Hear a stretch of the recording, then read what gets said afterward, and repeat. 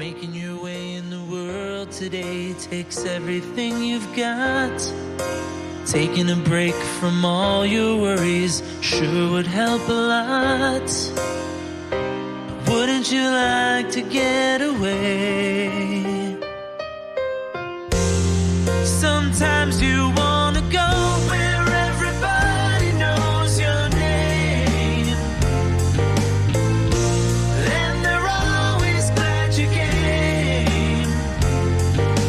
You wanna go where people know the people are all the same. You wanna go where everybody knows your name.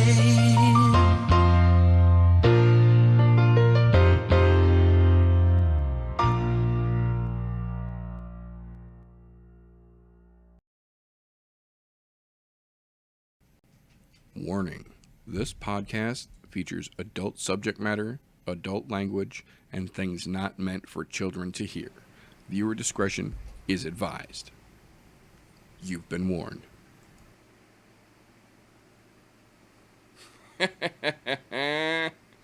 Oh, this is fucked up. We'll be there in just a moment, folks.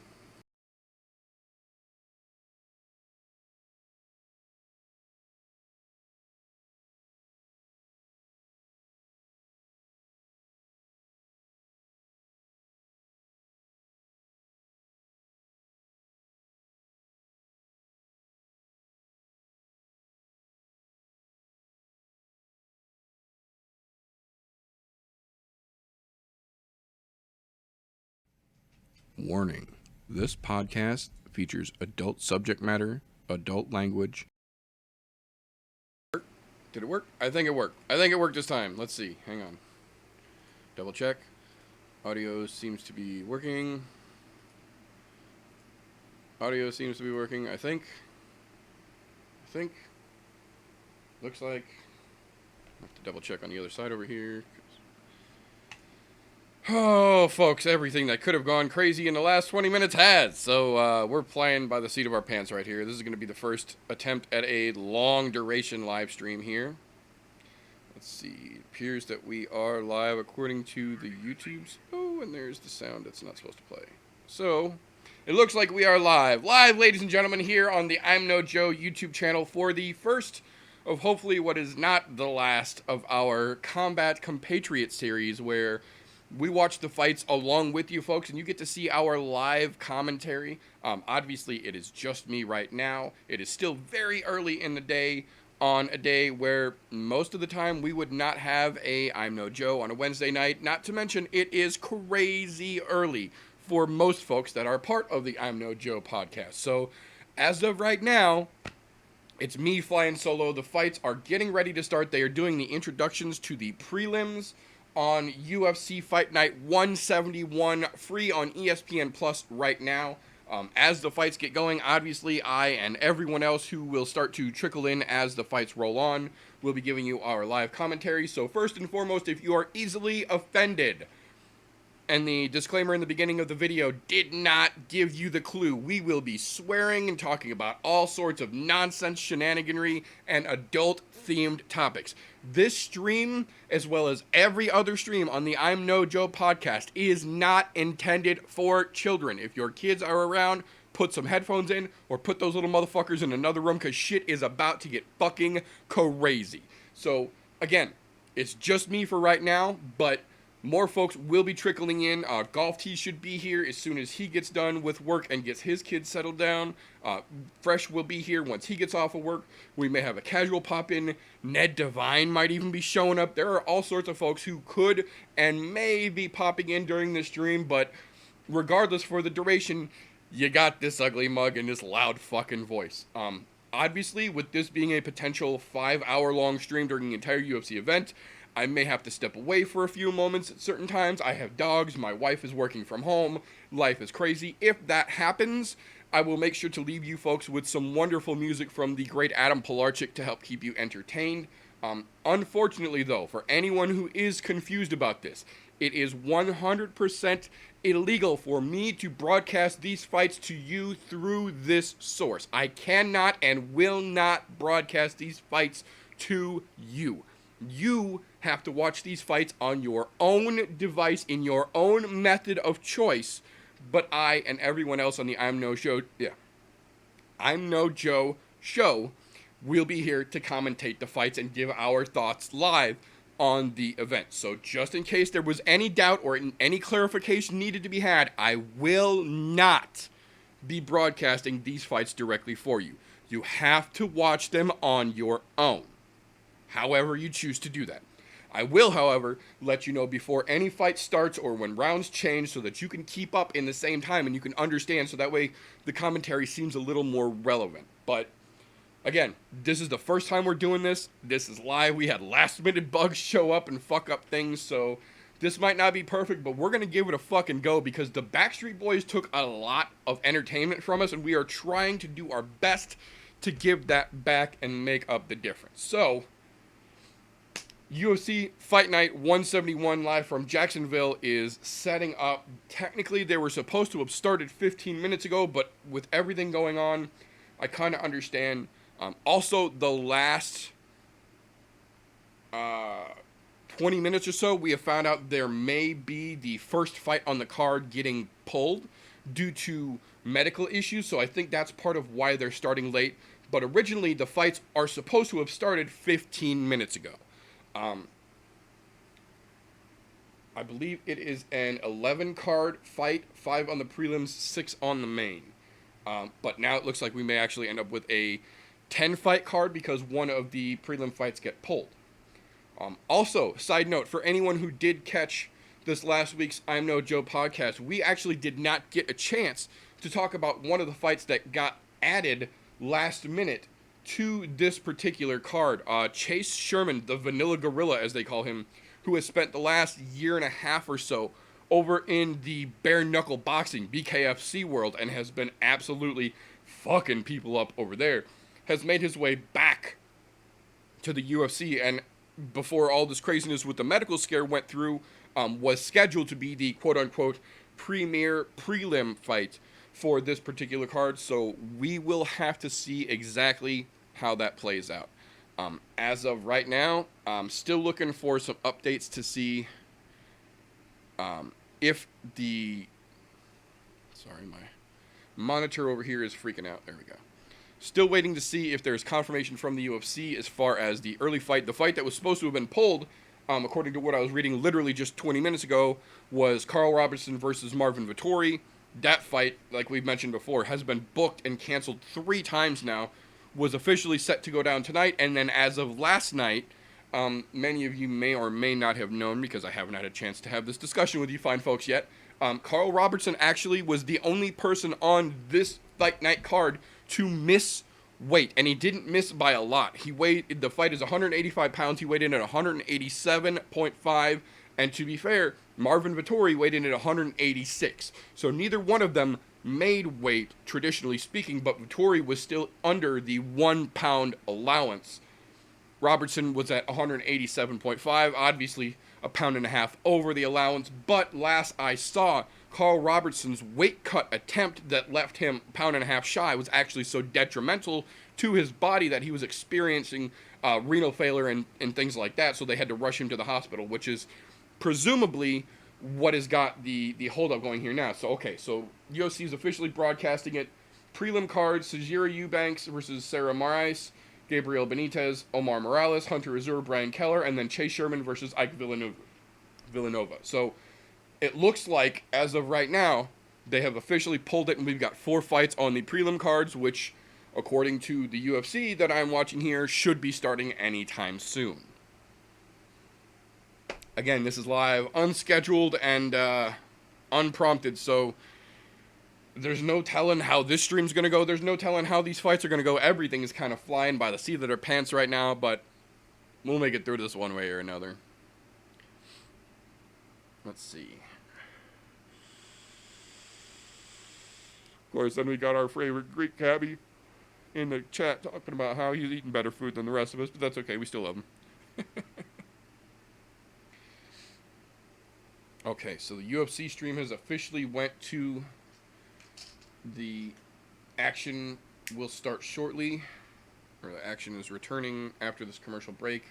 which at this point, I think we are safe to assume should be them prepping the initial walkouts. I will say I'm a little sad that Sajir Eubanks is now becoming the opening fight on the card, because I don't think that's going to be a great matchup. Sajir Eubanks is not that great of a fighter, and this is one of those fights that I agree with belongs on an early spot in a prelim somewhere, because it's not going to be that great. Neither one of them are that technically proficient of a fighter, and I just think Sajir Eubanks is a fucking bad joke waiting to get cut from the UFC. If you look into her history, she's had nothing but problems of her own doing since she first got signed with the UFC. I think it's only a matter of time and a couple more good losses for her before they cut her ass loose. Actually, I think for the time being,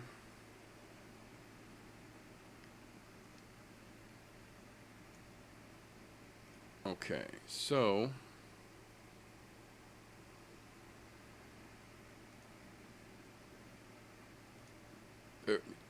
just a moment here. I'm going to try and change. Okay, there we go. That should change it. I just realized that I don't have anyone else in Zoom with me right now, so I don't actually have to wear these headphones, so I'm not going to. When somebody else pops in, it may take a second for the audio to catch back up once I have to switch things back over, but no headphones is much easier. For the time being, anyhow.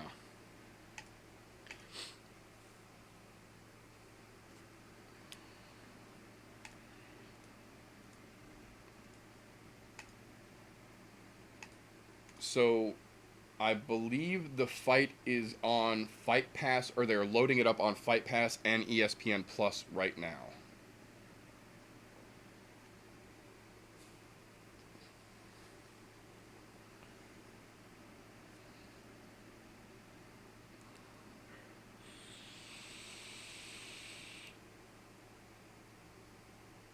I believe. Looks like it anyways.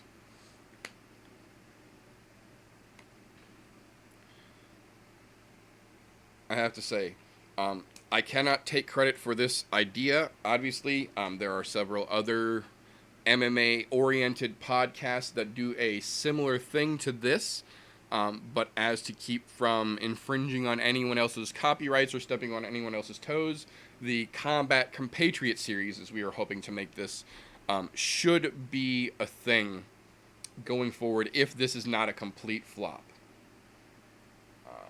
Let's see. And see now, this is one of those things that I was worried about, because as of now, the stream is showing that there is still 40 minutes until the first fight opens, when the fights should have opened 20 minutes ago. So apparently they are pushing everything back a little bit. Again, people should be coming in here soon. Life is happening. There is no telling how long or when it will be before anybody jumps in. I am actually going to go let my dogs out real fast while we have got a little bit of downtime. So I will give you guys another screen, and I will give you guys some Adam Pilarchik music, and I will be back in just a moment once these dogs have hopefully calmed down.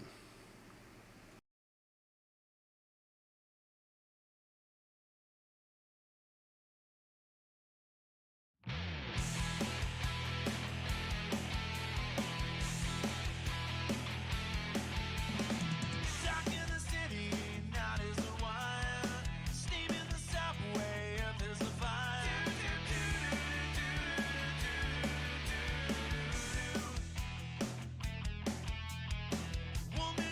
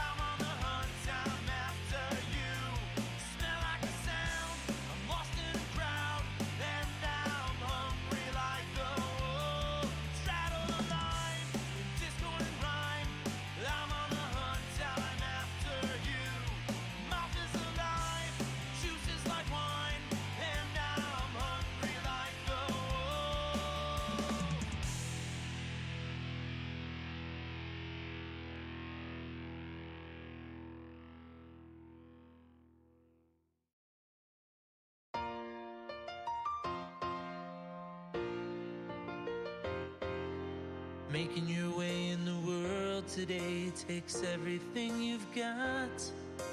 Taking a break from all your worries sure would help a lot. Wouldn't you like to get away? Sometimes you wanna go where everybody knows your name, and they're always glad you came. You wanna go where people know the people are all the same. You wanna go where everybody knows your name.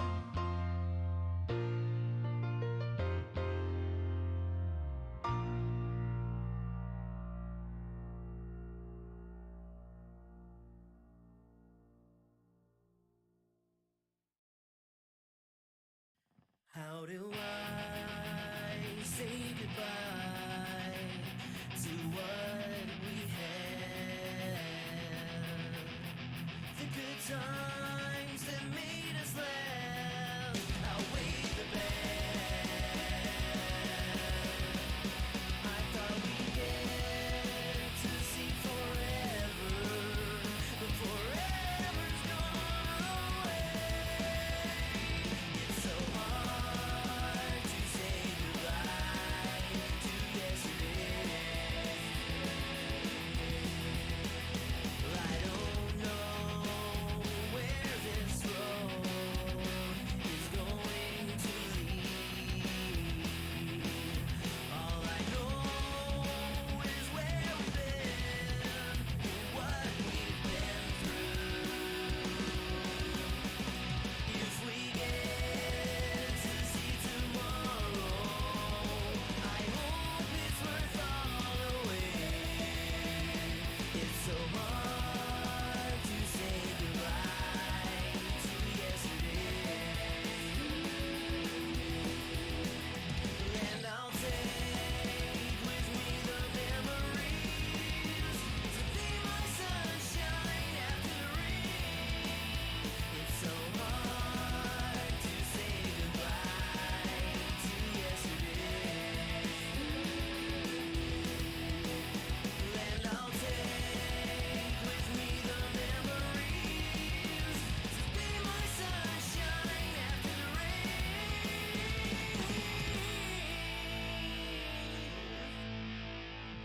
It's so hard to say goodbye to yesterday.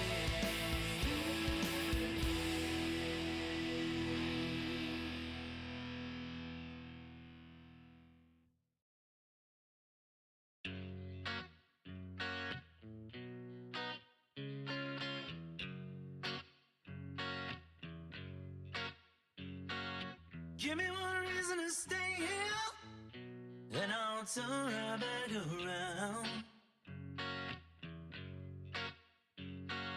Give me one reason to stay here, then I'll turn right back around. Said I don't wanna leave you lonely. You gotta make me change my mind. Baby, I've got your number, and I know that you got mine. You know that I called you, I called too many times. You got to call me, baby. You can call me anytime. You got to call me. Give me one reason to stay here, and I'll turn right back around.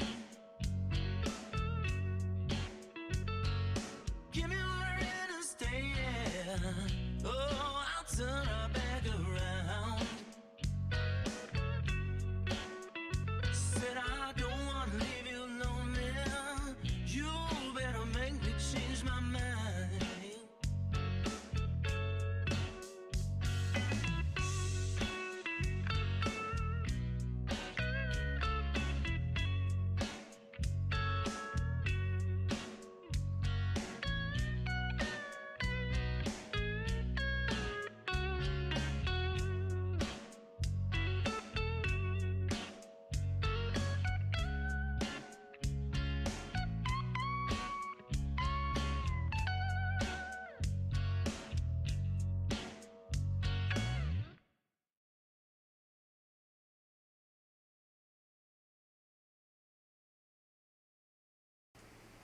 Okay.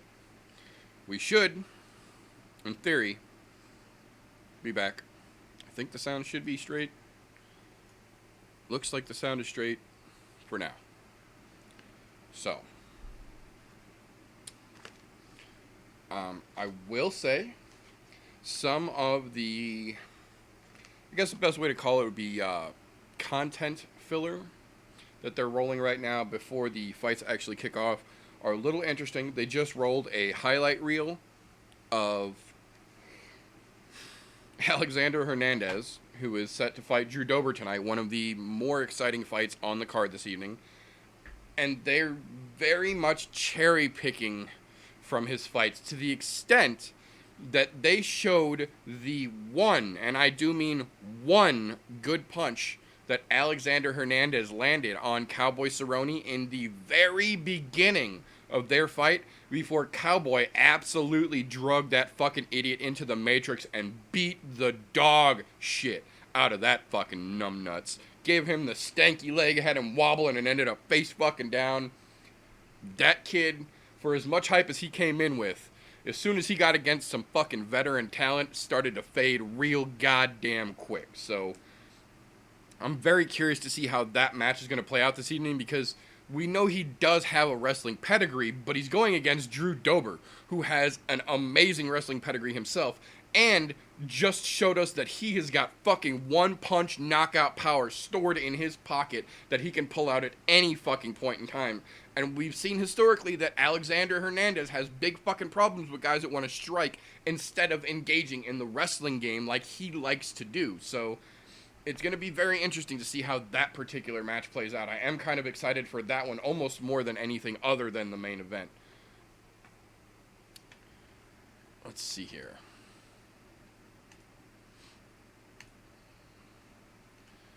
Drop the Minikin boost. Oh, shit. Nothing happened. Dude, you had me fucking nervous for a second there. I was like, oh, shit, I'm reading your Socrates just destroyed his mod live. No, that's fucking good, man. I like hearing that mods like that fucking survive. That's one of the reasons that I love this fucking thing right here. The iJoy Zenith triple 18650 potentiometer mod. This thing, I don't know if you can tell by looking at the bottom of this guy here. It has taken some fucking drops. It has taken some abuse. There is some paint missing in a couple spots. There is some chips and dings on the actual mod itself. This thing has been dropped several fucking times. This thing has been knocked off of a desk. I actually put it on the hood of my fucking car while I was outside working in the yard the other day. Watched it slow motion. It's an old car, don't worry. Watched it slow motion slide down the fucking hood and then fall face first on the fucking concrete. Picked it right back up. Fires. Woohoo! If I can keep from dropping it out of my damn hand. There we go. LEDs all still work.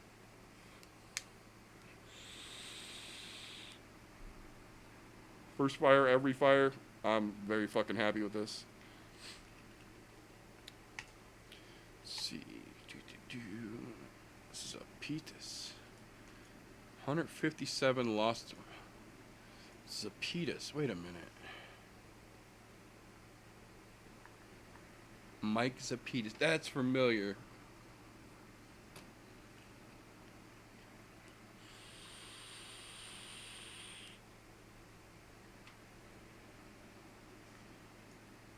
I see. Interesting. See, we could have been talking about Socrates on the fucking show tonight, but damn it if Mom and Granny wouldn't give him the chance back in the day. Damn. Almost got there.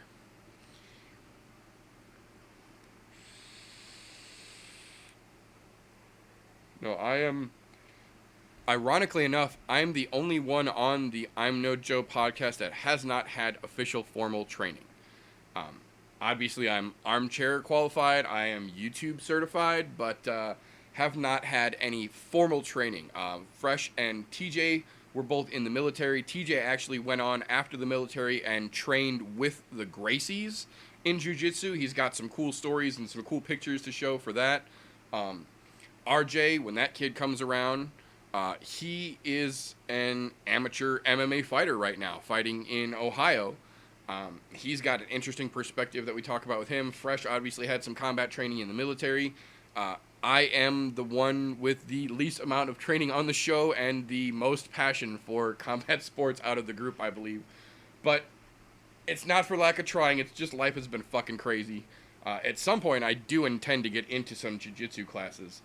Not certain that I'm going to stick in the gi vein, but I definitely do want to learn some gi. I think being a larger fella, my bread and butter would probably be a little more directed towards no gi grappling and jiu-jitsu techniques. Obviously, I'm no Eddie Bravo, and you ain't going to see me throwing fucking rubber guards anytime soon, because my foot don't get that close to my face, but I do appreciate and respect martial arts enough that I do still, at some point when things get back to some kind of sense of normalcy, intend to get some jiu-jitsu myself. Some jiu-jitsu training, rather.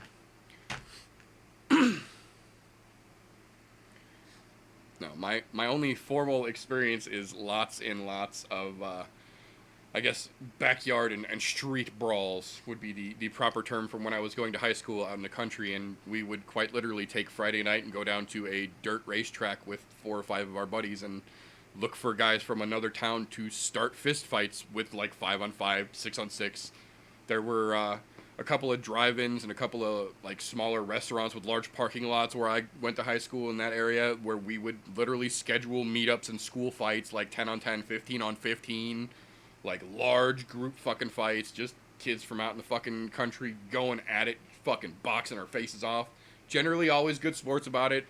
Never anything really malicious, but there was some fucking serious fights. Like, nobody ever got hurt. We never had any fucking kicks. Everybody was always good about, guy goes down, you fucking let him back up, or the fight's over. Like, we never had crazy shit, but we had lots of fucking fighting in high school back in the day. Never anything official after that, but I do have a fair bit of experience in the fisticuff arena.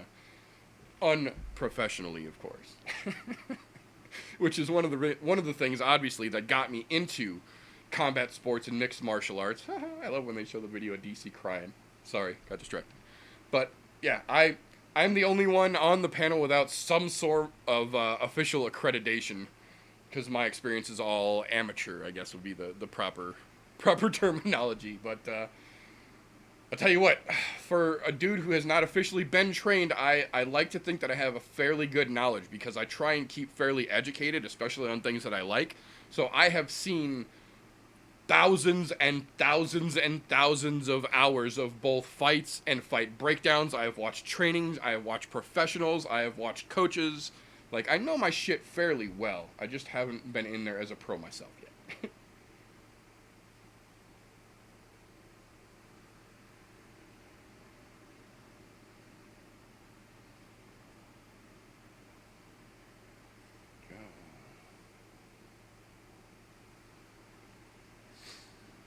Okay, so Golf T is stirring right now. I believe he just got off work. I don't know if he's going to make it here right away. He will be here at some point, but he is stirring and communicating. Let's see.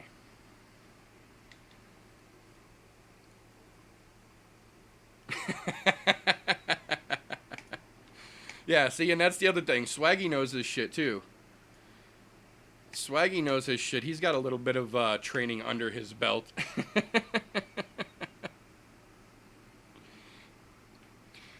I'll tell you what, there's one thing. I've never been hit in the head with a bat, but I have had 3 different bottles broken over my head, and I got hit in the head with a 40-ounce bottle that didn't break, but it did give me a concussion, but it didn't stop the fight that I was in.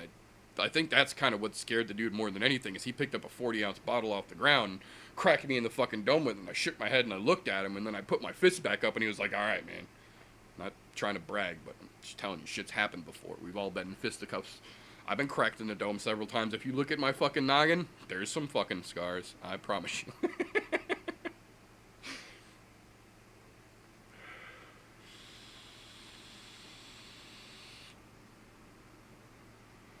Yeah, Swaggy knows. Swaggy knows a little bit about a little bit as well.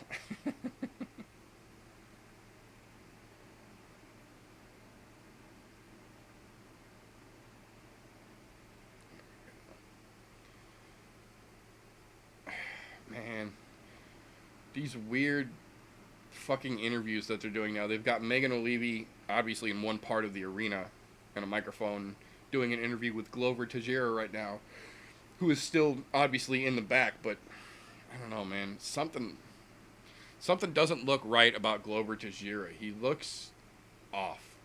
Like, he's happy, he's smiling, which is good, but just something about his overall appearance right now, as somebody who's watched Glover Teixeira fight for a fucking decade and change, he doesn't seem like the old Glover. And I don't know if that's a good thing or a bad thing, but there is absolutely something discernibly different about the stereotypical Glover Teixeira that we are used to seeing right now.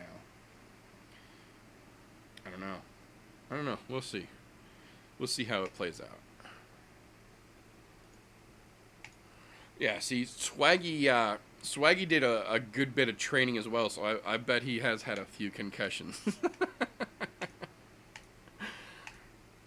And that's one of the things about, at least back in the day, when you're younger, concussion was not the end-all be-all, and it was not taken nearly as seriously as they are today. I don't think we knew quite as much about CTE or the long-term effects of brain damage back then, because I remember several times, like, being in school, getting in a fight in school, and getting my fucking bell rung, and then getting fucking thrown right back to normal behavior, like, no time to sit out, don't go fucking nurse, like, you can go back to fucking class and do your fucking math problems. Like, there was no fucking slouch, there was no, consideration taken for the fact that concussions are serious. And I guarantee I had a couple that were never diagnosed just because that's the fucking way life was back then. Different time, as they say.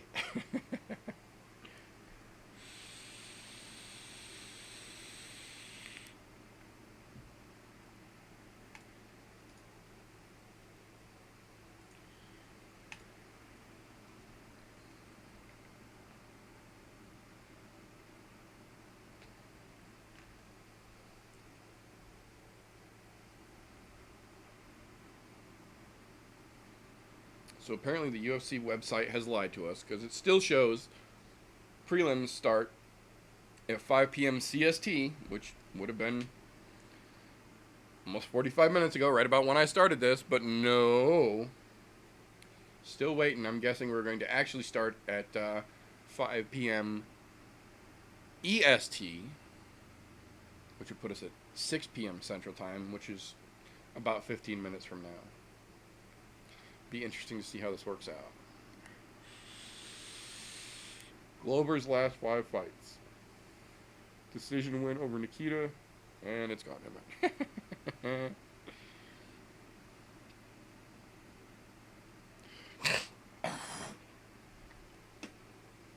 Yeah, that is exactly what it was back in the day. If you got your fucking bell rung, you just weren't supposed to be puking and you can't go to sleep. I agree. Strange times.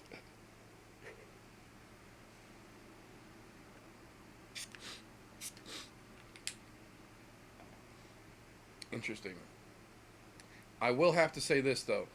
With no crowd for the event, and them having the commentators set up at different tables, not next to each other like they normally are due to social distancing precautions, much like they did Saturday for UFC 249, they have started already to where in the screen that you are watching, in the bottom left-hand corner, kind of like the old pop-up video style on VH1, for those of you who are old enough to remember that, they are playing live tweets, excuse me, about the event and about the UFC, popping up randomly throughout the broadcast on the bottom left-hand corner, and I kind of dig that idea. I think that definitely helps distract people from the fact that there's no crowd there and there's no crowd noises, and you're watching the fights, and then to a smaller degree, when they throw it in the other corner, the commentators' reactions. So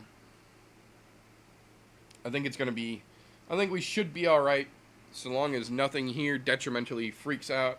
I restarted everything, whole computer fucking system, everything before we started this, even though we did have a couple of bugs we had to squash, but everything should be good to go. We should be all right for this.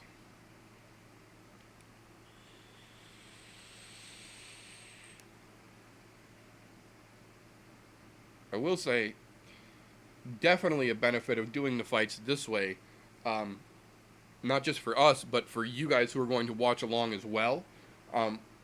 We're just it makes me happy to learn this early on that one benefit of you guys listening to the commentary from us, if you're watching the fights and keeping the fights, and that's, for the record, that's how I would recommend anyone who wants to enjoy this the most optimized that you possibly can. Get the fights turned on and mute them. Make sure your timing is caught up with us, but ignore the commentary you're going to hear from the commentary team, I guess is the word that they use for it. That's going to be on the stream because they've got John Anik, Paul Felder, and Daniel Cormier down ringside. And then they've got Brendan Fitzgerald and Michael Bisping in the recap desk. Excuse me. And if you've ever watched a UFC event, the last thing you want is more Brendan Fitzgerald. So, you're welcome. And thank goodness, because we will be watching this fights on YouTube as well, so we won't have to deal with that.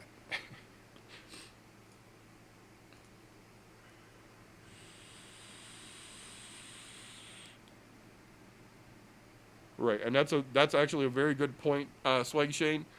That's one thing that we learned after last weekend's UFC 249 event with no crowd. Several of the fighters, specifically Thug Nasty, our fucking boy, Bryce Mitchell, made a point to speak directly to the fact that not only does he not mind fighting without the crowd there, he actually kind of liked it because he could hear everything his coaches were saying to him perfectly clear in the moment, and he could also hear all the things that Charles Rosa, his opponent's corner, were calling for, because when he heard them call for something, he knew what Rosa was going to try to do, so he could adjust on the fly to what they were doing, as well as several of the other fighters who were on that card making a point to mention that with no crowd, with no ambient noise to kind of deafen you over the fight itself, you could hear Joe Rogan and the commentary team's remarks, and some of the fighters were adjusting in the match to those remarks as well, because if you've ever heard a broadcast, especially with Joe Rogan, for a title fight or for a pay-per-view, Joe Rogan not only calls out what's going on, excuse me, but he also, because he is a high-level black belt as well, he will call out what is happening and what they are trying to set up, or the transitions or the opportunities that what they are doing is going to lead to, and what is opening for it, which, for transparency's sake, I will try and do as well. Obviously, I am not as good as Joe Rogan because I am not a black belt, but I got a pretty fucking keen eye, and I see a lot of shit because I watch a lot of fucking videos, so I've seen a lot of setups, and I've learned to recognize them as well. But that's one of those things that we're going to get to see kind of play out here and see if it has as much of an effect on this Wednesday night card as it did during 249's pay-per-view card. You can hear your corner, your opponent's corner, and Joe Rogan in the commentary team. Tonight, obviously, will be fucking DC and Anik in the commentary team, but you can hear everything while you're in the cage fighting. So it gives you almost more relevant information to intake in real time with less distracting information from the crowd screaming and shit. It's going to be interesting to see not only who's reacting to all of the sounds that they can hear, but who might get distracted by it, because there were also a couple people on 249 that were saying that the lack of crowd and the lack of the ambient noise they're accustomed to threw them off a little bit. So I think it's going to work both ways, and it's going to be interesting to see who it works in which favor for, or in which direction for.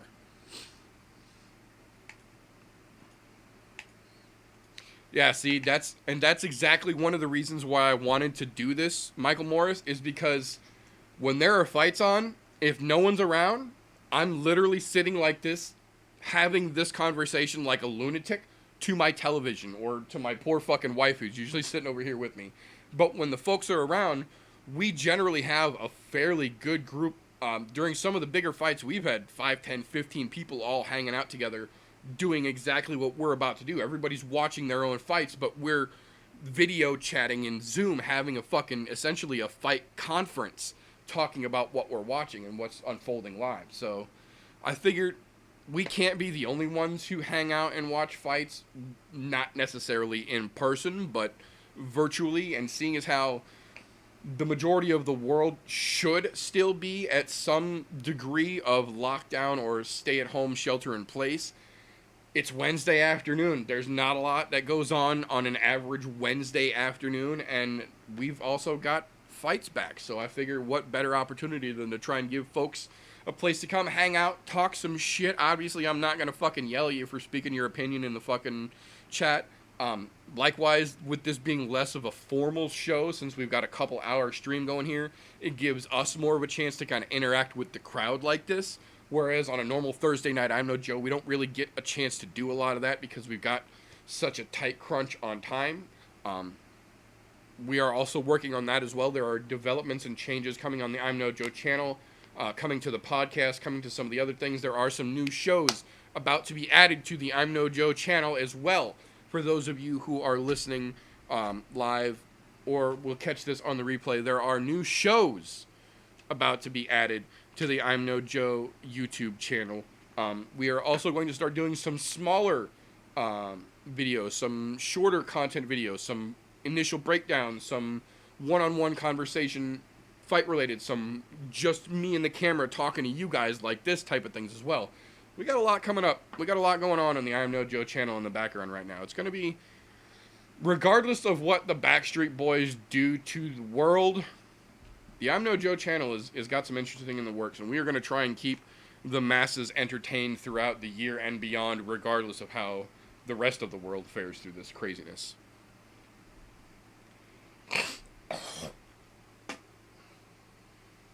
Let's see. That's what happens when you have multiple accounts, Swag. I do the same thing. I hop into a lot of vape shows on accident under I'm No Joe instead of Meter Does Many Things. It's all good. I have a phone call coming in real quick. I'm going to take that while we have a few minutes left waiting for the fights to start. I will give you wonderful folks some Adam Pilarczyk music, and I will be back in just a little bit.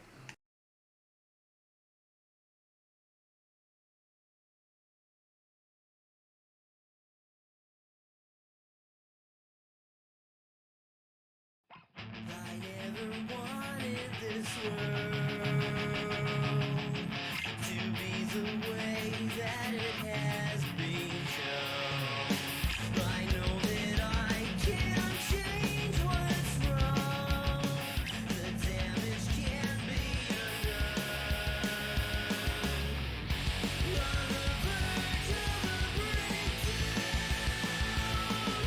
I can feel it in my bones. On the verge of a breakdown, I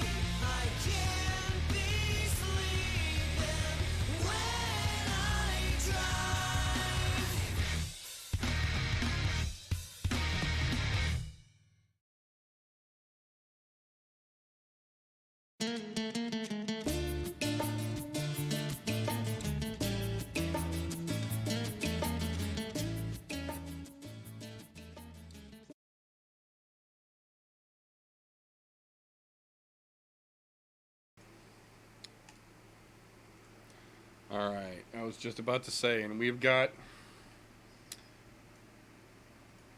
back there. Everything's still playing fair? Everything playing nice? Okay, looks like everything's still playing nice. All right, so we have got heavyweights Chase Sherman and Ike Villanueva getting ready to walk out to the ring, which, again, UFC's throwing a fucking curveball here because on the card, it shows that that is the premier prelim fight, that would be the last fight on the prelim card, and they are walking out to this now. Even on the stream, they just showed us 20 seconds ago that this fight was going to be the premier prelim and that Sajira Eubanks versus Sarah Morais was going to be the opening fight. That is not the case. We are having Ike Villanueva walking out right now, so it looks like we have got heavyweight action to kick the card off.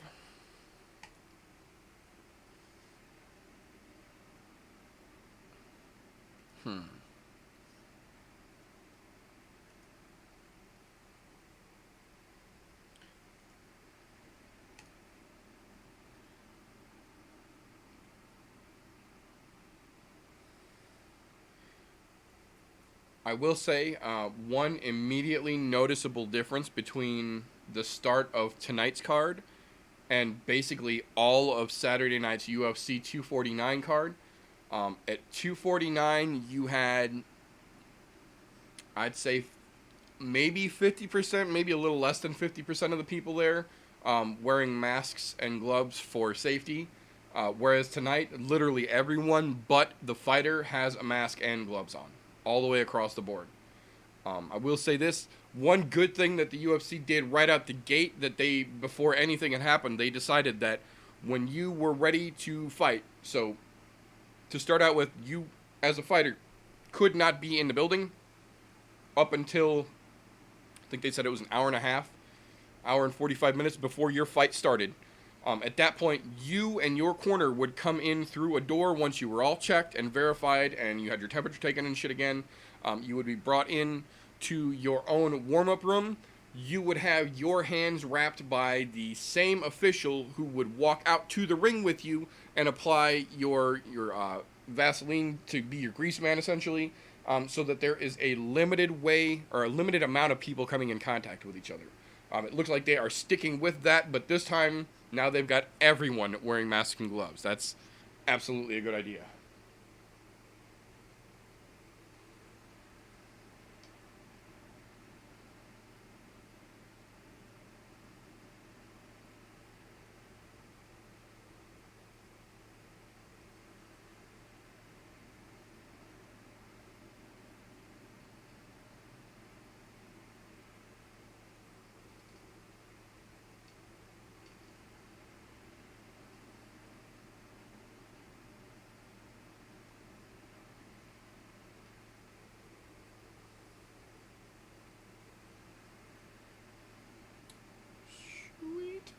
Looks like the wife is going to stop at Sonic on her way home, so I'm going to get me a Route 44 gigantic slushie.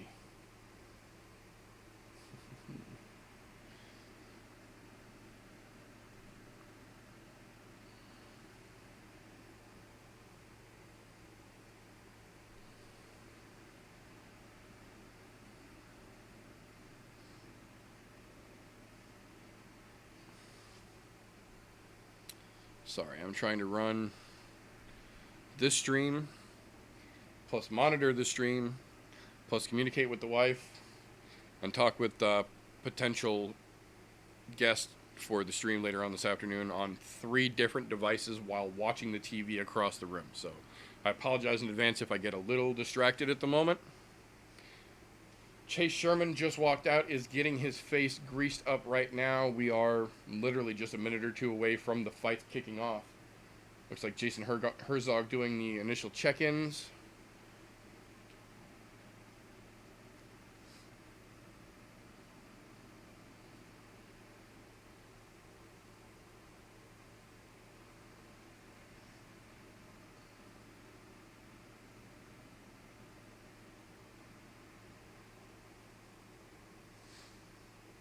All right, here we go. Tail of the tape. Sherman's 30, Villanova's 36.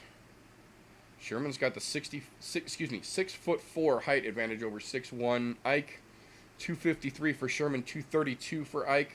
78-inch reach for Sherman, 73 for Ike. That 5-inch reach advantage is gonna play a factor, I guarantee you.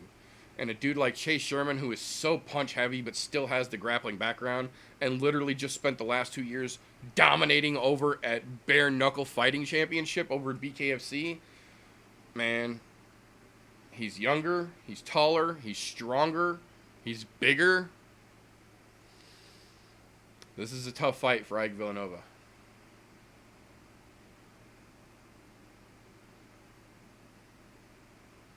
(16-9) record for Villanova.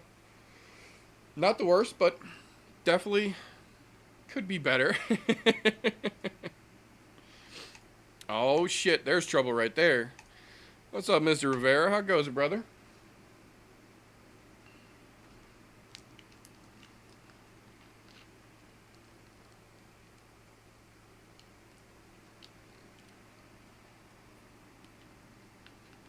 Chase Sherman at 14-6. Villanova at 16-9. Comparable records. It's a decent matching. It's a decent matchup. On paper, at least. Referee that I am not familiar with, which doesn't happen a whole lot. That's interesting. Looks like we've only got one card girl again, which is fucking pointless, because I don't understand why we have card girls and not card guys, or why we have card people at this point in the game. There's no crowd. We're streaming this digitally, so there's no fucking reason to parade a person as a piece of meat around a fucking octagon. But, you know, UFC's going to do UFC things. Here we go.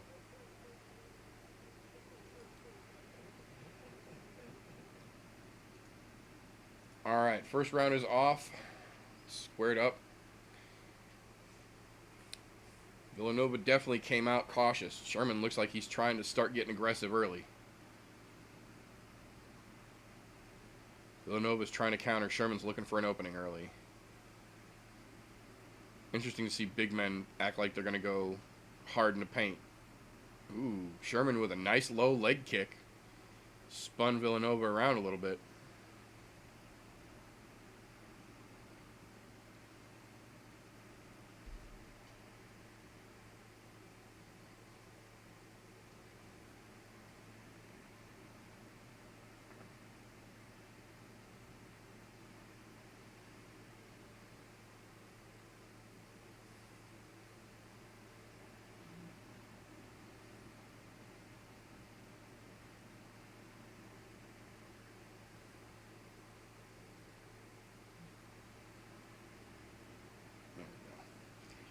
Villanova coming back with some good counter shots on Sherman across the ring, though. Sherman's trying to work with more jabs, it looks like. Villanova's trying to throw combos.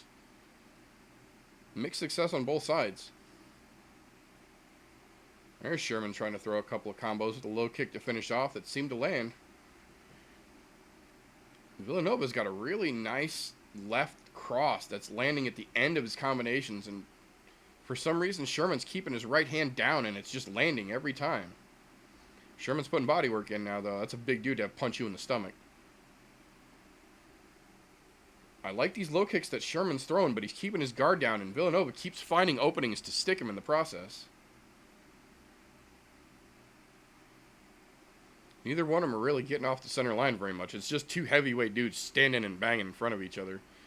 Sherman's doing the most movement, and he's throwing these low kicks in, mixing it up into combos, and he's throwing big combos as well. It's landing better. You can see Villanova's face is starting to puff up a little bit. But Villanova's still giving him back every time Sherman comes in. Leaping left from Villanova, landed on Sherman and took him off guard a little bit.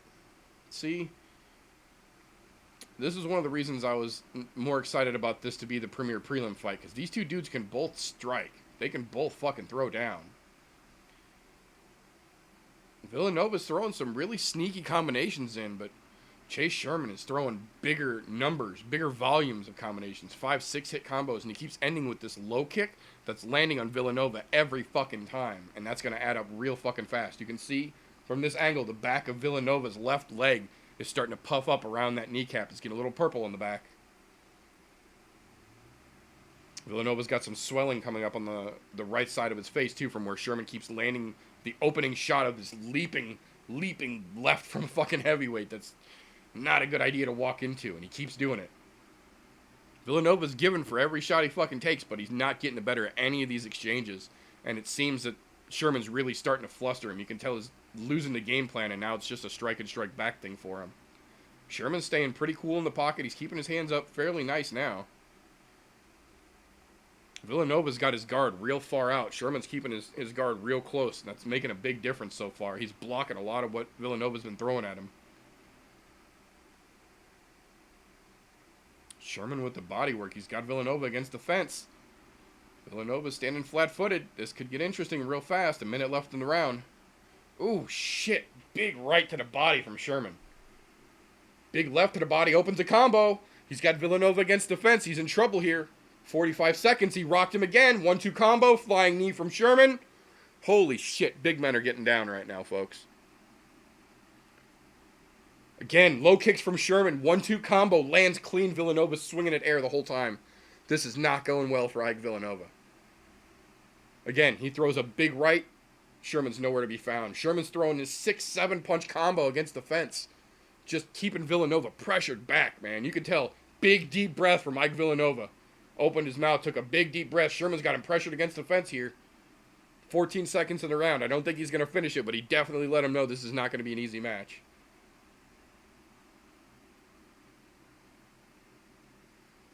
10 seconds. Sherman's got him pressed against the fence, and he stuck him again. Yep, there's the round. Man, Villanova's already got some swelling on his face, and he's hobbling on that leg after one round. Chase Sherman stuck to his game plan very well there. He kept the pressure on. He kept walking and cutting off his angles. He wouldn't let Villanova go where he wanted to. He was dictating the pace, and his fucking combos were like 5, 6, 7 punches, ending with a low kick more often than not. Sherman is in real good fucking shape right now. Villanova is in trouble. Also interesting to note, Chase Sherman sat down in his corner and his team put him against the fence so they're not talking to him. Villanova is facing the center of the ring so everyone can hear what he's saying. Interesting. So what we may end up doing, I may have to mute while we're showing corner shots here just so I can try and get a glimpse or catch a hear of what they're talking about in the corners. I don't know. We'll figure this out as we go.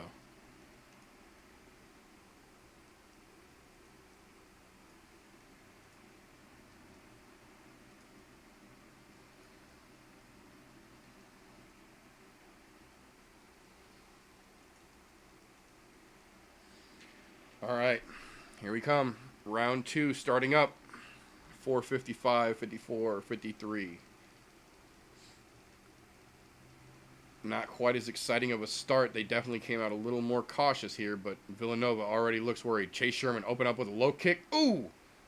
Good 4-punch combo, 3-punch combo. Ends with a knee out of a Muay Thai clench from Sherman here. Villanova's backing up. He looks like he's already not happy with how this is going.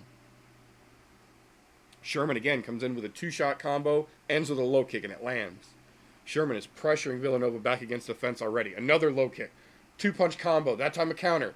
Another 1-2. Villanova's rocked and backed up against the fence, wobbling. He's crumbling. This is about to be it. Sherman throwing elbows. Here it goes. Fight's over. Fight's over. Sherman just melted Villanova against the fence. He's got a big cut on his forehead that's bleeding all down his face. Chase Sherman. No doubt, man. If he's coming back to MMA, he's going to be a problem in MMA. If he sticks with bare knuckle, he's going to be a problem bare knuckle. As a 30-year-old guy, Chase Sherman is a very big problem. He's barely got a mark on his face. Villanova's leaning against the fence, bleeding right now. Them low kicks, man.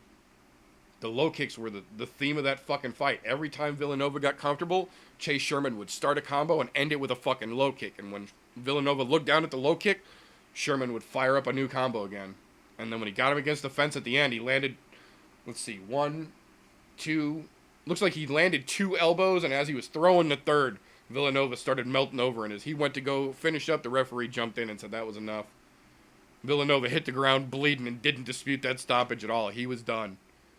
He was done. Good on Chase Sherman, man. That looked real fucking good.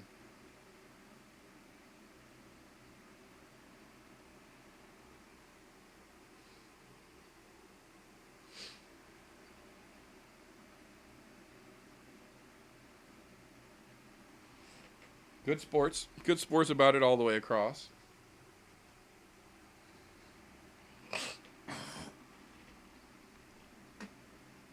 Excuse me. Good fight. Good fight. If Chase Sherman decides that he's coming back to MMA and he's going to stick with the UFC, he's going to shake up the heavyweight division again. I have no doubt.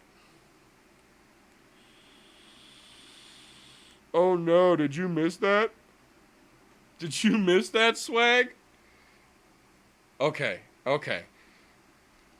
If you caught the last 30 seconds of the fight, then you caught the important parts. The part that you missed up until then was just Sherman putting fucking work in and laying the foundation for that fucking stoppage. Sherman looked really good there.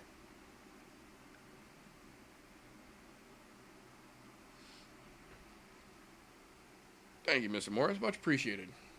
So I said, I might not be formally fucking trained, but I watched enough. I've done enough research. I know my shit well enough. I can try and give for the most part, because a lot of times my wife loves MMA, loves watching UFC, but has zero idea what's going on. She loves it for the excitement factor and the fact that we're watching people fight. So sometimes she will ask me to do this for her when it's just her and I watching these as well, so she knows what she's watching more than just seeing the punches and kicks, as it were. So I try to stay fairly articulate and fairly accurate in what I commentary. So I appreciate that, sir. Damn. Well, the good news is, Swag, that's a short enough fight. That entirety of it will be on replay somewhere pretty shortly, I'm fairly confident. Whether it's on the UFC's Instagram page or MMAfighting.com or whoever.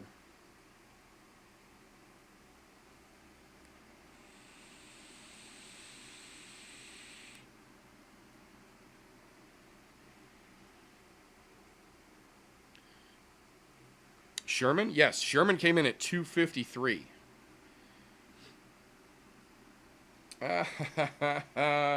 And luckily, it looks like it is not my internet that shit, but the stream of the fight that I had up. So I suppose if there is a time for the stream to shit, in between fights is the best good as it can be asked for, because I wasn't going to listen to that in between commentary anyway. Make a few notes here in the book of I'm No Joe about that fight.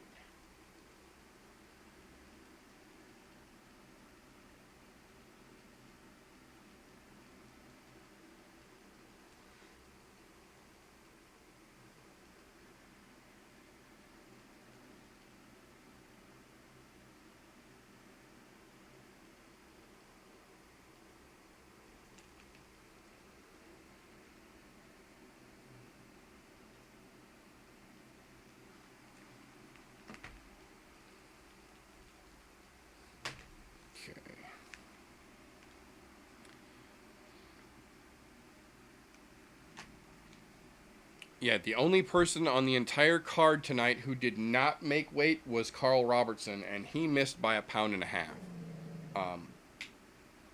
Marvin Vettori, the guy that he's fighting, weighed in at 186 on the limit. Carl Robertson weighed in at 187.5, and according to what I was reading before the fight started, Carl Robertson has been hospitalized due to the result of that weight cut, so that fight is off the card.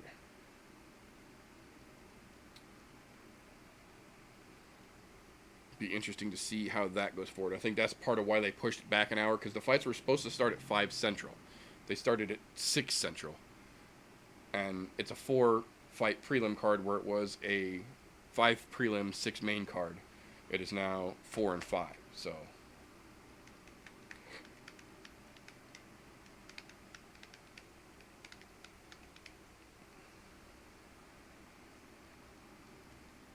interesting.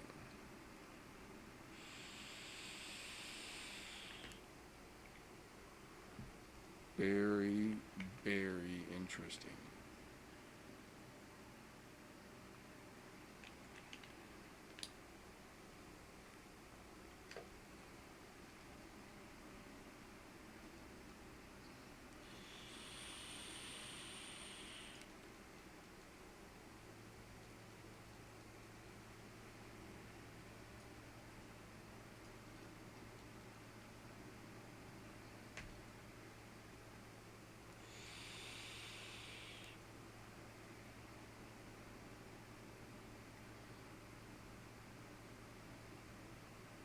So now I wonder what order the rest of these fights are going to be in, since they're not even going in the order that they showed initially.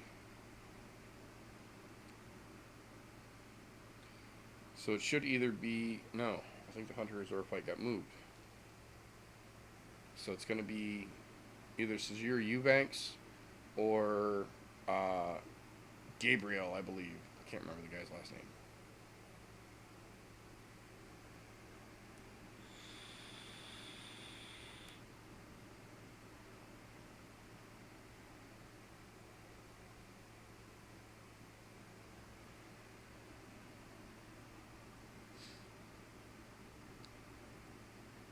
Interesting. So according to the stats the UFC is showing, Smith has got an 80% finish rate, or 80% striking by distance, but only 6.5% on the ground, versus Glover's 33.8 on the ground and 53% at the distance. 14% to 12.5% for the clinch, so they're both pretty even there, but it's kind of what we were talking about. Anthony Smith has the better shot on the feet for their matchup. Glover's got the better odds if the fight goes to the ground, and he can take advantage. They both showed up, made weight. I don't know. Still something about Glover it's sitting weird with me. He doesn't look like the normal Glover that we've seen. Anthony Smith looks like Anthony Smith generally does. He looks to be in good shape. Something about Glover's a little off, though. I don't know if it's going to be good or bad. We'll see. But I'm telling you right now, something looks a little off from Glover. Here we go. 1, 2, 3, 4. Yeah, five fight main card from Johnson, Moises opening, Lofsky second, Lins, and then Simone. So yeah, the main card is... No, main card is still 6 fights. Okay, so they're keeping the main card 6 fights, but now we're only getting 4 on the prelims. But we don't know what order that is. Okay, so the next fight should be Hunter Azor versus Brian Kelleher, according to what they're showing. We'll see. 20-10 Kelleher versus 8-0 Hunter Azor. This is going to be an interesting matchup. Brian Kelleher has been making his way through the MMA journal circuits, giving interviews to everyone who will give him an opportunity lately. I don't know. He's pretty confident. But Azor isn't one of those up-and-comers that... He's on a hell of a roll. We'll see how far that roll can carry him, though.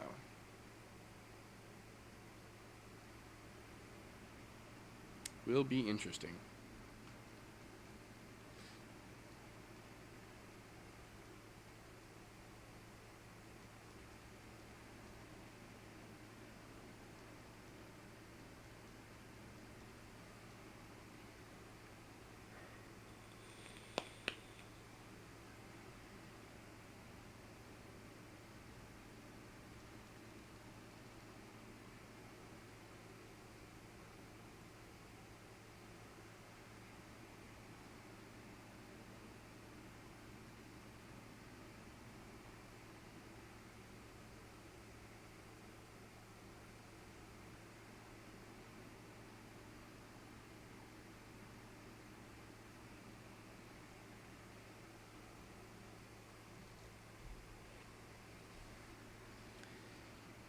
Okay, let's see.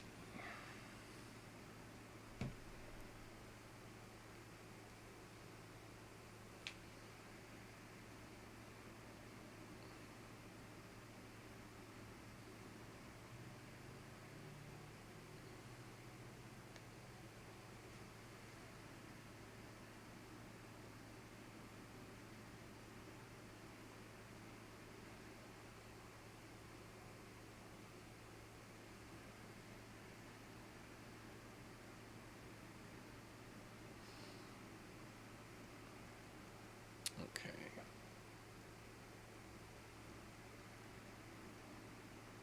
See, and it's ironic because as we're doing this live broadcast, watching the fights, the UFC is advertising commercials for doing this exact thing with the fighters. They're advertising to watching the fights with the fighters. Ironical.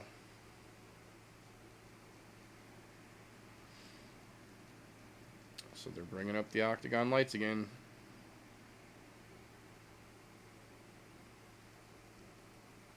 Ironic that UFC Jacksonville is going to get 3 fights. They get 249, and then Fight Night 171 and Fight Night 172 tonight, and then Saturday.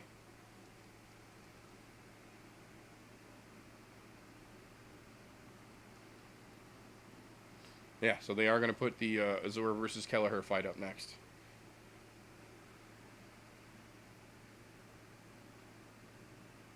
This is going to be an interesting matchup. Kelleher's the quote-unquote vet in this scenario. Azur is the up-and-comer. Perfect 8-0 record.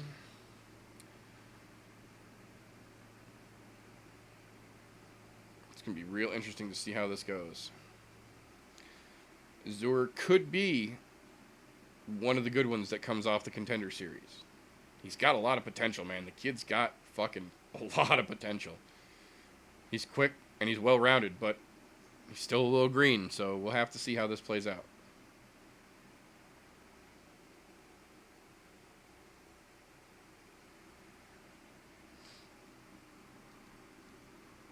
Kelleher walking out first.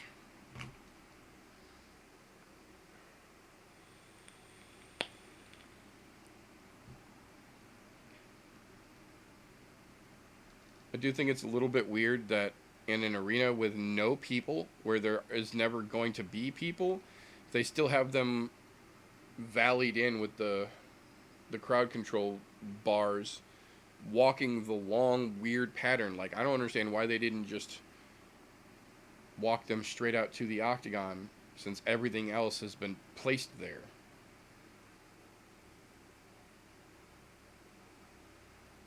I don't know. That's weird. Definitely weird. Alright, Kelleher is getting ready to go in. Azur should be walking out in just a moment here.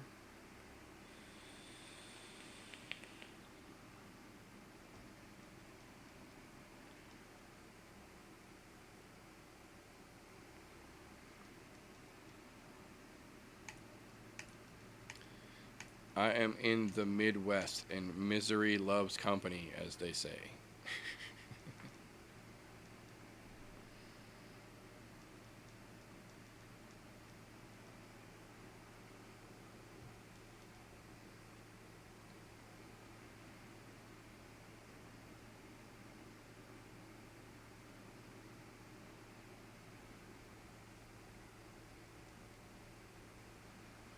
Alright. Kelleher is in. Azur is walking.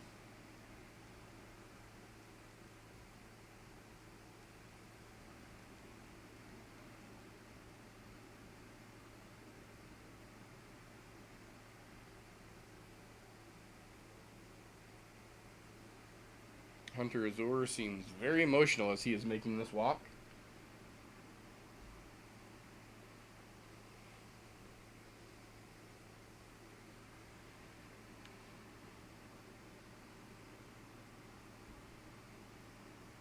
I don't know.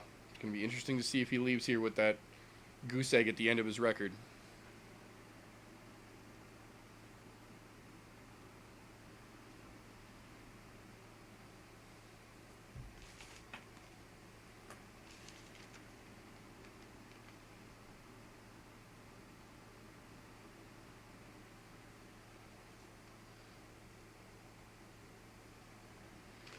Yeah, I thought so. I've got the young guy. I got the new kid. I got the new kid over Kelleher here.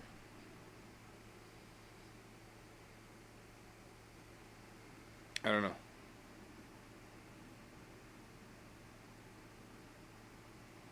Like I said, Kelleher spent a lot of time doing interviews and online shenaniganry, while Azur seems to be pretty fucking focused.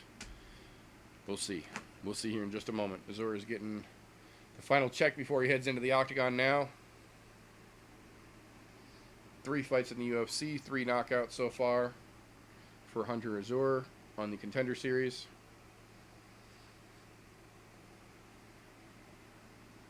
Alright, Azur is doing his lap around the ring. They're bringing everybody in. Tail of the tape. 28 years old for Azur, 33 for Kelleher. 5'8 Azur, 5'6 Kelleher. Not that big of a difference. Both weighed in at 145. Or excuse me, 145 versus 145 and a half for Kelleher, but Azur has a 69-inch reach versus 66, so he's got 3-inch reach. Interesting. Interesting.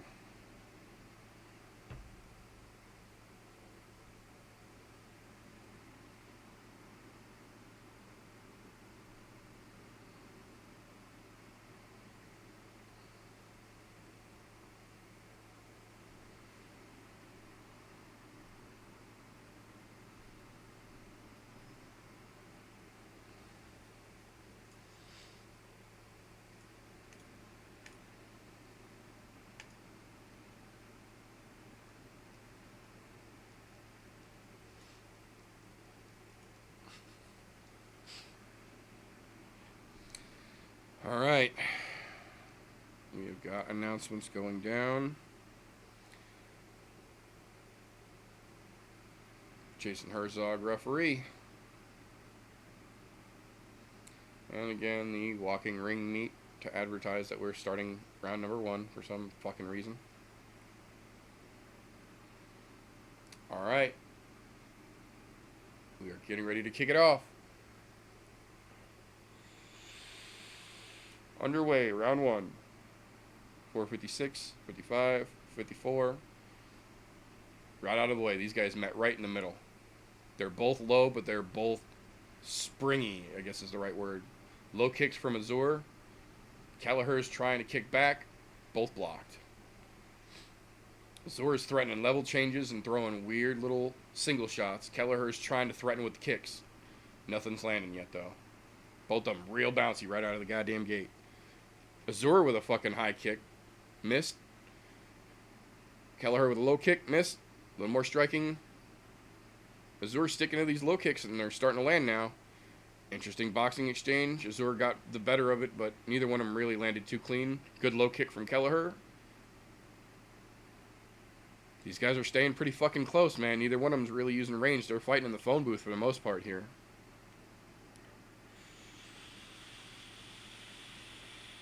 Kelleher tried a big shot. Didn't work. Ooh. Good 4-punch combo from Azur with a kick clean to end it. They wrap up. Kelleher's trying to stay close. Azur's pushing for distance. Kelleher's trying with these high kicks. Azur caught him. Azur caught the kick. Couldn't do anything with it, though. Hard body shot from Azur. Landed clean. Oh, shit. He's stepping out of the way on Brian Kelleher here. Brian Kelleher's trying, but Azur is landing hard and from weird angles. He's landed a couple real hard body shots and a couple of real good low kicks. Kelleher's trying to retaliate, but it's not landing. He tried to take down. Azur blocked him and pushed away. Azur is just bullfighting him here. Kelleher's being real fucking chargy. Azur is being real elusive and working away. Kelleher's really trying to land these fucking kicks, but he's not getting anything. Another low kick tried by Kelleher. Nothing. Again, tried a body kick, didn't land. Tries a level change, Azur catches him and throws him off. Pushed the whole fucking takedown attempt away. Kelleher steps in, Azur's landed combos on the way out. Kelleher looks to be getting outclassed here unless he changes his fucking game plan up.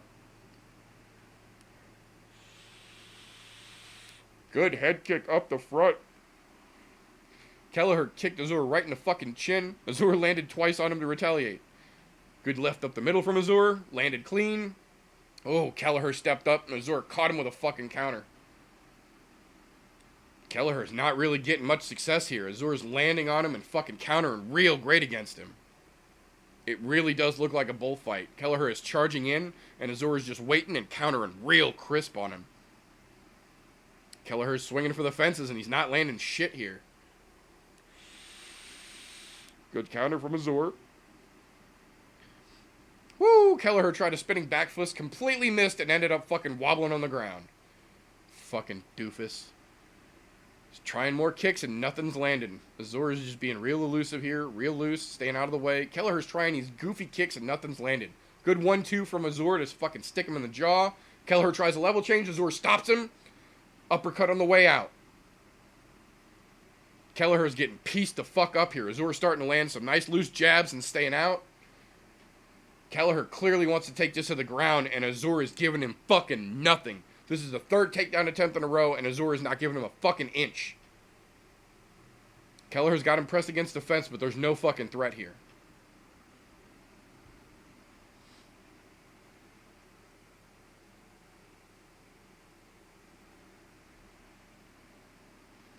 He's trying to drop down and grab a double. Azur is really pressed against the fence, and he's controlling the arms. He didn't even let him grab the single. He's pushed off. They're off the fucking fence now. I'll be damned. Kelleher is really, really not getting shit to work for him here. Hunter Azur with a nice drop down body shot, one combo. Low kicks from Azur again. Kelleher gives one back. Good push kick right up the front again from Kelleher. Landed right on Azur's fucking chin, but that was it. Kelleher swinging again. Azur stepping out, countering every fucking time. Just stepping off every time Kelleher comes in and cleaning him on a fucking counter every time. Kelleher looks like he's throwing desperate punches. There's no fucking technique behind it.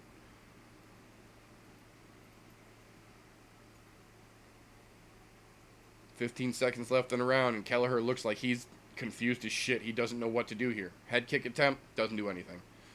Hunter Azur throws a head kick back, knocks himself on his ass, laughing. Jumping 1-2 kick from fucking Hunter from Kelleher rather, to end the round, doesn't land. Very, very interesting. Brian Kelleher it kind of looks like he has tried every fucking thing he knows and nothing worked. His nose is busted. Hunter Azur has cracked Kelleher's nose. Cornerman's got the giant Q-tips of doom up there right now.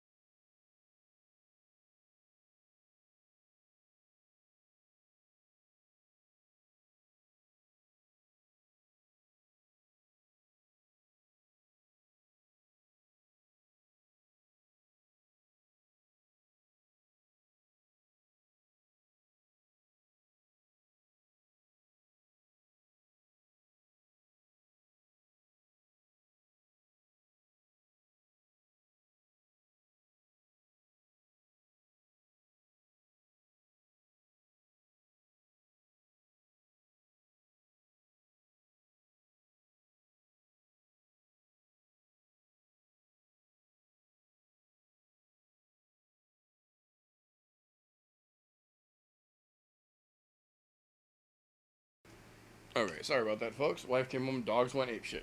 We are back at it. Round 2, 404, 403, 402, 401. Okay. Everything should be back live again, I believe. Yes.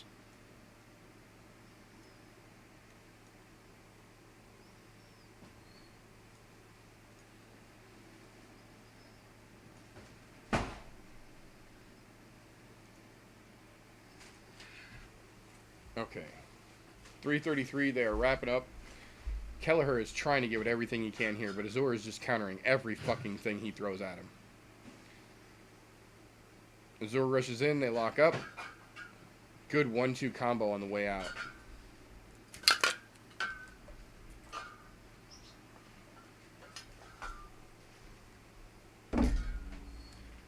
Again, Kelleher tries to come in, Azur catches him with the counter. Kelleher trying to come in striking this time, not landing so well. Got a good left there. Azur got him back in the body to counter it, though. 3 minutes left in this round, and Kelleher's looking pretty frustrated. Every time he bounces in, Azur's got something for him. Looks like an unintentional low kick there, but it wasn't hard enough to stop the fight. Kelleher acknowledged it. Azur comes back in with a 1-2 combo. immediately. Kelleher keeps trying to set up this Superman punch that hasn't worked yet. He's tried it twice, none of it's landing. He keeps trying to come in with these with a one-shot punch and then work his way in, and every time he lets go of the one, Hunter is landing 2 or 3 on him. Ooh, good body kick from Hunter Azur as Kelleher leaned down to block a head kick attempt. Kelleher tries to wrap up again for a takedown. Hunter Azur is not having it. Puts Kelleher on the fence this time. Good little short shots from both of them here. Kelleher's landed a couple. Azur's landed a couple. Kelleher's trying the knees, but it's not working in the clinch. He's blocking them. Azur's starting to land some better shots here in the clinch up against the fence. Hi, dogs. Oof. Off the break, Kelleher gets caught with a head kick from Azur. Kelleher keeps trying to come in with this sweeping wide left, and it's not landing. And Azur keeps countering him with it every time. Every time he throws it, it's getting countered. Oh, shit. Kelleher just knocked Azur the fuck out with a random right, or a random left, rather.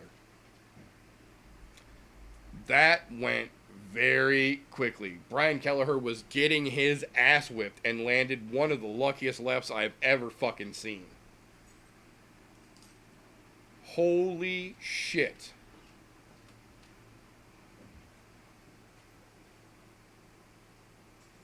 That was incredible luck. He was getting pieced the fuck up, and as Hunter was throwing a left, he threw one just a split second before, and it just hit the button, and he dropped a hammer fist on Azur, who was already unconscious on the ground. Man.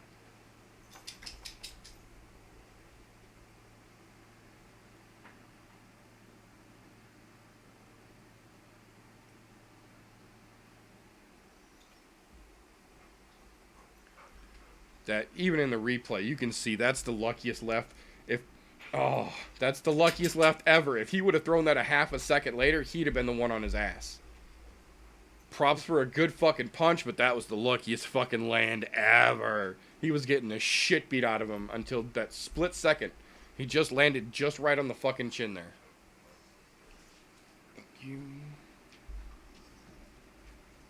Man. Brian Kelleher, you lucky son of a bitch.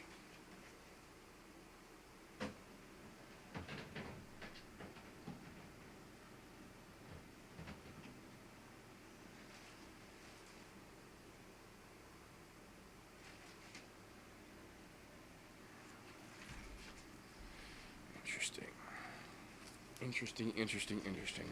Notes into the Book of Joe for later discussion. Interesting.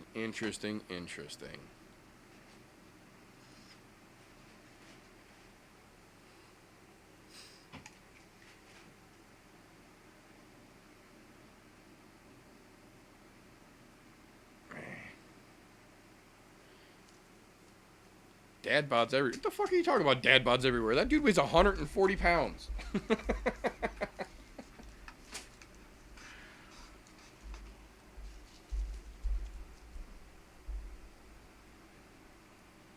Damn, Brian Kelleher, you lucky motherfucker, man.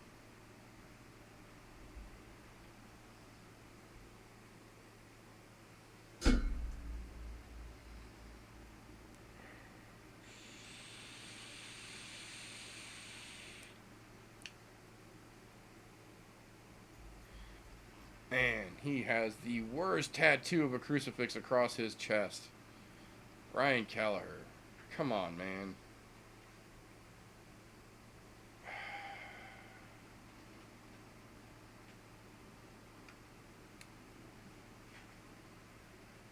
Man.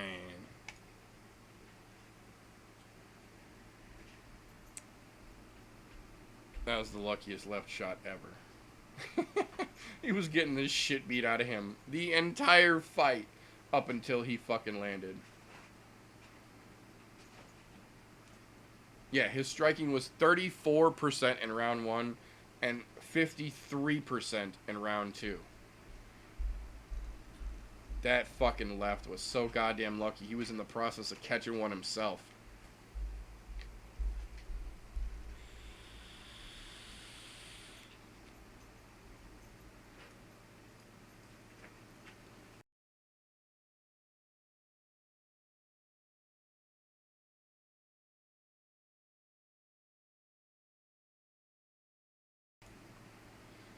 Insanity, man.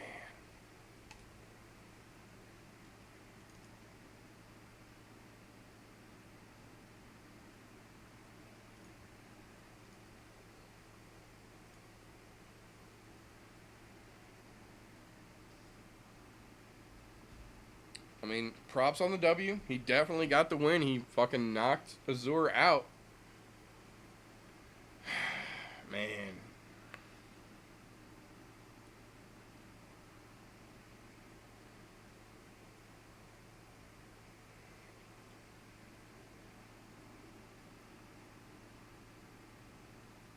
He didn't need to hit either one of the shots he landed on the ground. Hunter Azur was out when he hit the ground.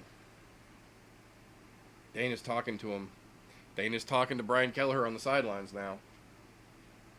He did not look very happy. He did not look excited. Dana looked a little concerned and maybe a little pissed off. He's still talking to Brian Kelleher. He stopped him from walking back to the fucking locker room, and Dana's holding him to the side, talking to him very intently, just like this, and he doesn't look excited. He's not a happy face on Dana right now. Interesting. Interesting to see how that turns out. Hunter Azur was out when he hit the ground, and Kelleher put two hard fucking hammer fists on him, on the ground. I don't know, man. I don't know. We'll see.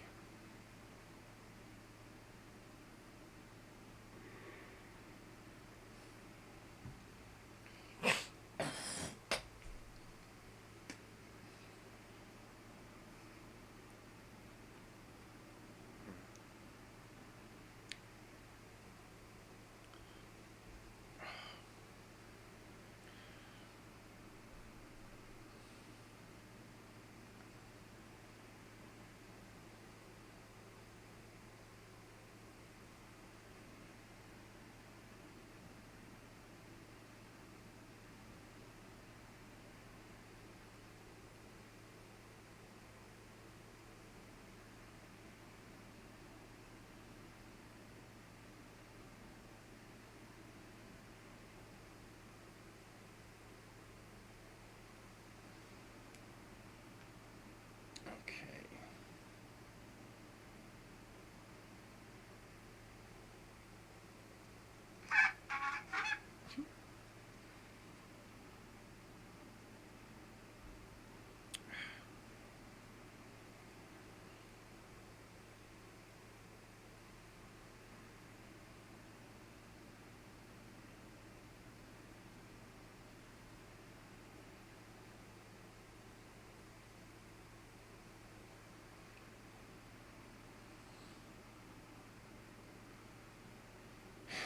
I mean, they're still showing this fucking footage of Glover training like he's still a relevant, top contender.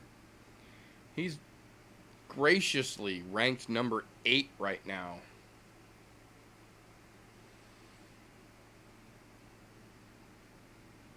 I don't know, man. I just don't know. 13 wins at light heavyweight. Tied with Chuck Liddell and Rashad Evans. I don't know, man. It's, as we like to say, Glover is putting on 18, staring at the flag, getting ready to walk back to the clubhouse. For a guy who's been around MMA as long as he has, Glover Teixeira is obviously on his way out. But how he goes out is going to be the story. I don't know that he's going to be able to get around Smith tonight. I think this could be Glover's last fight if Anthony really fucking lays him out hard. There's every bit of potential this could be Glover's last fight if Smith really fucking puts him out.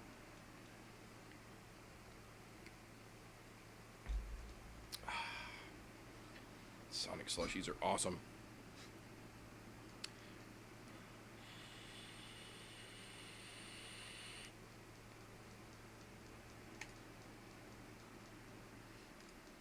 Yeah, I figured that was going to make an interesting sound for the fucking stream to pick up. Interesting.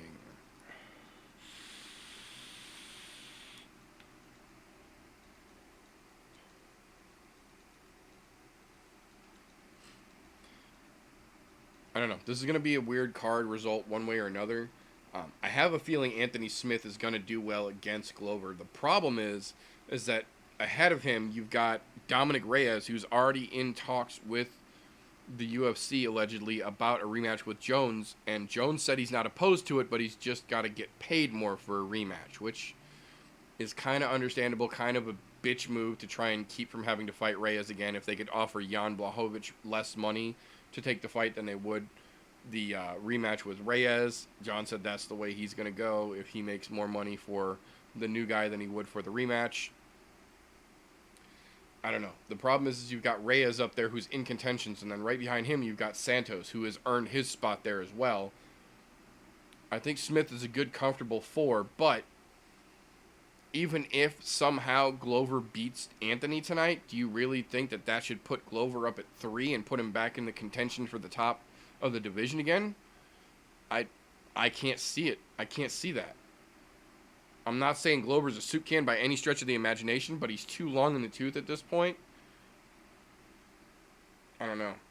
And see, now they're showing clips from his fight against Ian Cutelaba where Ian had him in a lot of trouble, but he managed to catch Ian unaware and submit him. Showing the replay of him against Bader when Bader was still in the UFC. Think about how long ago that fight had to have been. And he drops Bader with a good left.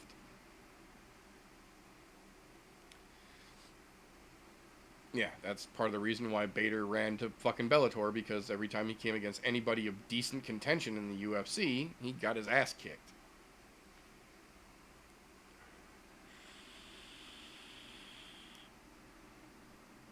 Yeah, 1-2 counter from Glover. Right over the top, left under the fucking guard. Puts Bader on his ass.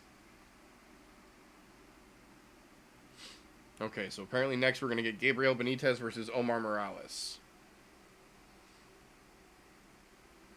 I don't anticipate this being too crazy of a fight, but Mexico versus Venezuela. Little guys. It'll be bouncy. It'll be interesting. We'll have to see how it plays out.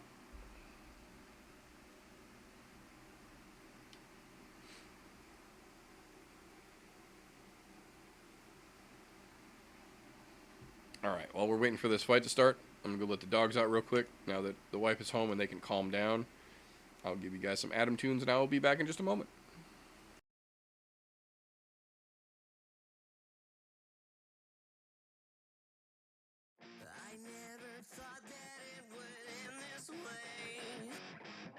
With no less look upon your face, I always thought that we'd be hanging out until we all are rolling gray. Now you have chose your fate. I can tell by your eyes. Oh, let there be some cake for you tonight.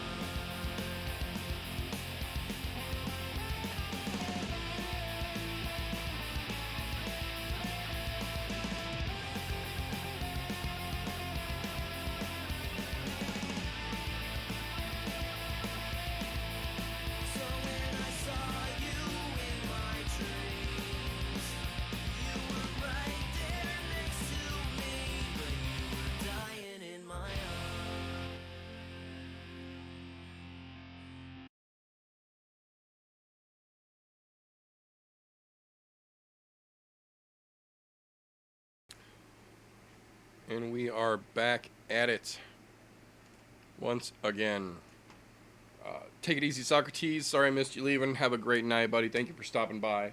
Benitez versus Morales is on. I did miss the initial start of it. I apologize if you guys are watching along. You should be at 410, 409, 408 in round one.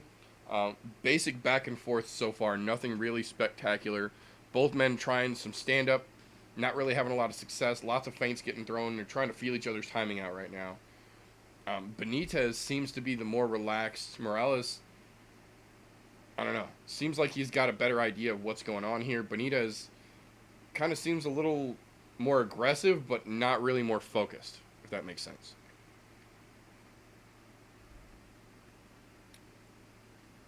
Morales has got Benitez up against the fence. He's pushing him around the octagon, but he's keeping him there. Omar Morales, we have seen some pretty good fights from him before, but I don't know. Nothing that really popped that spark, that pay attention to this guy for me moment just yet. Obviously, same thing with Benitez. Benitez is a brand new guy as well. Morales, I will say, has already got the fact that he's coming through the Contender Series working against him in my favor.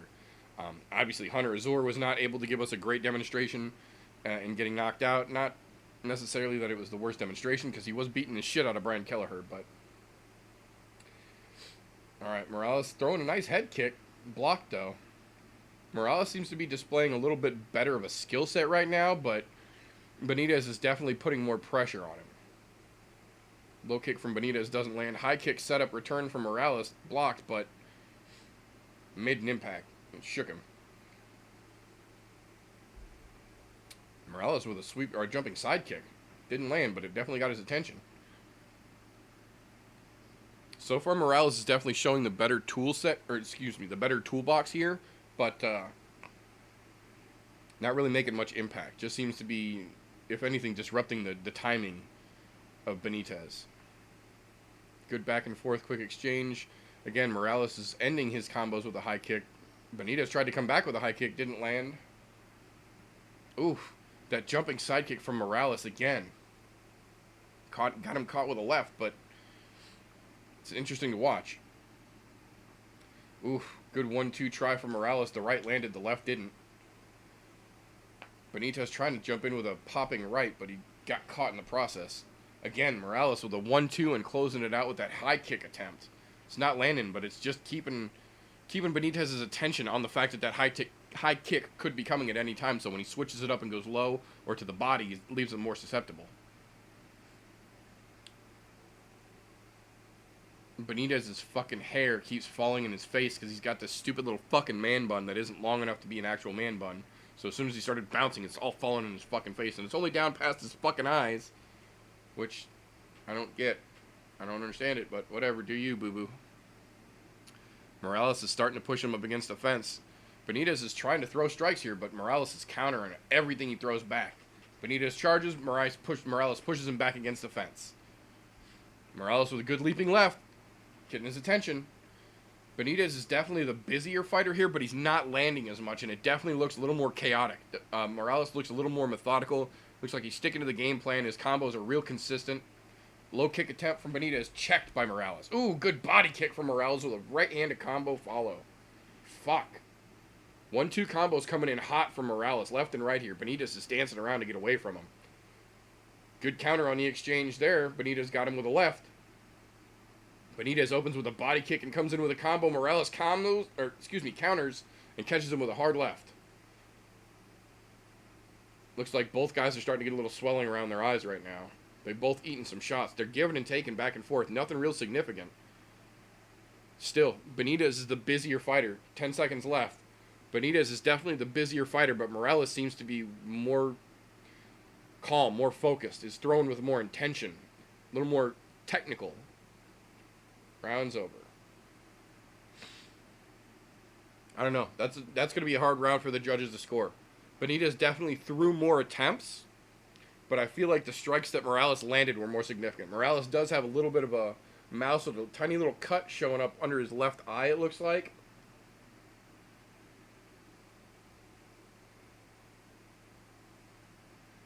Cutman's got it right under control.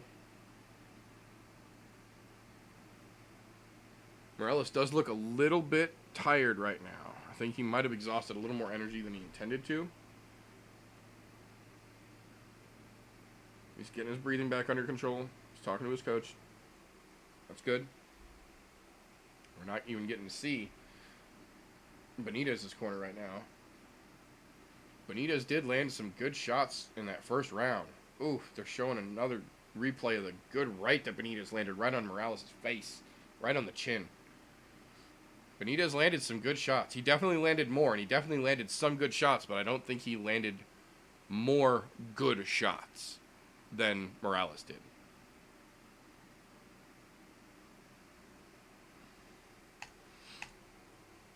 All right, going back into round 2, 453, 452, 451, 450 for those of you watching along at home. Again, we start this round and Benitez is trying to be the busier fighter, but Morales, right away, his strikes are landing more significantly. Benitez is definitely throwing more volume, but Morales look more technical. They're more crisp. Head kicks going back and forth. Nobody's landing. Nice push kick up the front from Morales. Didn't land, but it got his attention. 1-2 from Morales. Lands on Benitez. Unfazed, though. Eye poke. Potential eye poke. Morales says it was the side of his glove. They mix him up, but they let him come back. Yeah, it looks like there's a break on the front of Benitez's nose. It looks like he did just get fucking popped and his vision went for it. Benitez going with a low kick. Didn't land. Hard body kick from Morales. Lands. Yeah, blood's starting to come down Benitez's nose. He most definitely got fucking cracked in that exchange. Morales is starting to be a little more heavy now, starting to put a little more power behind the shots, stalking him down a little bit. Benitez is trying to stay bouncy, but something about... They said something to each other and then high-fived in the middle of the octagon. That was weird. I think Benitez is trying to say that he got eye poked again from Morales, and I don't think even the first one was an eye poke. I think he just got his fucking vision blurred because he's got a nose break. Ooh. Attempt on a left from Benitez. Counter right from Morales that landed right in the middle of his chest. Benitez is being first in most of these exchanges, but he's not landing, and the ones that he is landing are just leaving him open to beautiful counter from Morales here that's piecing Benitez's face up right now. Between Benitez's hair falling in his fucking eyes and his nose starting to bleed now from the bridge, from the top. There's a skin break on the top of his nose. You can see he's definitely got a little more of a sense of urgency now. He's starting to be a little more aggressive here. But again, not really threatening, not doing a whole lot of damage with it. Morales seems way more composed in this. Way more methodical, way more meticulous in the strikes that he's throwing. Ooh, Benitez did land a real good fucking right there. Swung Morales' head back. But it was one at the end of a combo that didn't land. And Morales is right back in there with a hard knee to the body. Low kick attempt from Benitez. Blocked.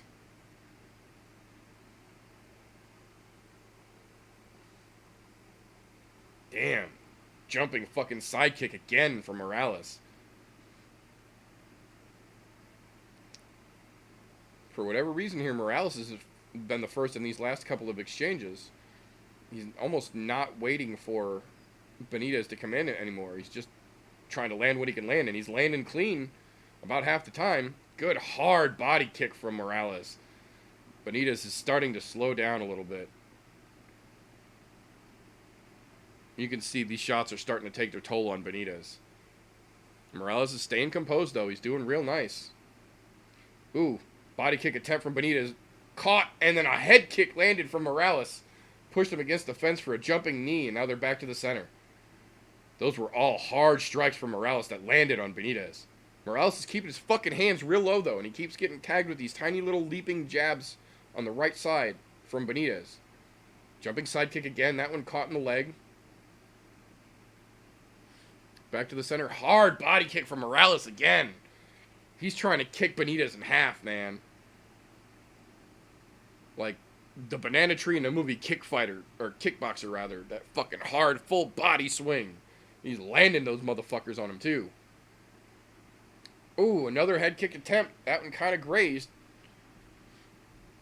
Morales trying to go first now. Benitez keeps smiling, but he keeps getting fucking tagged, too, so...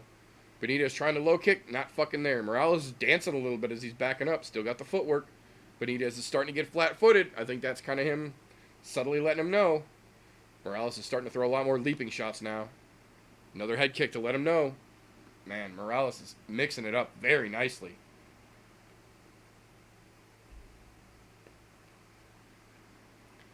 Benitez is trying to walk Morales down here. 25 seconds in the round.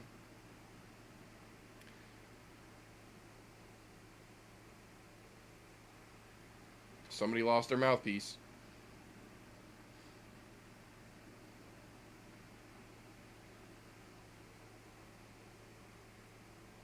Big John just handed it to... Not Big John, rather. Dan Mergliotta just handed it over the cage to whoever's corner that was. 10 seconds. Spinning head kick attempt from Morales didn't land. Benitez put him on his ass for being goofy. Round's over. Interesting. Interesting indeed.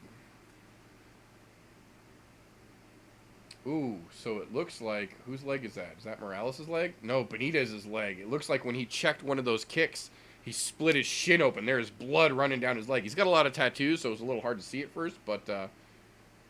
yeah, his nose is most definitely fucking broken, and there is a good cut right in the middle, center of his fucking shin that is starting to bleed. Looks like it might be a little bad. Interesting. Benitez is not looking very good right now. Again, I still think he's landing volume-wise more shots, but they're not significant. His nose is fucking bleeding from the inside and the outside now. His leg, they never even addressed his leg in the corner. Morales has a little bit of a mouse popping up under one eye. Uh-oh. Benitez just nonchalantly blew his nose. His foot is covered in his own fucking blood. It's just dripping down his shin right now at this point. They're going at it. Round 3. 4:55, 54, 53, 52, 51. Benitez definitely came out with a little more sense of urgency this time. He's throwing, but again, he's not really landing a whole lot.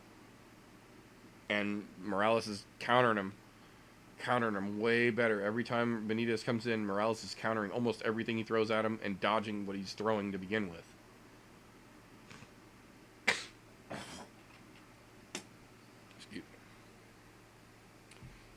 Benitez is trying to push out from the center of the octagon. Morales is basically just letting him walk in, but he's countering everything that Benitez is throwing at him. Benitez is pushing out from the center of the octagon. Landed a good left there on Morales. Morales gave him a 1-2 right back, though. He keeps landing like 1 or 2 good shots here and there, but he's landing a lot of bullshit, and he's throwing a lot that's not landing. Morales, the 1-2 that landed right on his fucking nose again. Low kick with the fucking bloody leg from Benitez. Hard on fucking Morales' leg. Low kick from the other side. Benitez trying to be interesting here. Morales is just staying so much more composed and he's timing it out. He's throwing much more precise shots. Hard left over the top for fucking Morales. Morales' left eye is bleeding from that mouse. One of those good shots landed. Hard body kick from Morales. Lands on Benitez. Hard body kick again. You can see him wince that time. Quick 1-2. Countered by fucking Morales with a hard right. Benitez is trying to stay in this. He really is. Leaping right jab lands. Ooh, hard 1-2 from Morales again.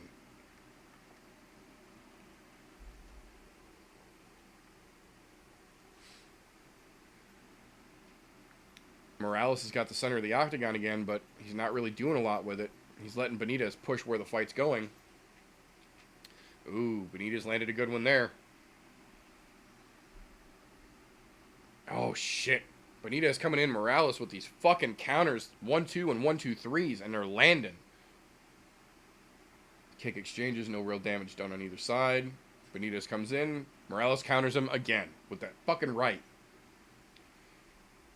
Benitez doesn't seem to care that he's getting countered as long as he can get in there and get his shot. But the problem is he's getting fucking pounded with counters.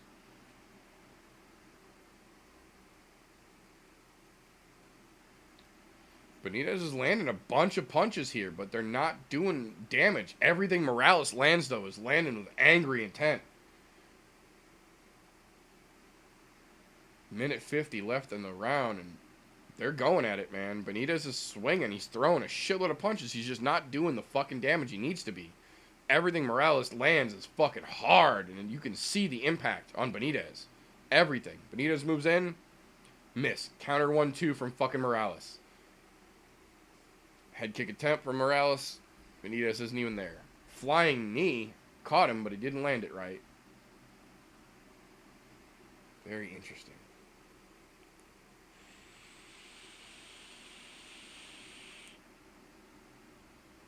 Hard fucking body kick from Morales again. He has been kicking the fucking guts of Benitez this whole fight. Props to Benitez for having some abs, because he has caught some fucking hard kicks to the gut. Body shot attempt from Morales now. Trading and moving, trading and moving. Both guys landing. Body shot for Benitez. Overhead right for Morales. Oh, shit. Good hard right from Benitez, followed by a head kick that kind of wobbled Benitez a little bit. Hi, dog. Hi, dog. Hi, baby.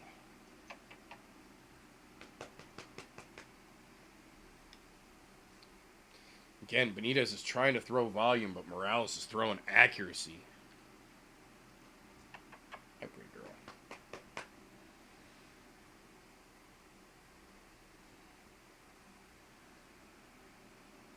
Benitez is smiling, but Morales is fucking landing on him. Benitez is throwing back, though. Last 10 seconds.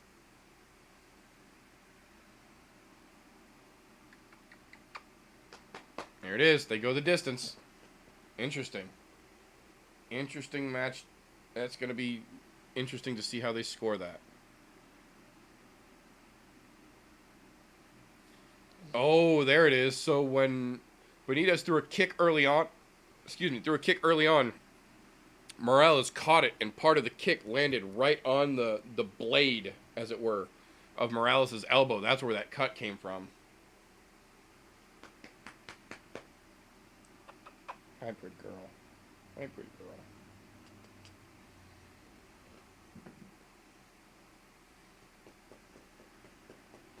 You need to go outside? Is that what you're telling me? Go get your boys. I gotta go let the dogs out again. Apparently. I'll be right back while they wait for the decision.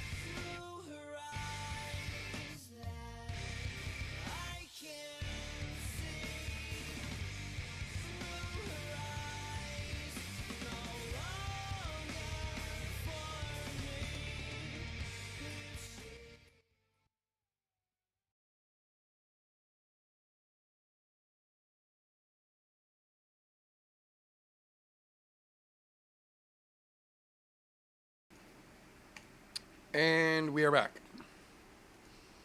Okay, so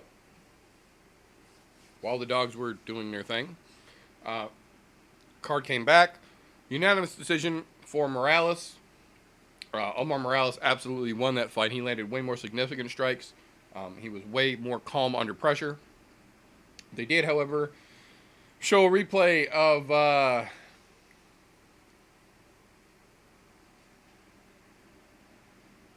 the other gentleman's shin. Sorry, they just showed it again. The other gentleman's leg, Benavidez' leg, he tore that leg open. It was cut. We knew it was cut. We couldn't tell how bad till the fight ended, and they showed it again. He split his leg open about as wide as my thumb, maybe a little longer than my thumb, clean down to the shin bone. You could see the bone. That man's going to get stitches. His leg just split apart. Holy shit. So, definitely not for the squeamish. That gentleman's leg was busted wide the fuck open, down to the bone. And he was kicking with that leg the entire fight, so mad props to Benitez. He didn't win it, but he's a tough motherfucker, that's for damn sure. Wow. Whew. So, apparently the ladies are now the premier prelim fight coming up next. I don't understand that. It doesn't make any sense. It's a garbage fight, and the heavyweights, I guarantee, are going to be way more exciting than this will have turned out to have been. But, you know, Dana's going to do what Dana wants to do.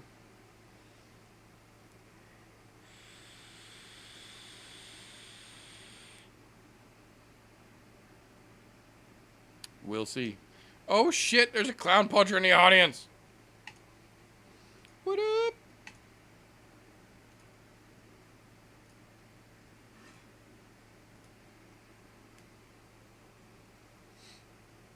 So, what we are led to believe from the pre-fight filler videos that they're showing here is that Anthony Smith used to be a rough kid, had a difficult childhood, I guess you could say, was constantly into trouble.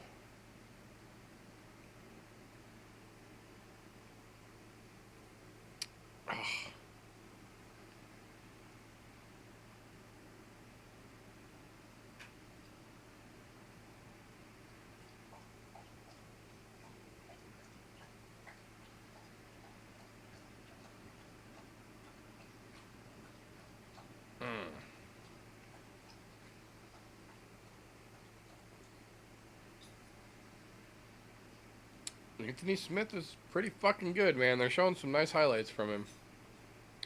He's definitely a well-rounded fighter. He's a problem for anybody, man. That fight with Jones was real fucking close. His fight with Jones was real fucking close. He definitely showed some fucking skills.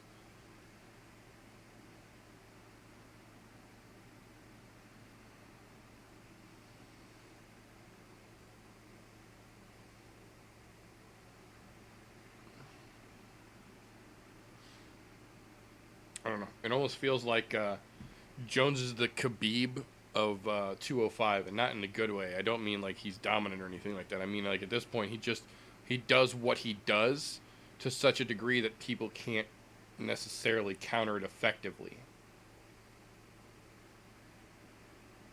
But you can tell he's definitely losing a step. Jones is definitely starting to fade.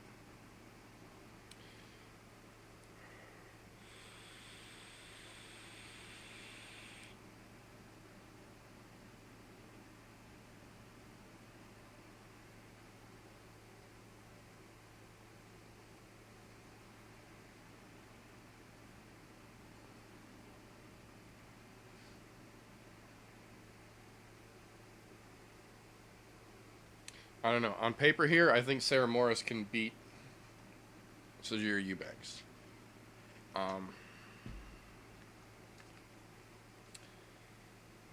In the ring, we'll have to see. Either way, it's not going to be that exciting.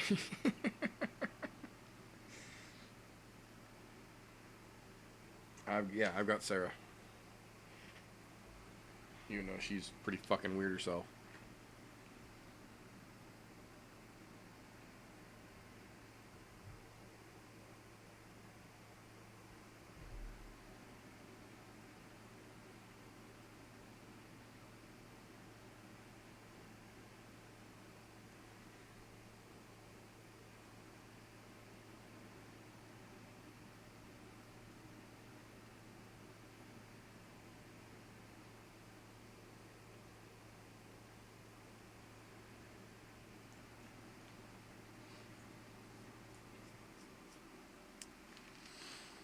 All right.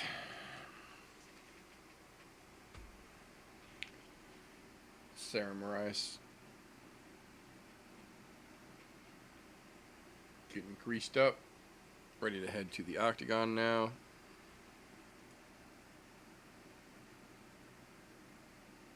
I did too. I'm pretty sure I'm on video saying repeatedly that I thought Anthony Smith was going to beat John Jones.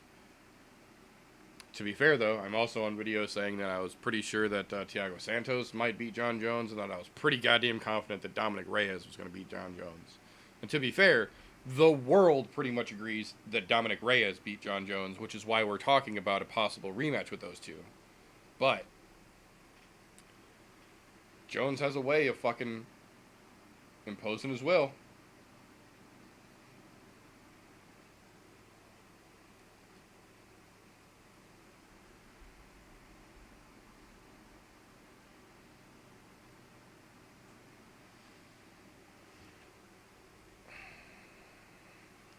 Jira is on her way to the cage.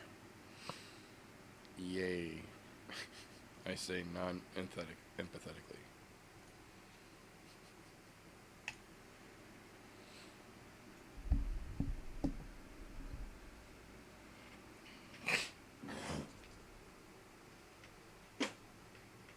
Hi, dog.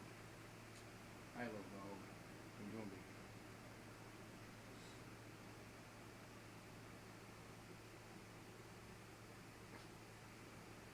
Spoiled dog sitting in the chair.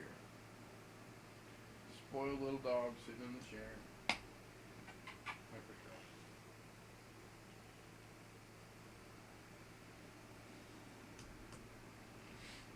I don't think she should get flyweight semifinalist put on her fucking resume because she missed fucking weight. That's why she wasn't flyweight. That's why she's fighting at 135, because she could never fucking make flyweight but the first goddamn time, and that was luck. And even then, she's big for 135. She should be fighting at 145 pounds. That should also be a problem. They should make her dry up the water that her corner just sprayed on the fucking mat to give her grip. That's kind of bullshit.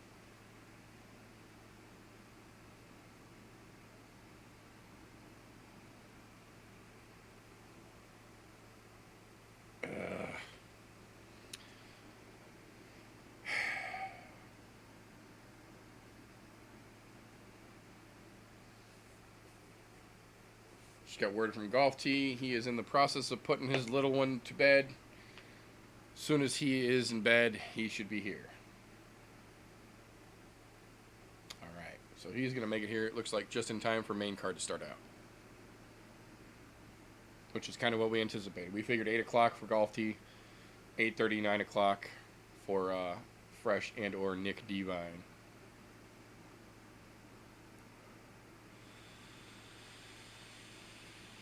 Six and 6 for Sarah.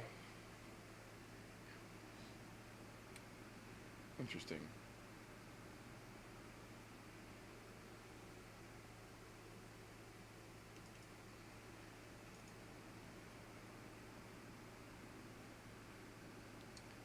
Five and 4 versus Jira.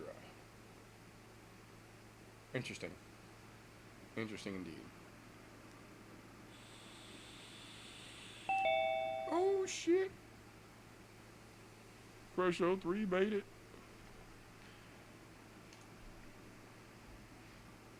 Let me headphone up so we don't echo to death.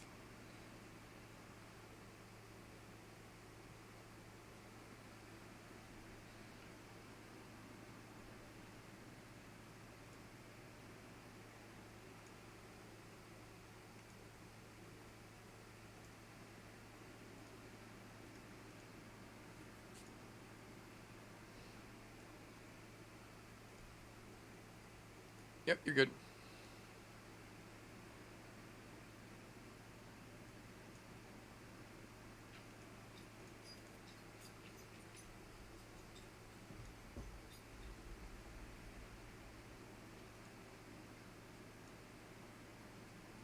Oh shit, as I looked away, the fight started 425, 424, 423 for those watching along.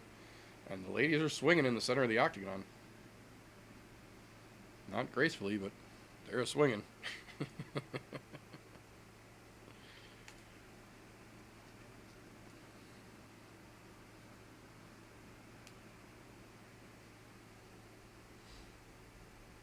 .401, 4 minutes in for those following along.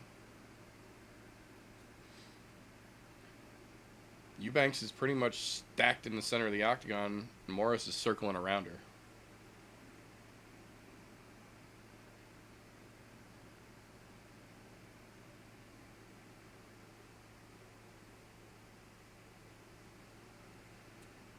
Oh shit, and that Nick Devine feller showed up too.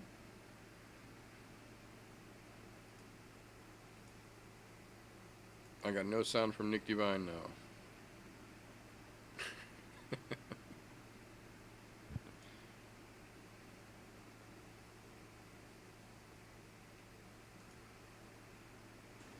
That should be good. There you go. All right. Now cool. we got you. All right. Now I'm good. There we got a fresh 03 and a Nick Devine. What's up, gentlemen? What's up? What's up? 3:02, 3 minutes in the first round. Eubanks Morris for those following along. I'm just saying, it's about motherfucking time. Finally? Nice. Clear, everybody. It's clear. It's about fucking time. What's clear? I didn't say. The thing that Fresh has been waiting on for a hot fucking minute now. Backstreet Boys had him held up. Boy, do I got a tale about that. Yeah. We'll save that for golf too. The ladies whooping each other's ass though. They are getting it. It's very ungraceful, but they are fucking getting it. It's like watching two baby elephants fight, but they're fucking swinging, man. Yo, ain't nothing wrong with that. Is this a bigger weight class than Eubanks is used to? Yes, she originally came from 125. She Mhm. was one of the first ones in 125 to miss weight and give up the belt. Yeah, she then- definitely looks heavier than usual. Well, and this is 135, and that's what I was just saying. This is 135, and she still looks big. Yeah. Like, she Yeah. could be fighting 145 easily. Not great, but she could be Probably. doing it. Yeah. She's taking some shots to land those kicks though. She's Yeah, she really determined is. to get those kicks in. To her credit, Sarah Morris is staying pretty fucking busy. She's staying moving. Eubanks seems pretty content to just stand there and let fucking Morris move in on her. And Morris is like, cool, I'll just keep circling you.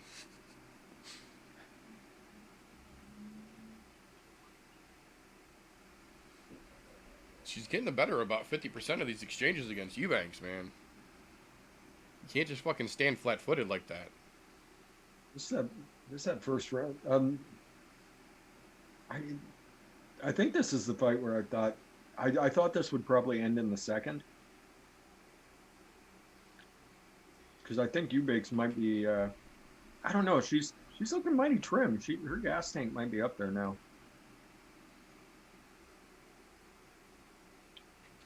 So I thought Morris could wear her down and then try and tap her out here in a minute. Ooh. Nice shot. It's getting pretty interesting.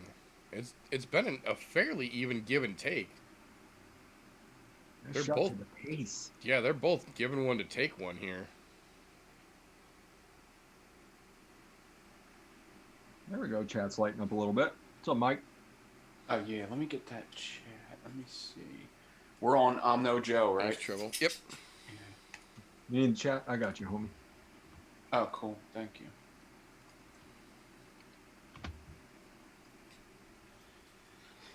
How's your week going, guys? Up until today, it was fantastic. Up until today? Oh no. Yeah, I was having a good week. I was gonna say, how was yours, brother? Good. It's a roller coaster of emotions today. Yeah. Trying to get that fucking thing.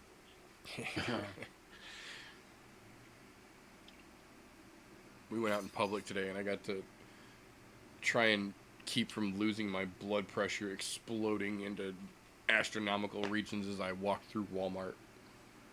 Yeah. Walmart. The amount of people dragging their children through a store while they wear a mask and the kids don't.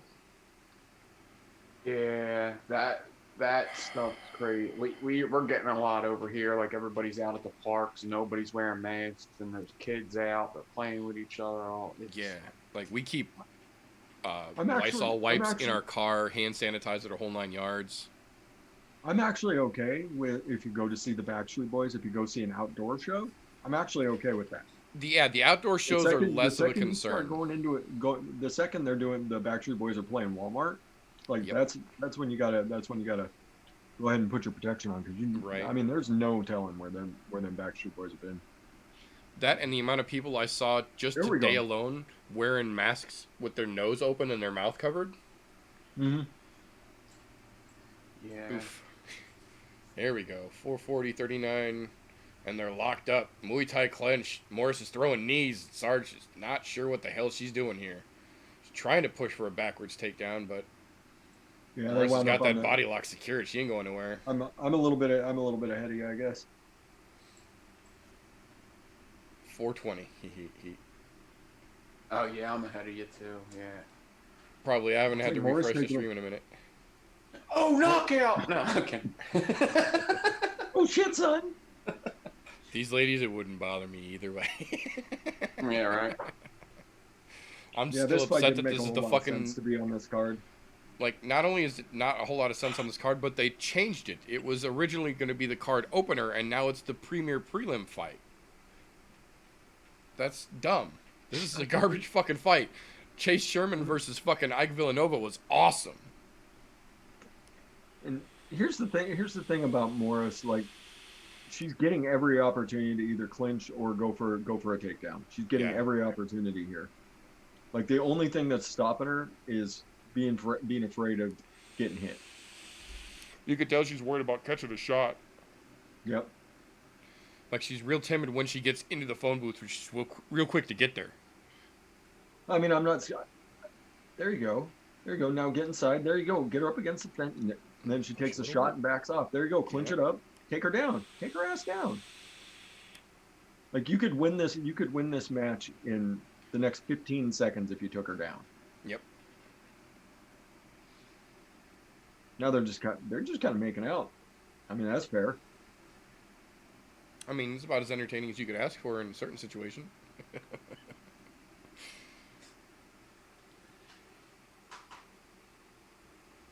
Ryan, a little bit too much on that clinch there. They're both trying to clinch, actually.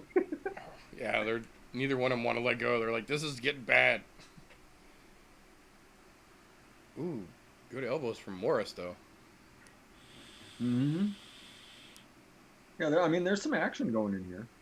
They're definitely not just standing in a clinch. They're definitely still working. Looks like Eubanks is way more defensive minded in here though. When she's getting wrapped up, she's a little more concerned. Because Maurice is still throwing fucking elbows and knees and weird fucking punches, short punches and shit. Oh. Where are we going with this? Oh. Interesting. She DDT'd her. All right. Oh, look at this. This is what I expected. There we go. Now we're clinching. Oh. Is she gonna do it? Armbar attempt.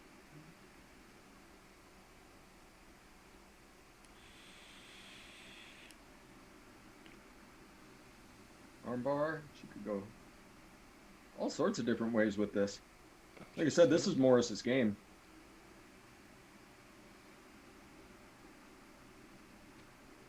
She almost opened with that fucking rubber guard too. I know. As soon as they fucking went down, Eubanks was in trouble immediately. Uh-oh. Go ahead and try and ground and pound. It's not going to do you. Yeah, it's There not we gonna go. get you anywhere, sweetheart. Like I get it. That's your game at this point. Right, it's kind of all you have. I get it, but at the same time, you should be actively working to get the fuck out of there. You should stand up and back off. You Banks. that would be the smart move. Because she's trying to lure her in for something. She keeps giving her back like that. I Yeah. don't know what she's trying to lure her in for.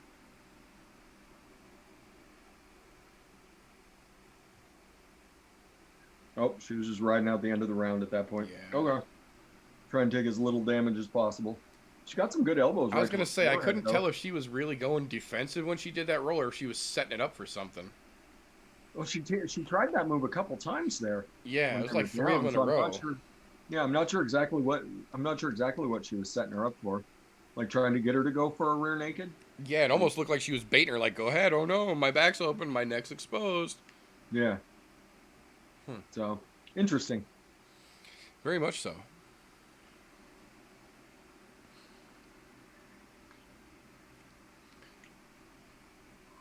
Refresh my feet over here.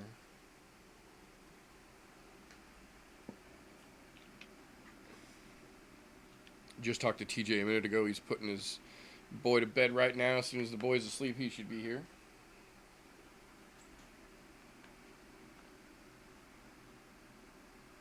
Man, gone almost a full 24 hours, and this watch is at 83% battery life.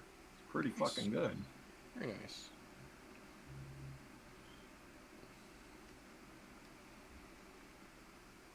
That's not the right There you go. feet. Come out with that front kick.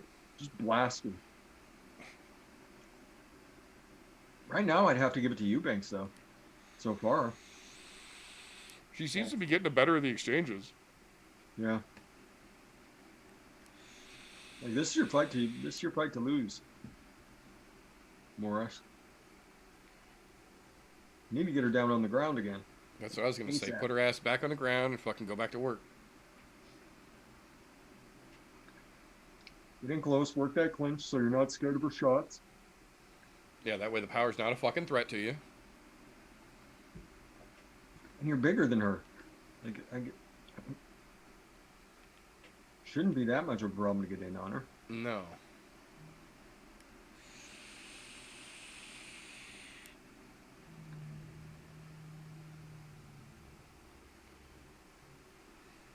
So far, better than I expected, though.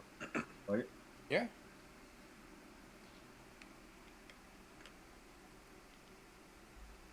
Oh, now I see.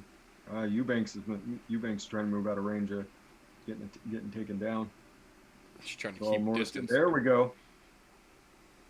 There you go. Clinch her up. Now start working your takedown. Well, yeah, as long as you keep one arm on the back of her neck, she don't know what the fuck to do, it seems like. Yep. Oh, I'm getting the spinny wheel. I better turn Wi-Fi on here.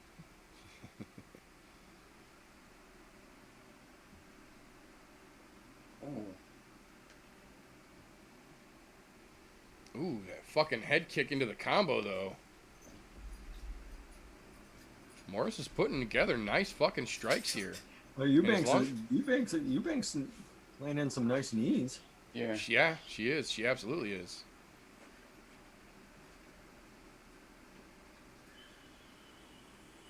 That definitely fucking hurt her. If you can just slip through. Who's bleeding? One of them's bleeding. Dogs? Quit.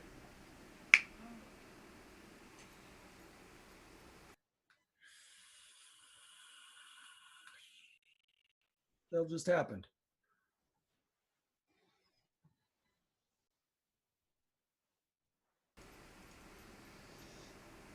I can't Oh, see who. nice. Oh, Morris is bleeding out her nose.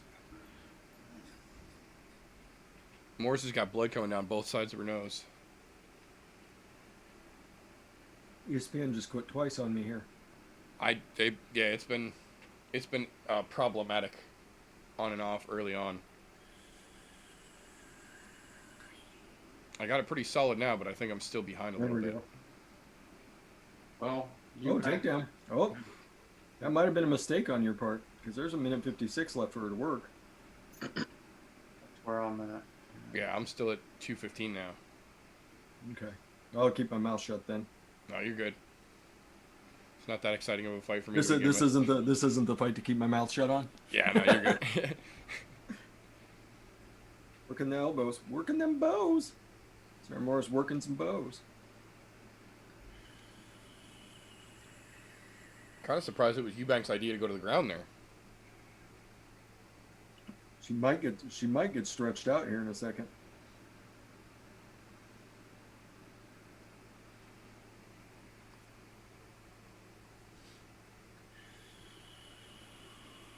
Ooh, Ooh, there was a down strike from Morris on the ground there that I think did more impact than she's trying to admit. Looked like she might have caught the top of the bridge of the nose in one of those rollovers.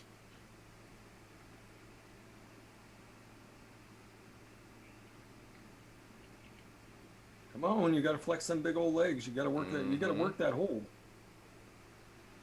Yeah, you can't just sit there. You can't just sit there. It's not going to do you a lick of good. All that's going to do is burn you out, man. It might have been just what happened. She finally got tired. Had to let it go. Oh, wait a minute. You can see the legs are starting to get weary.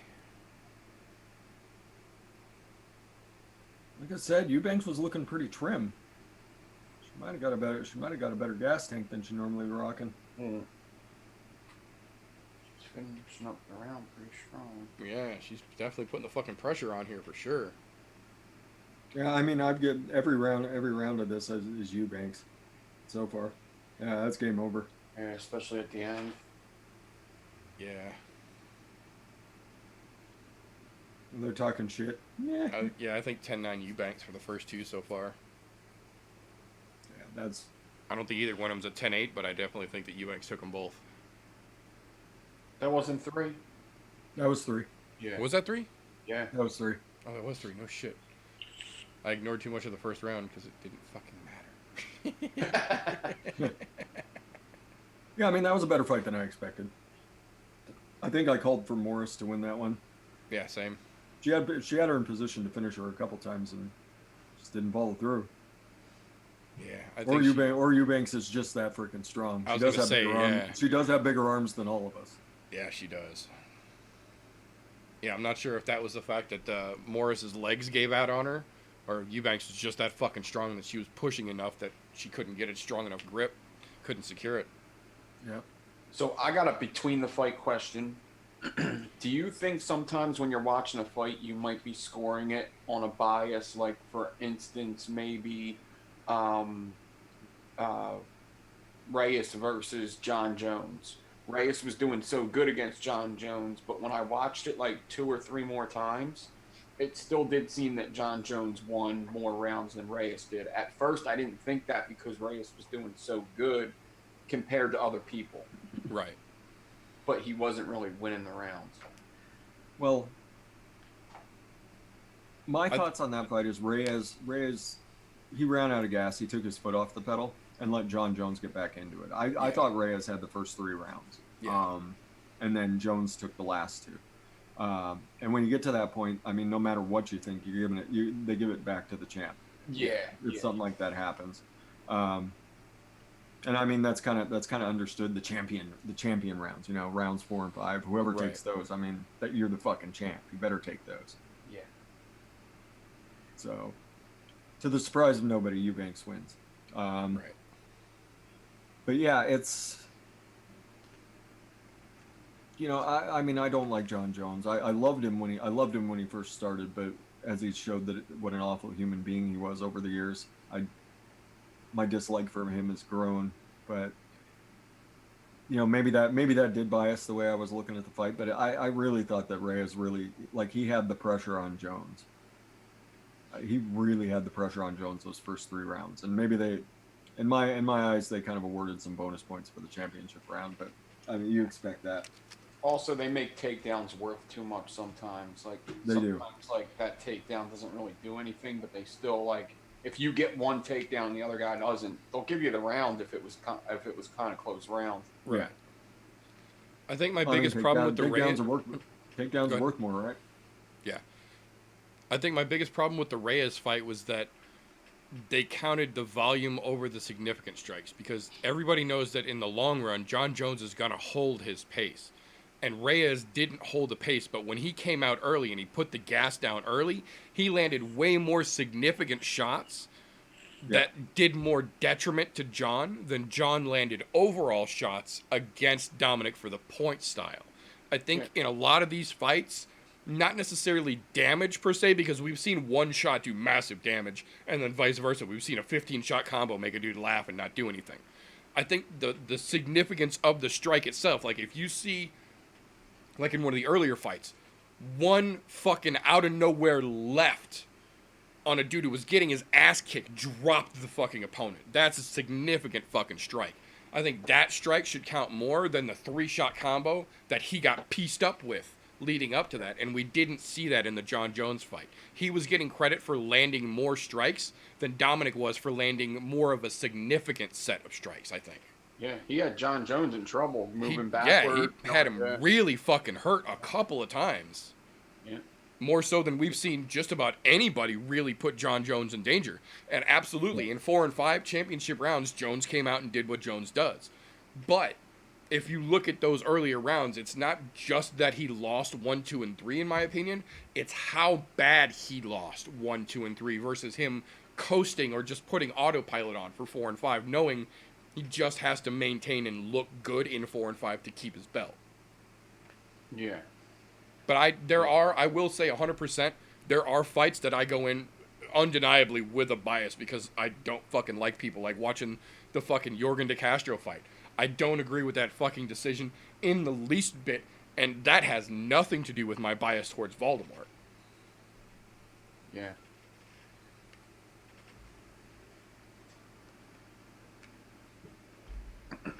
No, I think it's 50-50. I think there are some fights, depending on your feeling towards the fighter, that there is a bias, but then there are some fights that just in the moment, regardless of who you're rooting for, don't look the same as when you watch them back 3 or 4 other times, and to be objective about it. Yeah. Like even, for example, like Dominic Cruz fight, the Dominic Cruz-Cejudo. I thought Dominic Cruz looked pretty damn good, but that might be because I'm thinking he looks pretty damn good because he's coming off of 4 years with injuries. Right. See, I was a little bit different on that one. I'm one of those people, and I know we're a minority in the overall scheme of MMA fans, but I'm one of those people that even after watching both the Cruz-Cejudo fight and watching the Cejudo-Dillashaw fight multiple times, I do not believe either one of those fighters were out. I think Cejudo got a favorable stoppage in both fights. Dominic Cruz, we fucking know, can literally be on his back staring at stars and then roll over and grab you and beat the shit out of you. So until he's out, you can't stop that guy. Dillashaw's the same way. Granted, he was in a new division for him.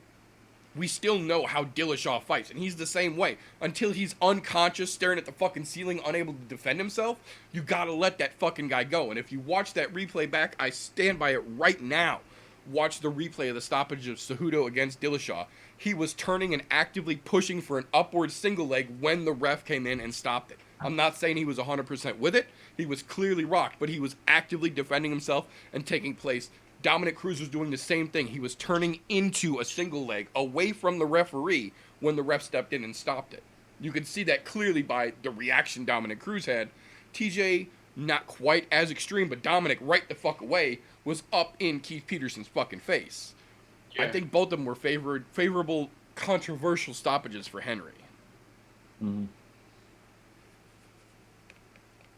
Yeah, I agree. I think especially with championship fights, they gotta be real careful with that stoppage. Yep. Yeah, I think championship fights more than any. And again, it's not that I ever want to see a dude take damage to define the stop of a fight, but at the same time, if you're a champion, you've proven that you can take damage when the chips are down, when you have to bite your fucking mouthpiece because you've been rocked. You can do that. And I think they're not giving those fights particularly enough of a chance. And I agree that the ref's job is to look out for the fighter's best interest, but at the same time, you can't ref a fucking contender series fight the same way you ref a 5-round championship title fight. No, yeah. There's some people that's their whole life, and they may only get one shot. Like, we've seen exactly. Tony might not even get another shot depending on how shit, plays out. Who knows? Yeah, that might have been the last we've seen Tony looking at gold. Yeah, absolutely. Or he was dancing in his hospital room the next day. Yeah, I love that guy. That's a very Tony thing. I was gonna put something in the text like I see he's still training for Khabib, or it looks like he just cut weight again. Right. Tony, the type of dude to cut weight the day after the fight. Yeah, the day after the fight. Look, guys, I made it. I'm ready for Khabib. Right? Short No notice. shit. Right, we'll do this tomorrow. You never know, though. Maybe, I'm sure Tony wants that belt, but I'll take Justin Gaethje beating Khabib and then Khabib and Tony fighting each other. Yeah, that would definitely be an option if it lasts that long. The problem is Khabib's already said he's only fighting 1 or 2 more fights and then he's retiring. Yeah. Like, he laid the Cejudo groundwork. Cejudo just beat him to the punch. Well, Cejudo's going. We know Cejudo's going back to. He's going back to the Olympics, right? Yeah, he's going to try and go back after another Olympic gold medal. Really? Yeah, Yep. that's what he decided he wanted to stop. He said he wanted to go out in MMA on top because he has had the belt in both of the divisions he fought in. So that's enough for him, and now he's going to leave holding the belt, so he will remain the champion as far as his record is concerned. And now he wants to go back and try and get another Olympic medal. That would be pretty cool. I would like to see that. I could do without him in the UFC, really. I would much rather cheer him, like, I would legitimately possibly cheer him on wrestling in the Olympics 1,000 times over before there would ever be a fucking chance I would ever cheer for him in MMA again. I didn't cheer for him while he was here, long before he was ever the fucking quote-unquote champion. I won't cheer for him if he fucking comes back. But if he's in the Olympics and he's wrestling for the USA, I might wave a fucking flag and go crinchudo. Just keep the fucking UFC gloves off your goddamn hands. We'll be all right. America. Right? Exactly. And then maybe go to professional wrestling after that. Well, that's what one of the things that he was talking about, is that after the next attempt at the Olympics, he might, and he kind of made a smirk when he said it, consider giving Vince McMahon a call for a next job appointment. I mean, Vince Needs to get a writer on that, though, because He's another Olympian, though. Look what Kurt Angle was able to do over there. You take And a Ronda legitimate Rousey. Olympian. Yeah, you take a legitimate Olympian, you put him in there, they can make some money off you. Yeah, I mean, Ronda Rousey, she was incredible, quite frankly, for the level of experience she had. She Right. was incredible in the WWE. I think I'm more excited for this Oven St. Preux versus fucking Rothwell. Rothwell, yeah. I'm interested to see how OSP's going to handle heavyweight. Because he's Yeah. one of those dudes that he walked around at basically what he stepped on the scale at yesterday. But he was Yeah. cutting to 205, so now he just isn't cutting anymore. He's much bigger than I thought, Oven St. Preux. Well, the problem is, you look at Ben Rothwell when he stepped on the scale, and Ben Rothwell had a little bit of a sunken cheek situation going on and hit 265. Yeah. Ben cut to make heavyweight limit. So, yeah, you look at the face-off here, and you're like, Ben's a lot bigger than fucking OSP is. OSP ain't small, but No. Ben is fucking big. Yeah, he's a big boy. It's going to be interesting to see either way. Oh, Johnson's up next, huh? Yeah.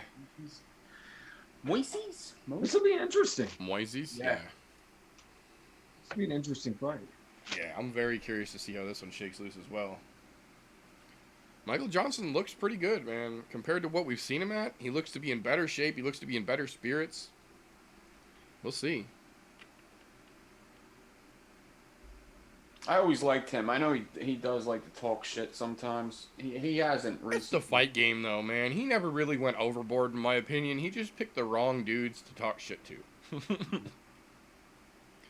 Like, you gotta be careful who you fucking run your mouth to, because sometimes it's just gonna get your ass whipped. And he managed to pick most of those dudes to talk shit to so far. Now, he beat Ferguson, right? Or did he beat Nate Diaz? He beat one of them. No, he beat Nate Diaz. Okay. He beat Nate Diaz before the Nate Connor hype ever really came about.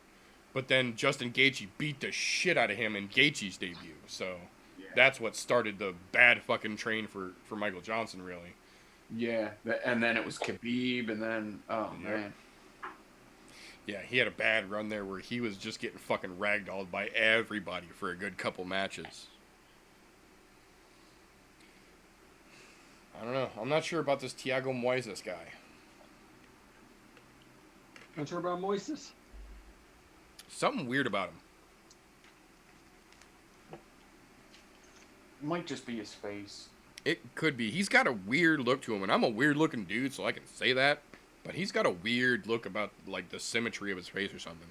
Yeah, he kind of looks like a Schmeagol guy. A little bit, right? Got them big ears, pointy nose.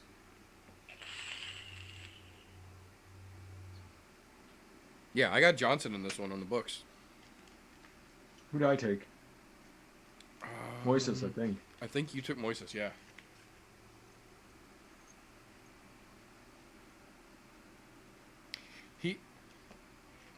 He almost looks like Marlon Moraes with hair. Yeah. Real similar. Like if Marlon Moraes didn't shave his head for a couple weeks.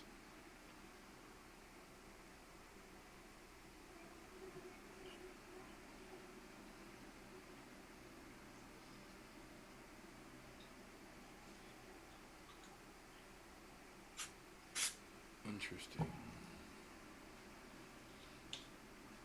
Yeah, Michael Morris, this is OSP making his debut at heavyweight against Ben fucking Rothwell of all people. Talk about a fucking welcoming party that's no slouch. IBJJF gold medalist, huh? Interesting, did not realize that. Warned you. Warned you about this, dude. What's the highest? What's like the highest level of like BJJ? Probably IBJJF. Yeah. It's one of the highest ranking like tournament style jiu-jitsu competitions that's internationally recognized. That's the I.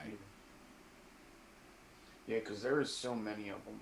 There's a bunch. Abu Dhabi is one of the highest regarded, but Yeah. the IBJJF is usually like the standard.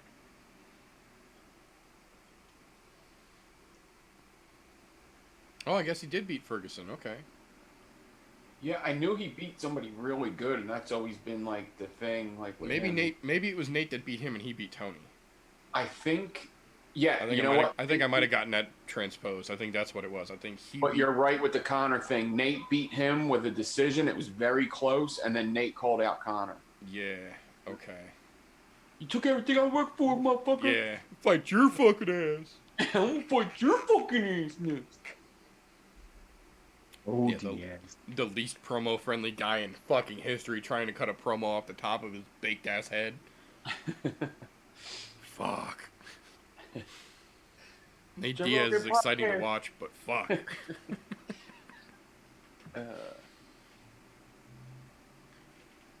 Train by day, Joe Rogan podcast by night, all day. Right?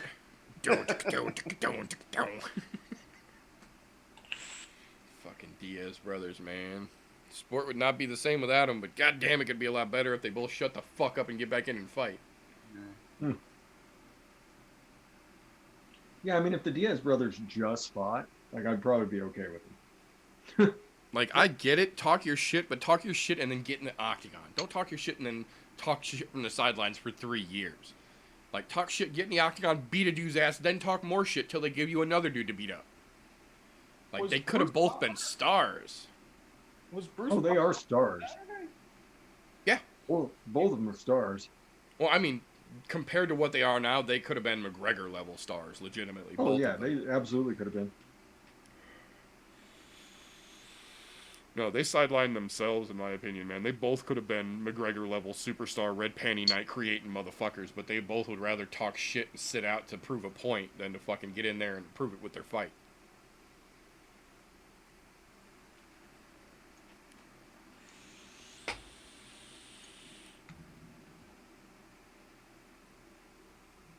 Man, 20 and 15, that's rough.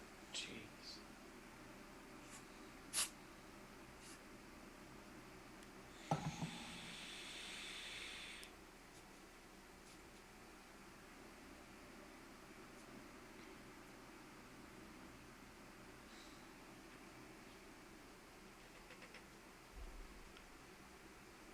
Yeah, kind of hope for his sake that he does good tonight, because if not, Yeah, it ain't looking good. yeah, he's had a bunch of really bad fucking losses. And a 20-15 record is not what keeps you on the fucking roster. Well, they brought Keith Peterson back, huh? Must have told him to smoke quick and drink quicker. Poor Dominic Cruz. Of course, then fucking Keith Peterson went ultra savage and dunked on him the next morning, too. What, did he tweet him something or something? Yeah, after Dominic went on every media outlet he could saying that Keith Peterson smelled like cigarettes and booze when he stopped the fight, Keith Peterson the next morning tweeted a picture of Dominic Cruz in like laid back, all fucking staring out into the stars, and says that feeling you get the next morning when you wake up after booze and cigarettes. It's like, oh shit. Yeah, Keith Peterson dropped the fuck you hammer right on him and walked away. Didn't give a shit. The no nonsense Keith Peterson. Yeah, Johnson looking good in the scrambles here. So far, he has looked actually really, really good.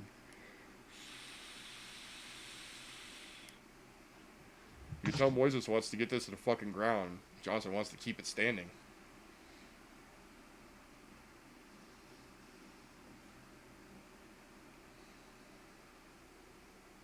Well, you can just see the takedown calculations in fucking Thiago's head right now.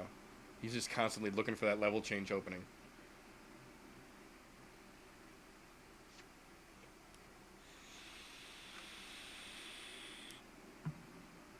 Ooh. Okay.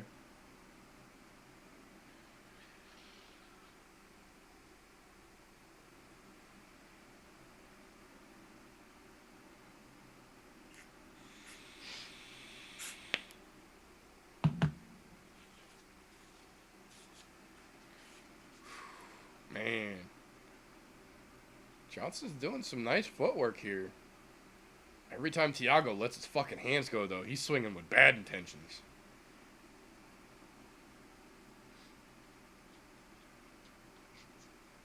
It's interesting to see Johnson being the more active guy fighting a fucking jiu-jitsu player. And that's a good plan against someone like Thiago.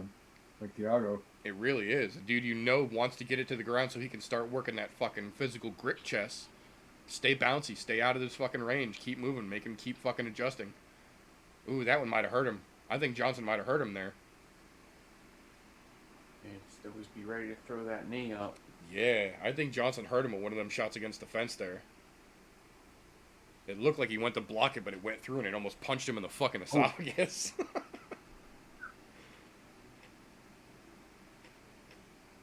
Johnson's doing pretty good fucking work here, man. He's staying really fucking active and he's keeping Thiago real fucking confused. He's not giving him good looks at anything. Great fucking footwork, man. Still giving him lots of pressure, too. Yeah, he's staying right on him, not giving him room to adjust, and he's bouncing, he's staying off the center line, stepping back for some fucking head movement here. I'm really impressed with Michael Johnson right now. He's looking way better than we've seen him in a long time. And he's mixing it up. He's throwing kicks and punches. He's not telegraphing anything. He's doing pretty goddamn good right now. I'm pretty fucking impressed. That fucking 1-2 worked pretty nicely. Thought he had a lot. He's a little sloppy with his leg kicks, but that's not his thing, so just throwing them is good to see. And he's setting up that fake 1-2 and coming through with that left to the chest a lot here. I've seen him land it like 3 times now. He's throwing like a leaping right jab, and he's setting up with like a fake right that he comes through with a straight left to the chest with, and they're both landing. There's that leaping right again.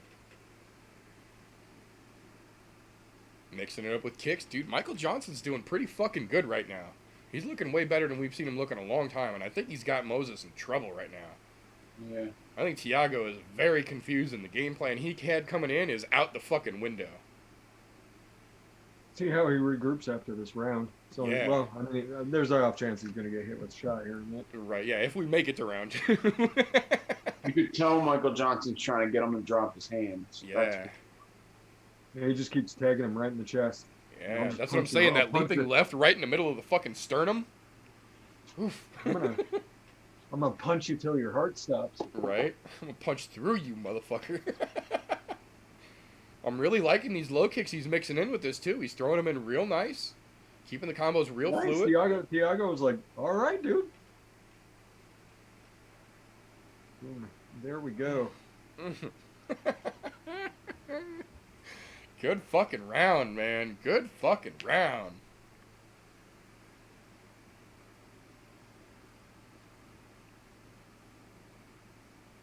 Michael Johnson has definitely set the fucking standard here. Tiago better get his head out of his ass or he's going to be in some serious trouble.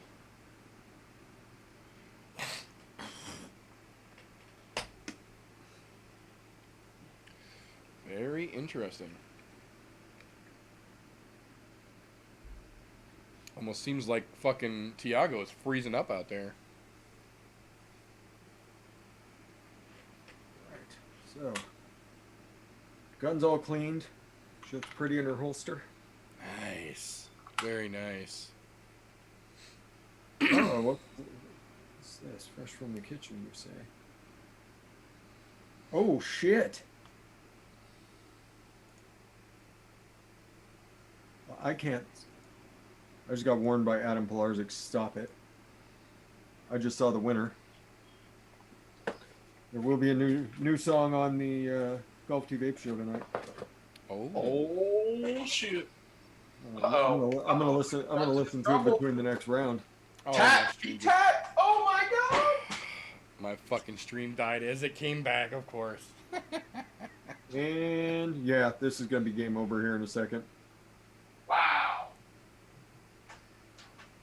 Yep. I'm sorry. Probably shouldn't have yelled that out since. Nah, you're good. You're good. That's why I said my stream died as it came back. I was like, oh, fuck me. Do I like the 15 or do I like the 17 round night more? Wow. This is a good fight. I can't. Wow. Wow. I figured something along those lines would happen. Oh, he went right for it. Wow. Yeah, he got him good.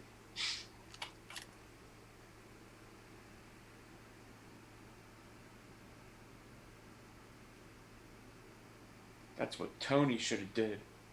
Yeah.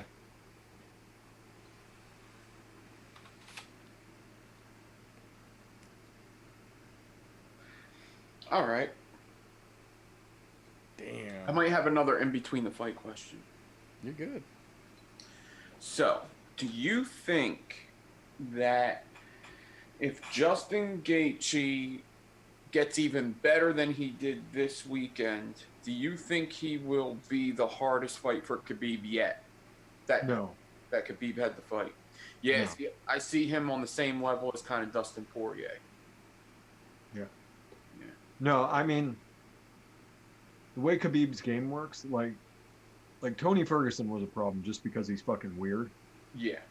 And so, but a guy like Gaethje, like he's gonna choke him unconscious. Like he can look at his game and he'll the first round will be kind of feeling out. You'll see him take a couple shots. If he gets him in the first round, good. If not, he'll wrestle fuck him until he'll wrestle fuck Gaethje until he can lock in some sort of a submission on him. That's how he rolls. Because Justin does hit hard, but Dustin Poirier hits hard. He just never got a chance to do it. I mean, all these fuckers hit hard, but I mean, Gaethje does hit harder than most of the fuckers. So there is that. I think it depends more on what Justin we see.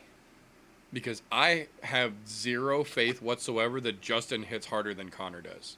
That left Irish cross has dropped some of the best when it's landed. And people who fought him afterwards have literally said that no one in their life has ever hit like that. I don't think it's the striking that's going to play the difference.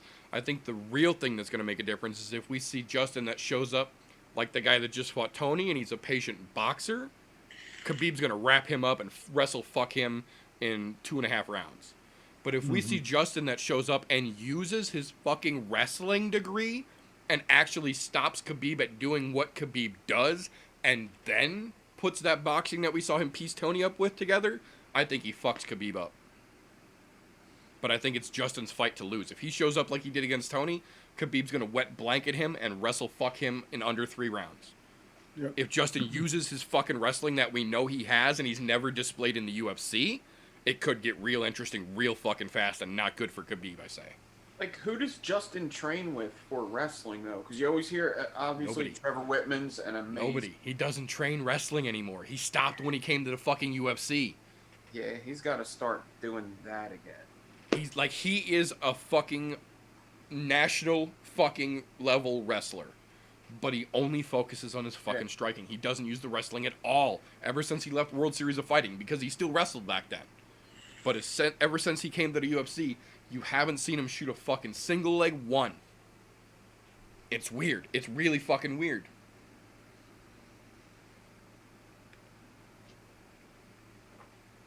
But that would be awesome if he just opens up and takes Khabib down. Just the championship fight. Think about how mentally hard that would be for Khabib. Yeah. The Sambo practitioner that's world renowned, round one, this fucking punch drunk dipshit comes in, grabs you by the waist, and fucking level changes you to the mat without any warning? Like the Pretty inverse sweet. fucking Jorge Masvidal move? Like, it could get real interesting, and I think that would fuck Khabib's game plan up real quick if a guy came in and was able to throw him down and then hold him there. That's what I always thought. Justin could, I think, if he got to his roots. Yeah. That's something that, like, Eddie Alvarez said, which I didn't believe that he'd be able to do, but he mentioned it. I was like, he's like, what if I take Khabib down? He's like, that's actually an interesting fucking proposition there. Yeah, man. Somebody were to take him down instead of him taking them down. Yep. That's the problem, is he's just so darn good at just wrestle fucking people to death. Right? Well, and that's exactly why I think it depends on which Justin shows up. Because we know that Justin's got that wrestling. But you haven't seen that in the UFC. You only see striker Justin, guy who's willing to literally get socked so fucking hard he's stumbling, but he's still going to punch you in the fucking mouth. That wins some fights. That's not going to win a fight against a guy who's a world-class Sambo practitioner, and he's like, his technique is wet blanket 101. But how many fighters do you think had a better chance than... You don't think that that's Khabib's toughest go, though? Like, you don't think that'll be his toughest go? No. I think Al was. I think Al was Khabib's toughest fight. Yeah, short notice. Short notice and short notice. wrestling through the fucking roof, as well as great striking. He hurt Khabib a bunch in that fight. I watched that one again the other day, too, because it was on one of the free fight playlists. Yeah. He hurt Khabib a bunch of times in that fight, and for every time Khabib took him down, he stopped 3. Yeah. That's not something we have ever really fucking seen since then. Al was able to hold his own, and in the end, every time Khabib shot on him, Al would push him back up. Wouldn't let him fucking have it. Nobody else has been able to do that, man, but nobody else has been as strong of a wrestler as Al has that has fought him. They've all been primarily strikers with some wrestling or some jiu-jitsu. And now you got Justin, who's a wrestler that turned into a boxer. Yeah. Changes the equation a little bit, in my opinion.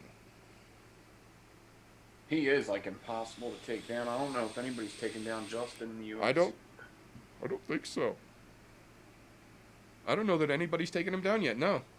7 fights, I don't think he's been on his back. I'm pretty sure Poirier's tried. Alvarez definitely tried. Yeah, Eddie and Dustin both fucking tried. Neither one of them got him. I think the closest Eddie got was they ended up in a wizard. And they scrambled halfway across the fucking octagon. But neither one of them actually fucking went down. They ended up standing back up. I don't think they ever actually took that one all the way down. I think even Cowboy tried. Here's that Felicia Amanda promo. Yep. That's going to be a fun fight. That's going to be Felicia a Amanda. very, very exciting fight, I think. I think Felicia's probably I think the outcome's probably inevitable, but it'll be fun to watch. Yeah, I think this is very much the female jonesing of the division here. Like, Amanda's she's too good at what she does. Yeah.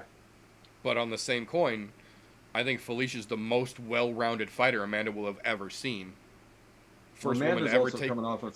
Amanda's also coming off a stinker of a fight. Right, and Felicia's coming off of taking Cyborg the fucking deepest anyone has ever taken her. Granted, Amanda knocked her out, but Felicia took her to the fucking deep waters and split her fucking head open.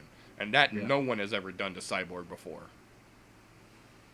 We know Amanda's got the power, but I think Felicia's got some fucking technique and some tools in her tool bag that she might not have had put against her before. It's going to be interesting.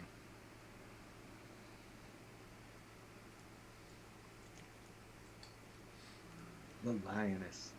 Yeah, I'm not 100%. I'm not in any way, shape, or form 100% thinking Felicia's going to fucking walk away with this, but I think she's going to give Amanda one of the toughest fights she's ever fucking had so far. And she's definitely got all the tools because we've seen Amanda susceptible to submissions. Even though she's gotten a couple chokes in, when she's in compromised positions, she panics. Yep, because she's not used to it. Yeah, Felicia is a fucking agile gal, and she's fucking sneaky with some of her submission techniques, man. Could get real fucking sketchy real quick for Amanda. That, you got to think that Felicia was the next Cyborg. Like, Felicia was trying to fight Cyborg while they were both in Invicta, and when Invicta sent Cyborg to the UFC, she took over as the women's 145-pound champion and held it until the UFC brought Felicia over here. Like, she has literally been trying to match up with Cyborg for years, and when she finally did, she held her fucking own the whole way through, so she's got a damn good chance, I'd say. Everybody got a chance. Amanda Nunez is just one of them people. What up, Sam? Yep. Ooh, tangerine and strawberry. Nice. Right now, I'm just on the regular agua. I'm spoiled now. Wife stopped at Sonic on the way home, so I got a Route 44 slushie. Ooh, I love Route 44 slushies.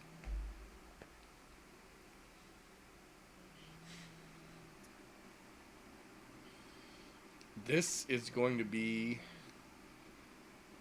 I think, a very quick fight one way or another. Either Arlovsky's going to catch this kid, or this kid's going to melt Orlovsky. I don't see this fight making 3 rounds Yeah, under any no, circumstances. I don't know that this is gonna. I don't know if this is going past the first. I would be very surprised.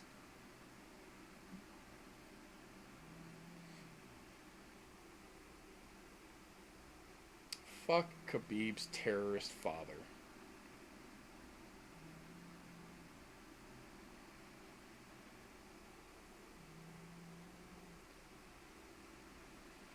It's amazing how them Chechnyan warlords get you a good free dinner, but they won't do shit for you when you get the Backstreet Boys, huh? That's right. Careful who you fucking throw your lot in with, man. Oh, apparently SiriusXM is free during the Backstreet Boys. Interesting. New avenue to catch the reunion. I was gonna say. There's some programs on Sirius that I really, really enjoy, and I haven't had Sirius for several years. So Yeah, same here. I'll probably be listening to some Jason Ellis tomorrow. I was gonna say, I might have to see what all is out there to play on now. Tune into the old Ellis dog. That dude cracks me up. He's a maniac.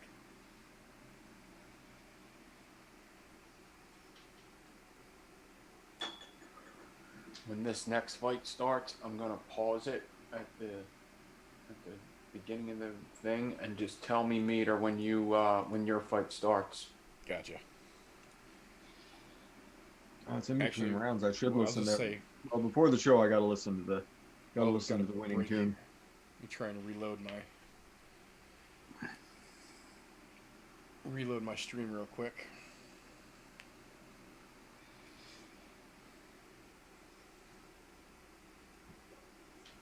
I like the smell of CLP.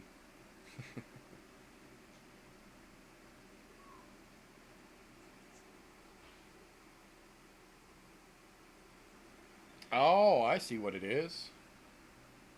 Come on, Nice. come on in, Adam. Nice. What up? Arlovsky versus Limbs. Emperor Pilarpatine. Get your ass in here. Get your ass in here, Adam. Come on in, we got some sausages. You looking for a brat?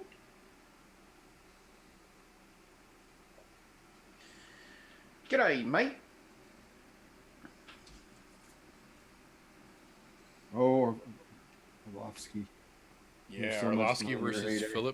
Felipe Lentz, man. It's going to be an interesting He was match. so much fun back in his heyday. Oh, we got Alexander Hernandez versus Drew Dober too. I forgot about. Mhm. Oh wow, we got a lot more. We got Ray Borg fight up too. Yeah. Ricky chopped the mullet. I'm so fucking confused right now. I don't know what to think. Oh, he's gonna lose then. I'm like, dude, how? How can you cut that mullet? Like, unless he somehow thinks that Uriah tainted it. It's possible. I, I mean, I if was you lose so the- if I you was lose so to Uri- flabbergasted. if you lose to Uriah Faber at this point, Right? Air's trouble. That's not. Gentlemen. that's not the pillar of cheeks. Felipe Lens walking. What's up, Gothy? What So how are you gonna run your show tonight? Are you?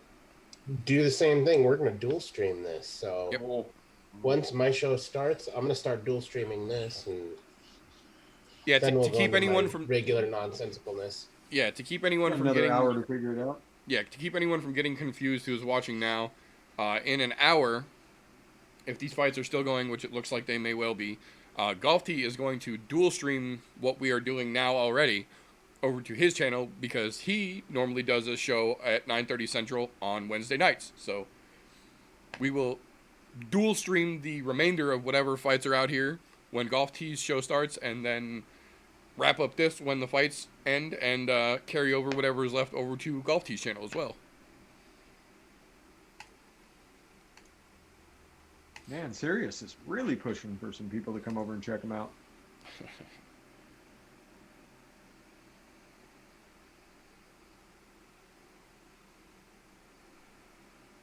Oh, they're only free through May 31st. Assholes.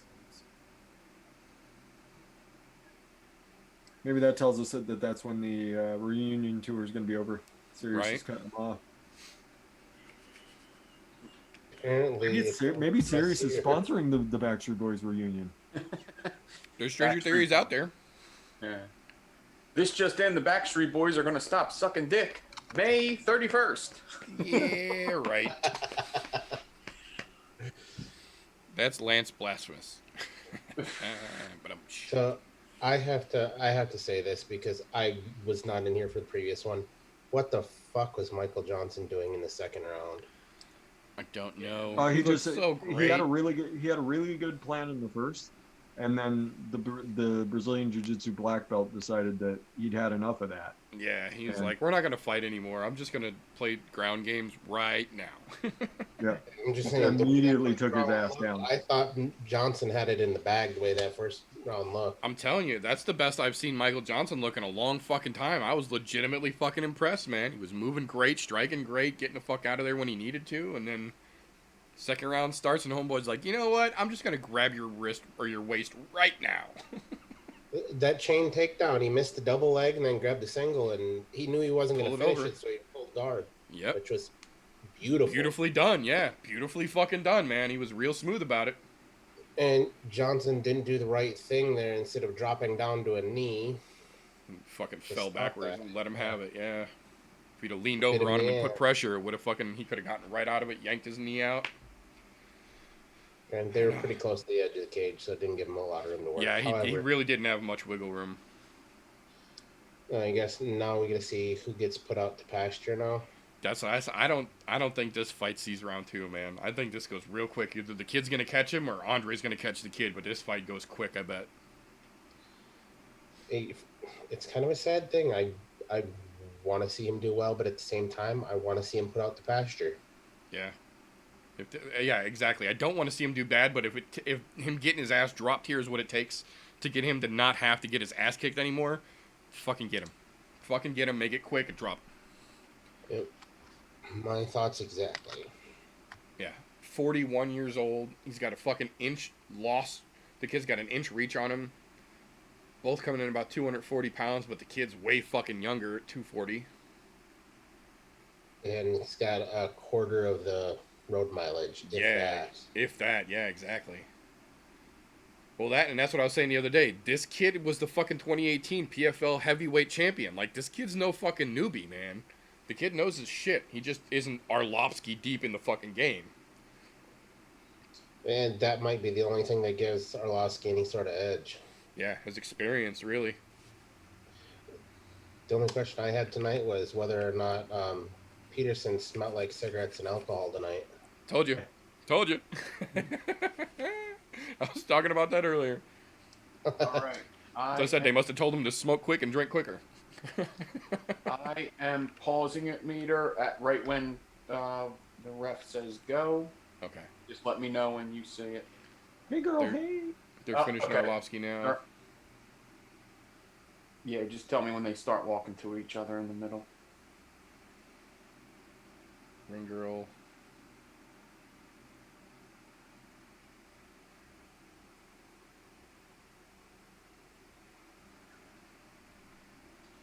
It's going to be interesting to see what happens here. Here we go. Going in the middle. Okay, cool. Oh, wow. 457, 5, 54, 53. That's what I'm right there. Cool. Apparently, I need to pause for a little bit. Yeah, for some reason, all the streams that I'm fucking trying to play tonight are all slow. Any other time, my streams are 15 seconds ahead of everybody. Tonight, Yeah. I can't catch one to save my I'm about ass. 45 seconds ahead of you right now. Yeah, I'm Yeah, on 426, 425, 424. I'm Yeah, 10 see, seconds. I was just say you're about 10 seconds ahead of me. I'm at 428 now. Yeah, about 10 seconds in. So, when things go sideways here in a second. Right. Fresh goes, oh! Oh, shit. The young TJ's kid's gonna not be afraid to get in his face. You know, they're doing a lot of feeling out right now. Yeah. A lot I'll more give than the I kid thought they credit. Solid The feeling kid's out not front. afraid to get right up in his grill, man. did. Yeah, he's afraid to There's- take a shot from him. Yeah, That there's might be not many fair. guys who are willing to get right up in Arlovsky's face like that. I forgot how much of a baby face that guy has for actually having a beard. Yeah, man. Ooh, nice block. Kid's putting some combos on him. That head kick could have been real big. Oh, he knows exactly what's going on. Arlovsky, Ooh, man. looks Linz like knows he's a exactly little- what Orlovsky's trying to do. Yeah, he Yeah. sees that game plan a mile away now. Arlovsky looks like he's over focused right now. Yeah, he is. He's giving away what he's trying to do. Ooh, fuck! That kid caught him with a good right. He's still catching with some good leg kicks. Mhm. It looks like they're still feeling out each other and finding range. So Arlovsky looks like he's only kicking from southpaw right now. So if you see his hips turn, you can bet there's a kick coming behind it. Orlovsky wants that's to. the only thing that He wants to do Linz at bay. Orlovsky things. He wants to. Yeah. He wants to bang. Yeah, he wants to get crazy. I don't know if this is the dude you want to get crazy with, though. This young kid's got a fucking meat hook for a hand. Oof. Fuck, man. Some really nice exchanges going on here, though. Definitely an interesting give and take. They're both fucking giving one to take one and showing the fucking power. You see both of their heads fucking wobble when they get fucking tagged. what I'm wondering is how long is Arlovsky's chin going to hold up? Because we know it's been suspect lately. Yeah, and he's caught a couple of really good shots here. That kid's landed a couple of really clean fucking punches on that jaw. Orlovsky really wants that head kick. Like, really, really bad. Yeah. And he's setting it up so poorly, too. Like, he's not disguising it or hiding it at all. Which could be a strategy unto itself. It very well could. And maybe when he's going into that southpaw, he's looking like he's going to throw one. But he's looking for a liver kick, too. That Ooh. could be. Yeah. Oof. Fucking Morales was throwing liver kicks of death earlier. Yeah, they were. Fuck. That was a hell of a fight. Yeah, I was very impressed with that one. That and the fucking shin split wide the fuck open to the bone. Still throwing it as a Yeah. kick. That was impressive that he fought through that for 2 rounds. And threw it. He threw it 4 or 5 different times with full force, man. Bravo. Yeah, he didn't even stop to think about it. He just went full No, force. yeah. Yeah, hats off to fucking Benitez for that one, for sure. When you can see the tibia through the skin. Yeah. Yeah, man, that's the replay that they showed at the end of that fight. Ooh, interesting spinny Arlovsky. Partial connection. I was gonna say, I don't know. Not something you expect out of him, though. Yeah, exactly. Linz has gotten him good a couple times here. And he's holding his own. Looks of it. Yeah, I was gonna say, he's holding his own. He's taking a couple of hard shots from Arlovsky, and it's not really phasing him. Yeah, Linz is giving it right back to him. Yeah, this kid's looking pretty good so far. But Michael Johnson looked good in round 1 too, so. True enough. It's how well If Orlovsky locks in a heel hook, I'll eat something in this room. Right? No shit.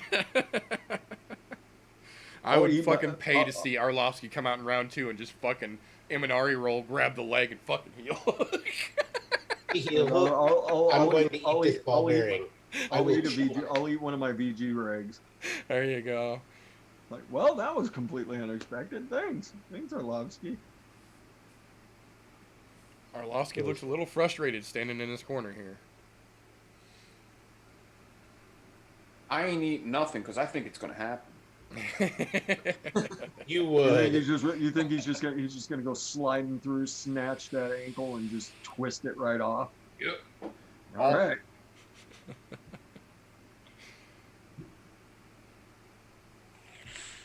He got him.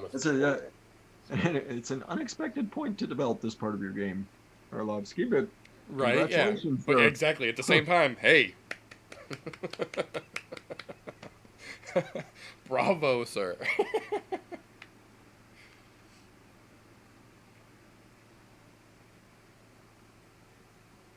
Oh, he did that. He actually countered that spinning back fist about as well as you could have. Drop your forehead and hope for the best. Right? Lean down and let him fucking crack the top of your dome.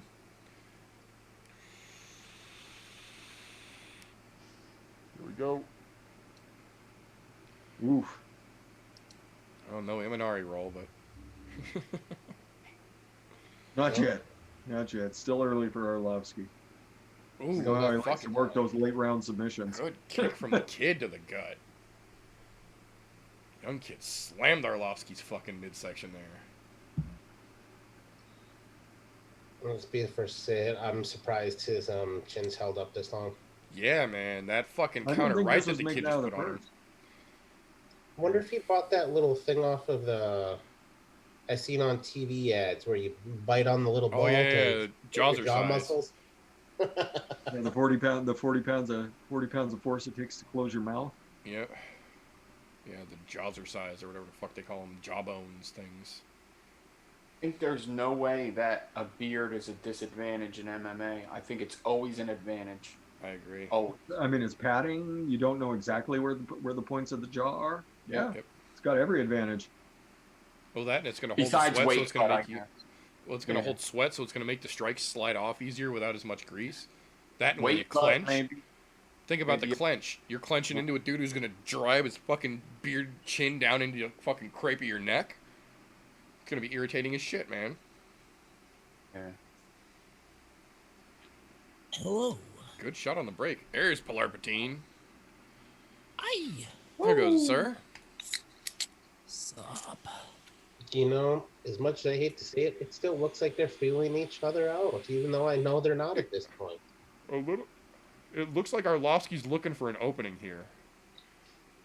Yeah, he's looking to counter The strike. kid's looking to counter. Yeah. So Arlovsky's looking for that opening to get first, and the kid's just hanging back, letting him try and find that window to throw in.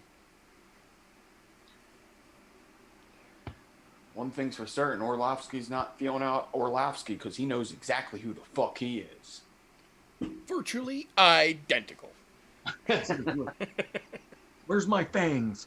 Right? That's-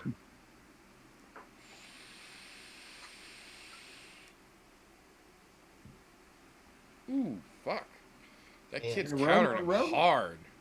It's a matter of time before he catches Orlovsky. I think so, man. Unless he changes something up here, he's doing the same thing over and over, and the kid's countering him every time, harder and harder.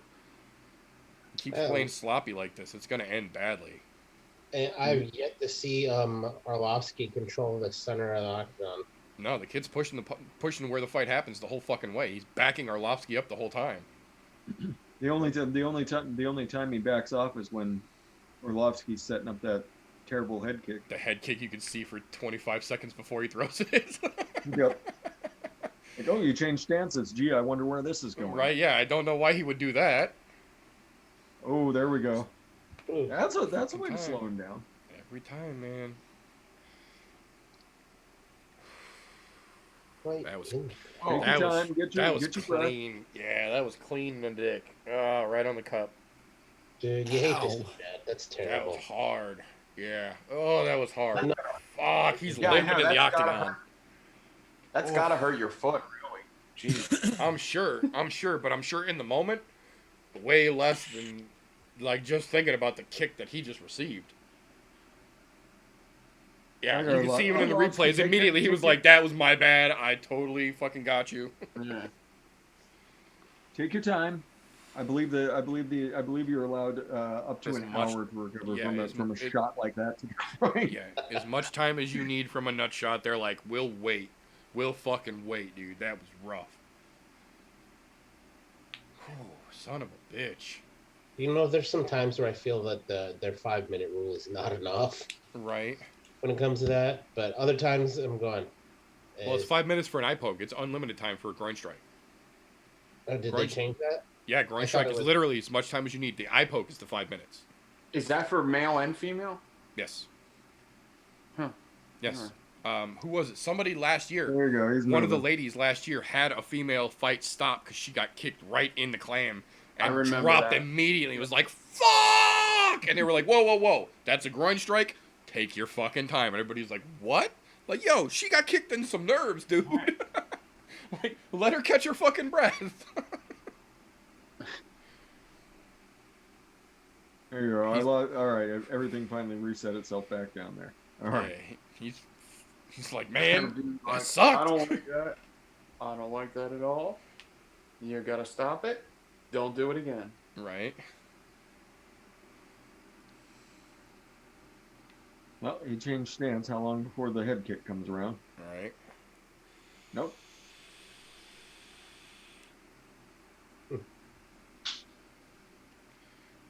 He seems to be wanting to fight southpaw a lot more than he does orthodox. Mm-hmm. And you see every time he switches southpaw, the kid backs up a little bit. He's like, I'm not fucking dumb. Yeah, he's caught it like this every time. Yeah. So Arlovsky's not being sneaky about this at all, man. He's not hiding shit. And to his credit, the kid's not fucking rushing in. He's not being stupid. He's letting Arlovsky try and play his fucking game and beating him at it. oof.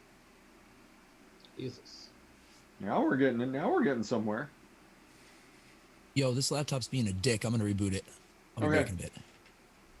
Uh-oh. That's not a good sign when he goes off the air with uh-oh. Ooh, that low kick. That low kick looked awfully awkward for both of them. Like the kid checked it right on the shin, but it landed on the ankle of Arlovsky almost. Oh, please tell me between rounds somebody gives him ice for his dick. Just dropped that ice bag right on his fucking lap. Yeah, Arlovsky, it looks like it's just a matter of time before you get caught, man.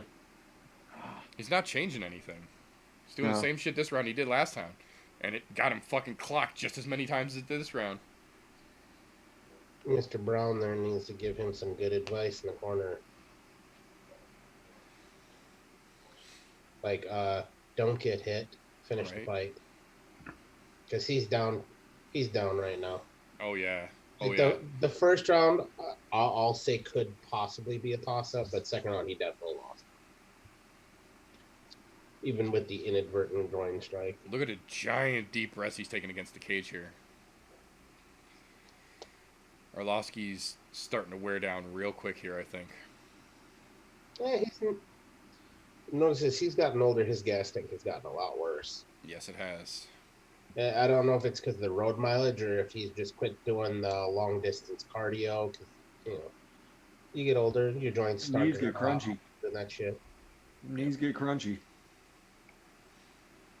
Well, that, and I'm pretty sure he fought at light heavyweight for a long time when he was younger.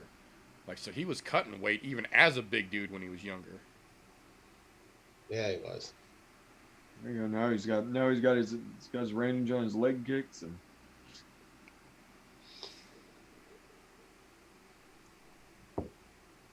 Been a good fight for Lenz. Fuck yeah, it has. He's showing a real fucking good fight IQ.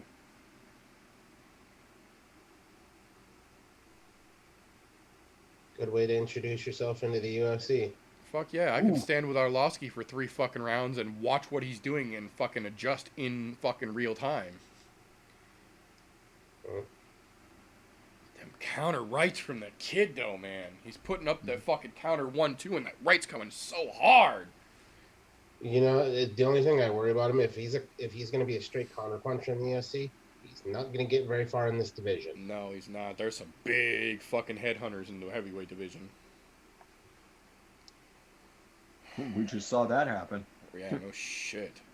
I mean, ugly one.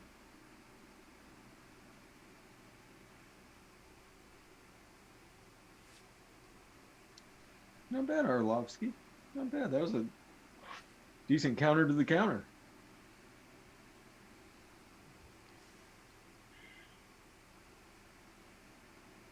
This kid's been walking him down the whole fight.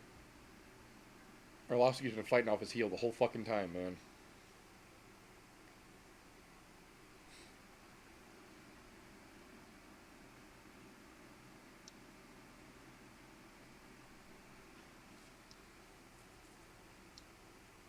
He's definitely getting walked down. Yeah, the kid wants to knock him out. That's what's going on. Yeah, he knows that He wants to put he's him got on his nothing ass. to worry about here, yeah. Looking for that highlight and something to add to his resume. This kid counters so good, though, man. Yeah. Every time Arlovsky puts his fucking hand out, the kid's out of the way, and he's already on his way with a counter for it. Ooh. That one might have rung the bell a little. If Arlovsky makes it to the end of this fight without getting knocked out, where does he go from here? Because I don't think he's winning this fight at all. I don't either. No, he's down 2 rounds right now, pretty easily. Down 2 rounds and still getting pieced up in the third. Yeah, he's not looking so hot right now.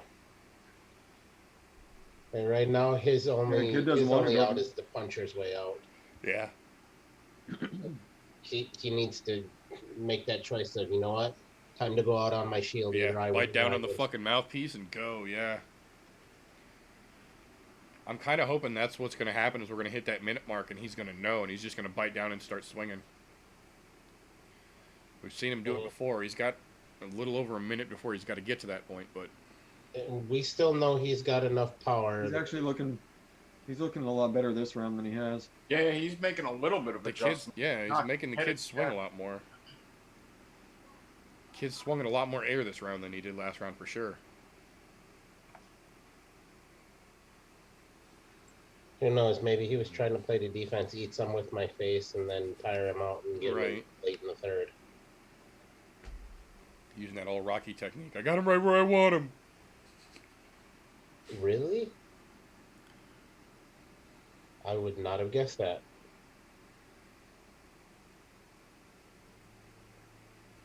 Oh, that's right. I'm still a couple seconds ahead of you guys. Look at the stats that just popped up there once they get to them.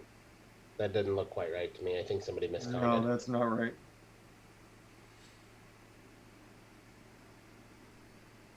That is not right at all.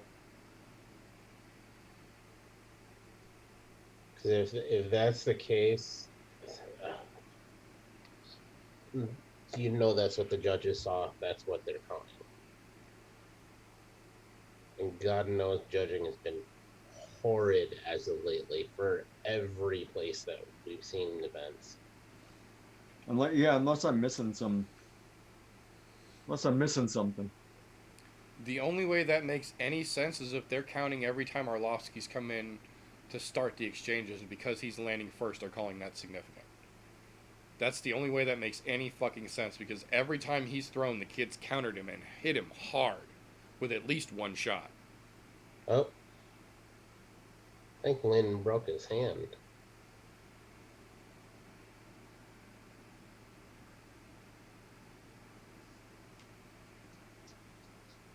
And when you guys catch up, look towards the end there. It looks like he may have broke it. Because he 10 looked right at seconds. it and grabbed onto it.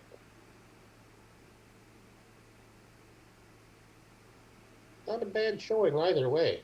Yeah, good showing. He's definitely got a lot of work to do if he wants to make it in this division in the UFC, though. It's a good, solid start. Not bad. He definitely worked Arlovsky for 3 fucking rounds. Yeah, he did look right at his hand too, didn't he? Yeah.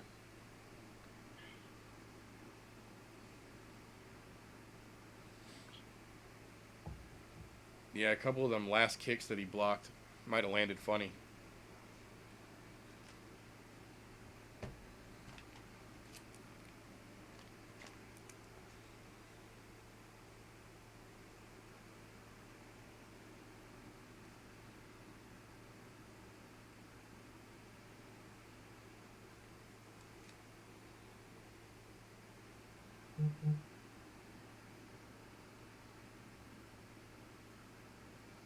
ETA, did you know you're going live in a little bit? Yep, about 30 minutes. Yep. My phone just told me about it. All right, updates are working. Thank I was you, gonna YouTube. say. You finally did something right. Sounds like they're finally getting their shit somewhat back to working. Yeah, it was way Okay. easier for me to do the fucking video setup for this than it has been the last couple weeks. Well, shit. You'll see what I'm all shitting about in a moment. Because apparently YouTube does not want to do what I ask it. They gave that to Arlovsky, huh? Did they? Yeah. Yep. Really? What the fuck? Damn. It must have been that sweet spinning back fist that got it done. Yeah, he got ripped off. I mean, I think it was the kick to the groin. Like It felt bad for him. felt a little bad for the old man. interesting. Very interesting. That's some fuckery right there. I think that kid just beat the shit out of Andrei Arlovsky for 3 fucking rounds and got robbed. Yeah, I was definitely seeing more shots landed for Lenz. The only way I can see them qualifying that is that because he was initiating all the exchanges, the first shots that he was landing, they were counting as significant more than the counters he was getting hit with. But even that doesn't make any sense. He was initiating, but he also wasn't controlling the center of the octagon though either. Yeah. Like he was on his bicycle most of the time, which, you know what? He didn't get knocked out, which I really thought was going to happen. So did I. I mean, I guess. I think we all took a hit on that one. I mean, it is what it is. Right? No shit. Over in between here, I'm gonna go and get this rest of this ready to go. I was just saying, I'm gonna go take a leak real quick and let these dogs out real quick. I've got a Pillar of Cheek song to listen to real quick.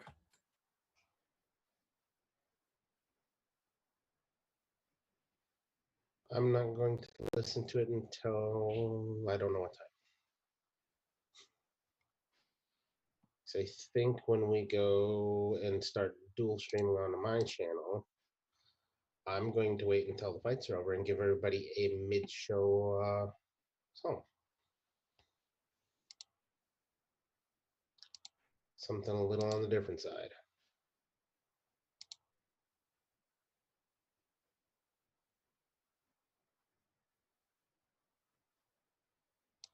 This is definitely not the way I saw that playing out. I'm a little bit surprised.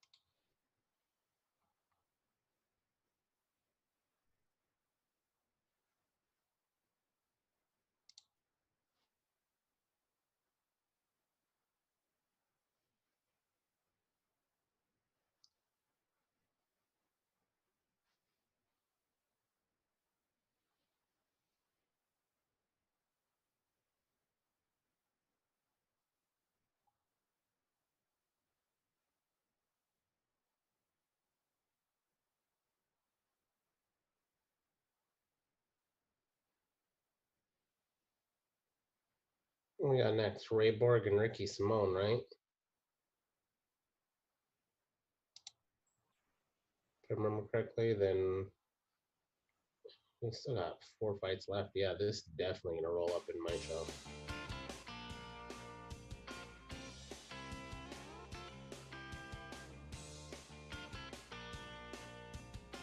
Kind of bummed about the last minute cancellation of the Marvin Vittori fight, though.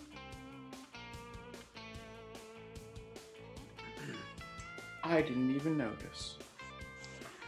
Yeah, I saw it like 3 hours ago. Oh, actually, it was more than 3 hours ago. It's 9 o'clock already. I saw it about 4 o'clock, so about 5 hours ago. Apparently, being as somebody missed weight and went over, which wasn't Vittori, but Oldenson, or whatever the hell his name is.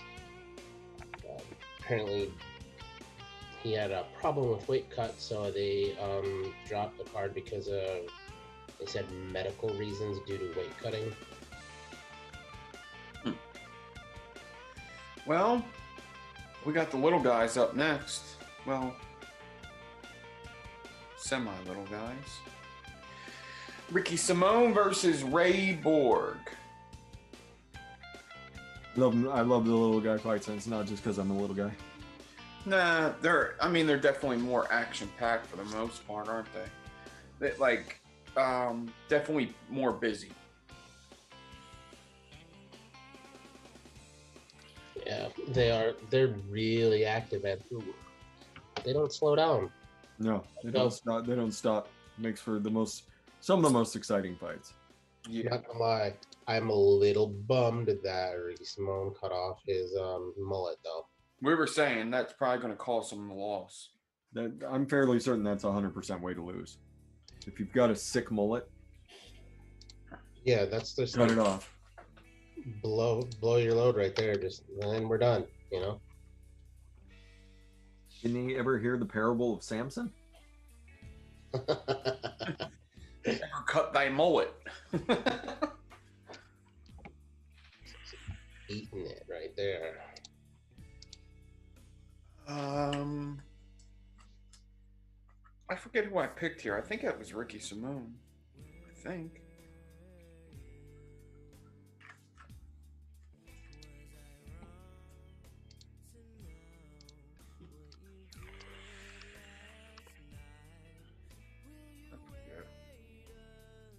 I need to pull this shit back up. There it is. Who's that? Dr. Phil? Oh shit, that's John Anik. Looks like Dr. Phil, dude.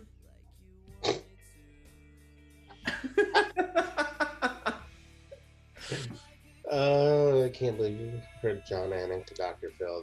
That's a stretch even for me. Hey DC, Dr. Phil's a rip motherfucker. That's a big boy. DC, who peed in your Cheerios? Francis Nagano. He can't do anything about it. This isn't at that point. Oh, he'd be smart not to take that fight, I think. But I think he would have a better chance of winning than most people. I think Francis Ngannou is just way too wild. I think he's way too wild. I don't think that he's very calculated at all. He just fucking swings for the fucking fences, and if one of them 10 punches hit you, you're fucking done for. He really caught Rosenstruck this weekend, though. Most of the time, he doesn't catch guys that cleanly. Only sometimes he does. What do you mean he doesn't catch people that cleanly? Overeem he did, but I don't think he caught Kane that cleanly. I don't think he caught JDS that cleanly. I just don't. Kane turned his back to him and got fucking caught clean on the side of the head. Yeah, look. There we go. Go to sleep. Has Mexican devil time. Them cleanly, and even if he doesn't, they still go to sleep. But that dude, he's a fucking phenomenal boxer. Like his hands, they're on another level for that heavyweight division. Yeah, his chin's on another level too, leaving that shit way up in the air. Well, that's because nobody's caught him yet. Mm-hmm. Because, you know, when you're that good of a boxer and you're slipping, he slips a lot of punches. I mean, shit. We got one of the strangest fights in the world because he was afraid of somebody else, their power, and he knows Derek Lewis can do it. So we got the weirdest heavyweight fight of all time, boringest, with what was it, total of 3 or 4 punches thrown the entire fight. Yeah. Mm-hmm. Yeah, it was ridiculous. Now he knows not to do that, so that's why you seen that quick dispatch within. It was inside of 20 seconds, if I remember correctly, on I just Saturday. think physical stature will only get you so far. I seriously doubt that he's practicing takedown defense and stuff. I think he's still He's got to be, because the reason why he lost to Stipe in the first time they fought was because of that takedowns. The ground, once he got on the ground, he didn't know what to do with himself. He has to have been working on that, because otherwise, when it comes time for him to, let's say it's Stipe again, then Stipe is going to do the same thing, take him down, put him on the ground again. If he hasn't done anything with it, that's when we'll know. But we're not going to see him on his back until then, because guaranteed he's going to get the next shot at the title after DC. yeah. I just think that the physical stature, the physical attributes that you may have, like Tony Ferguson's got a fucking chin. He's fucking very unorthodox, but we've seen like that. He's very good too, but I'm just saying, I do think that most guys would be able to take care of a Francis Ngannou. I think a lot of people are beat before they fight Francis Ngannou too, just by looking at him. Yeah, absolutely. Yeah, he's I mean, an you know stature, but you know that there's a fucking freight train coming at you Right. every time he swings his fist. Like, and he's so quick with it too. Like it's not like he's just winding these things up and just throwing haymakers. He's fast. Yeah. He's fast with those fists. and when you know he's gotten one-on-ones from Iron Mike, yeah, his hands Right. are fucking solid. I mean, but you know, when you're saying he's a big stature, yeah, there's a lot of guys that are big stature in the UFC. When you get to that weight class, you expect to fight guys of that kind of stature. Yep. It's not that's. I don't think that stature really makes a whole lot of difference in those fighters' minds. I mean, if that were the case, Overeem would have stayed champion for fucking ever because he's a big stature guy. Yeah, that's true. I don't know. I'm excuse me. I'm all kinds of confused what the fucking thing about Francis now, because I was 100% convinced that Jairzinho would be able to handle that. Jairzinho has fought dudes Francis's size and strength before multiple times. You can go watch his videos right now as a kickboxer at 300 fucking pounds. He's fought dudes Francis's size who hit that hard and handled them. So I was absolutely convinced that that was going to transfer over into the fucking cage, and we were going to see him be able to deal with somebody as big and strong as crazy as Francis. And Francis steamrolled him, man. Fucking steamrolled him in 20 seconds, literally. I don't know. It's going to be real interesting to see what the fuck happens with that guy in the next couple years, for sure, one way or another. Oh, yeah.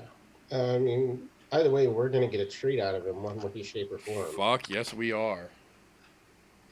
That dude's either going to become the champion or the scariest number one contender ever.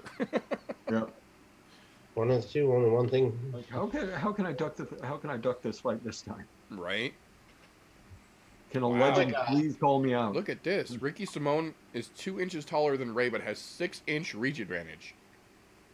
Oh. I didn't realize that. Borg has a 63-inch reach. He did the thing. He was like, "What?" Where'd it go? Oh, Borg's got a 63-inch reach advantage. Simone's got a 69-inch reach advantage. Very interesting. Yeah, this will be fun. I didn't realize Ricky had a 6-inch fucking reach on him, man. That's going to make it real interesting. It does. You already know especially Borg's as getting in the fast phone as booth. Ricky is. Yeah, you know Borg's going to try and get in the fucking phone booth, man. That fucking where'd the mullet go is priceless. It was a good, solid way to start the fight without actually throwing a punch. Right? Where'd my mullet go? Ooh.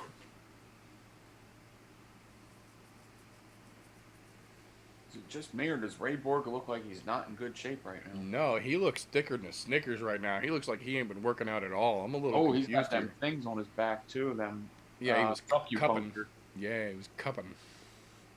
No, he looks way thick right now. Like, not in shape thick. Well, no, both of these Ooh. guys like to wrestle, so I He's mean, still, even he's still got that. Still in got shape. that lightning. Oh, yep. Figured this was coming. They both love that takedown. They both love that double leg just slam. Ricky wants to be quick here. I don't know, man. Ricky is probably one of the fastest guys in the division. If he could just string some Fuck. shit together, he'd be Yeah, he he'd be in is. a good way. But Ray has Hold on. smiled almost every time Ricky's hit him, too. So you know that he's getting him good if Ray's smiling like that every time he gets clipped.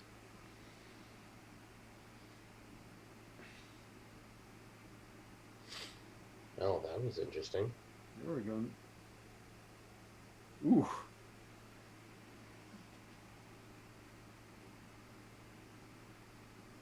Oh, Wow. was- I love these fights. Fucking love these fights. It looked like he was doomed for a second, but that was a damn slick.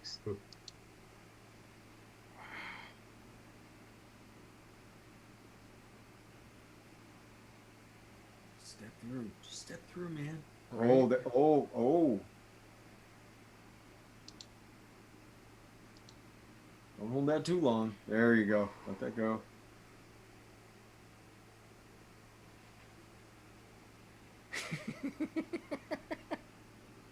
These These little dudes little are guys, fucking man. getting it. Jesus Christ. Neither one of these guys Hell are yeah. willing to give up an inch either. Oh. No, Oh. not at all. Oh, that counter was brutal. I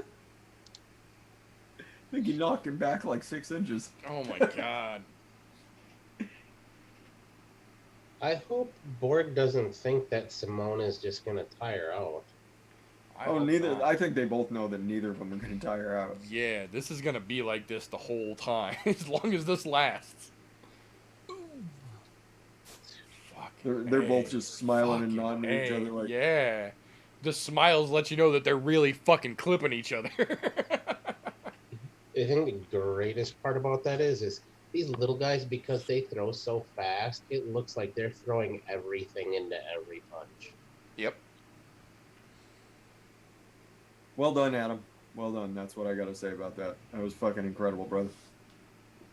Thank you. Glad I had time to finish it in time for today. Oh. Dropped a hint. The last song I sent to TJ was my old band doing Love Song. Right. And that was a pretty good Oh, he was hint. trying. Oh, he was trying one of those Olympic. What do they call those? Olympic twirl or whatever the fuck it is. Right. Twirl? It's just kind of a gut wrench, but they call it something funny.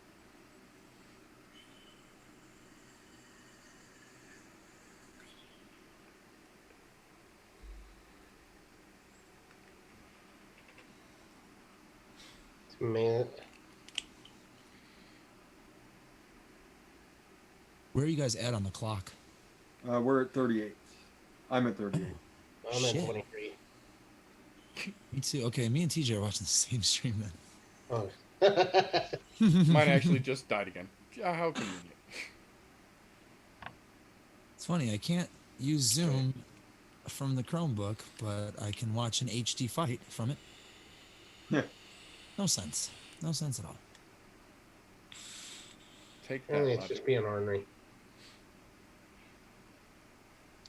This is it. Oof. Let's check between rounds. Check, make sure mine is going to work all right. Yeah. We're both like, good fight. Nope. Can't go wrong there when they're both on the same page. All right, we're good to go. We're going to do a seamless transition into that. Transition. I'm going to have to watch 2 pop-out chats at the same time. Son of a biscuit.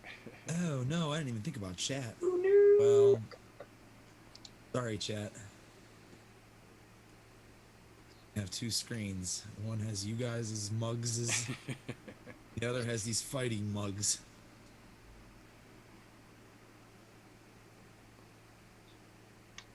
He's got a couple bumps on him, but he don't look terrible. No, you don't. He lost that round. Yeah, Ricky definitely took that round from him, but he doesn't look bad for it. No. Oh man, I'm drinking that hard shit today. Woo. He's on it. Colas? Meanwhile, Ricky looks fucking good over in his corner, man. I don't know. I think he might have got 7 a.m. He definitely got better at that exchange. A lot more than I thought he did in that first round. Wow, and then they show the numbers. 23-7 significant strikes in favor of Ricky. So far ahead of you. Fuck. I'm slaughtering you. Oh.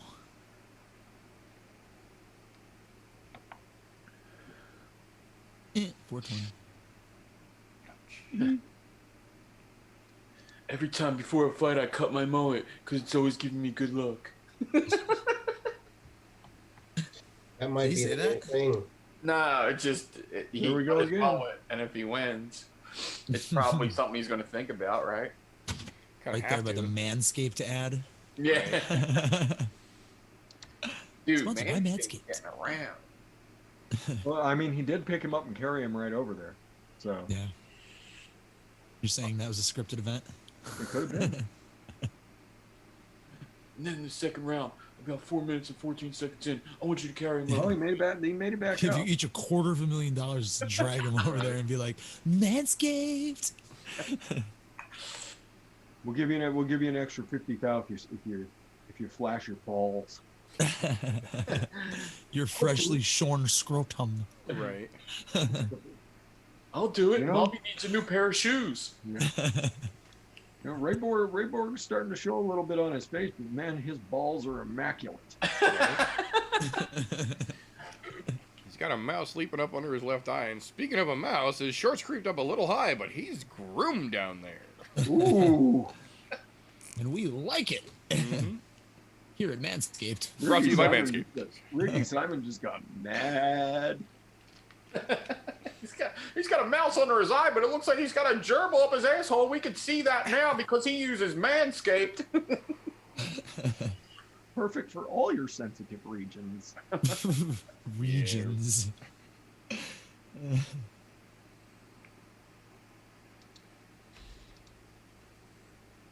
Ricky's doing a lot of good level change work. He keeps piecing them up in the Yes. body and going up top, and then going back and forth.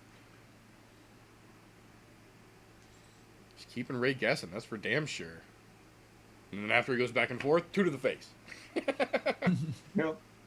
He mixed it up real nice. He caught that back elbow, Yeah, he did. He caught every bit of it. so that'll open your eyes a little bit. I'm a little intrigued that Ray is standing there with his guard just taking shots, though. Like, he's getting some of them shots through the fucking guard. And all it takes is one good one to get through and land. He's kind of doing that thing where he's nodding his head like how Max Holloway did to Volkanovski. Like, oh, you're doing good. You're like, no shit, I'm doing good. I'm fucking winning. Right? Oh, man.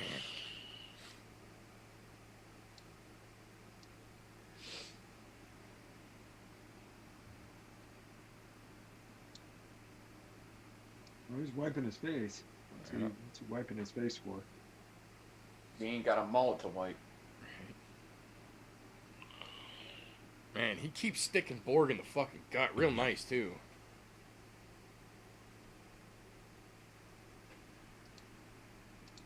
Nice try, Rayborg. Nice try. And we're having issues. I'll be right back. Okay. Okay. Okay. Okay. Okay. Okay. Yeah, he's having trouble keeping Borg down. So at least he got that going. He keeps putting him there, though, and that adds Yeah. up. Does add up. And he's leading in strikes. So Yeah. I There mean, is this point- absolutely something to be said for the fact that Borg keeps getting out and keeps getting back to his feet. But there's also something to be said about the number of times that Ricky has put him on the ground so far. Like, especially considering he has literally picked him off the fucking ground and put him down like 3 times so far. But I mean, Ricky's to not turn that afraid. around, I mean, there's always an off chance that Ray Borg is going to do the exact same thing Right, to Ricky right. Simon if he gets a chance. Absolutely. Absolutely. Ooh. It's one of the reasons this was such a good fucking fight, man. That's one of the reasons I was excited to see this fight as soon as they announced it. Ooh. These two dudes are so fucking crazy similar in Getting style. violent. Jesus. Now it's getting crazy. Yeah. Fucking Oh, I love- lunatics, man. Fucking Bell. I love these fights. The featherweight and the bantamweight fights. Yeah, dude. fucking The love little 'em. guys go crazy. And both these guys are fighting incredibly intelligently. Fuck yeah. Nobody's getting sloppy. Nobody's getting crazy. You can tell they're both sticking to a game plan. They're both fucking doing what they're supposed to be. Yep. Love it. I love it, man. I love seeing when a dude gets in there and it's two dudes at their fucking best. They were giving it fucking everything and fighting intelligently. It's like it's a enjoyable fight because it's not a slobber knocker. Yeah. Like, as much fun as slobber knockers are, I think these are that much better because you can actually tell the thought process in the moment to intelligently decide how to fucking maneuver and how to go about the fucking terrain of the battle. Yeah. I'm interested to see how this round goes. Because Ricky Simon has been throwing a lot of shots. Yeah, I think it's going to be real close going in here. And Ray Borg and Borg made a really, really nice comeback right at the end of that. So That body shot. Ouch. ooh. That's Yeah, you see those shots he's landing. That would have been like. I mean, that was a straight liver shot that Borg threw. Just a straight to the liver. Ugh. Ooh. Fucking Oof, nuts, now it's, man. yeah. See, I'm curious. I'm curious what the game plan was here. Fast and crazy like this. They've sniffed each other out. Yeah, because at this point, they basically have each other's sense of timing down for the most part. Yep. And now it's round 3, think so it's make or break. Borg might actually have him a little bit because Borg's moving a lot cleaner right now. Yeah, I A lot agree. cleaner. Yep, I agree. He's been getting the better of the last couple exchanges, I feel like, man. Ricky's getting him good, but it feels like Ray's starting to make a comeback here. Oh yeah. Oh, shit, we got the Mandalorian. Oh, shit. You're live, Mandalorian. What's up, boys? I know. Live on somebody's channel. That's right. We're on I'm No Joe for now, but we're about to be on Dualcast on the I'm No Joe YouTube channel and the Golf T Vapes channel here in just a few minutes. Yep. My first time on I'm No Joe. Oh, shit. Like if this was someone's, this would be a great fight if like someone knew nothing about MMA. This would be a Right? great Just fight. for him just to watch these two go ape shit. Yep. Yeah. Like this is what MMA can be. Like they could possibly knock each other out. They're probably not going to. Oh. They're just exchanging strikes and There's every bit possibility that just about Bouncing. anything could happen in this match. thanks for showing your butthole up close to the camera, maybe. Kitty butt. Exclusively on the I'm No Joe channel. Woo, woo. You ain't getting that over on the Golf T channel. Hey, you will in a minute. May stick around. Right? She seems pretty content for the moment. Adam's here, she knows. There she goes. We are ready to go. So I'm gonna start fading into my channel, you guys. So You're good. Anyone in the I'm No Joe Throw who out, hears homie. this, we apologize in advance for the confusing crossover that's about to happen. yeah, don't worry. I'm not playing music to start the show. It's gonna be after the fights are over. Oh, nicely No. done. Nicely done. Man, fucking clean shots here. Holy shit. Actually, there's 2 minutes left of this fight. I'll wait till this fight's over, and then we'll go live. Just back and forth, back and forth. Dude, yeah, fucking clean both ways, man. Ain't nobody fucking around here. My fucking stream just dropped. God damn it. Where are you going, baby? Where are you going?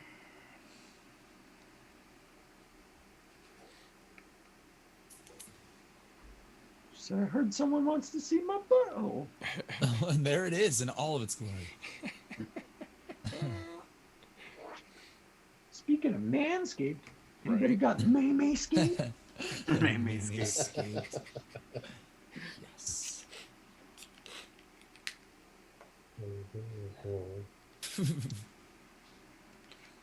Come on, stream They're people. back on their feet.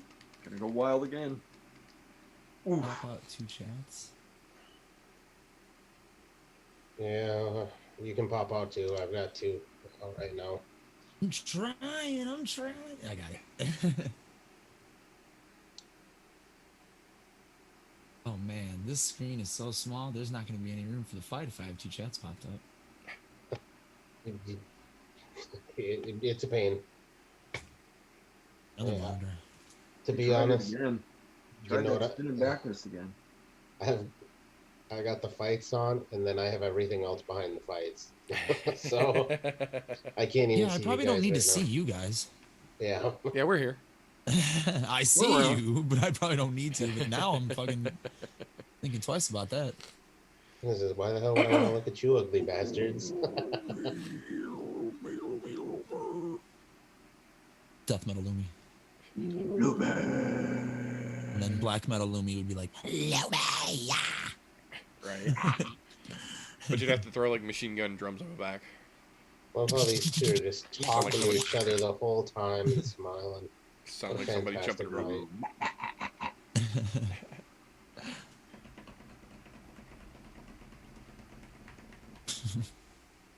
Oof.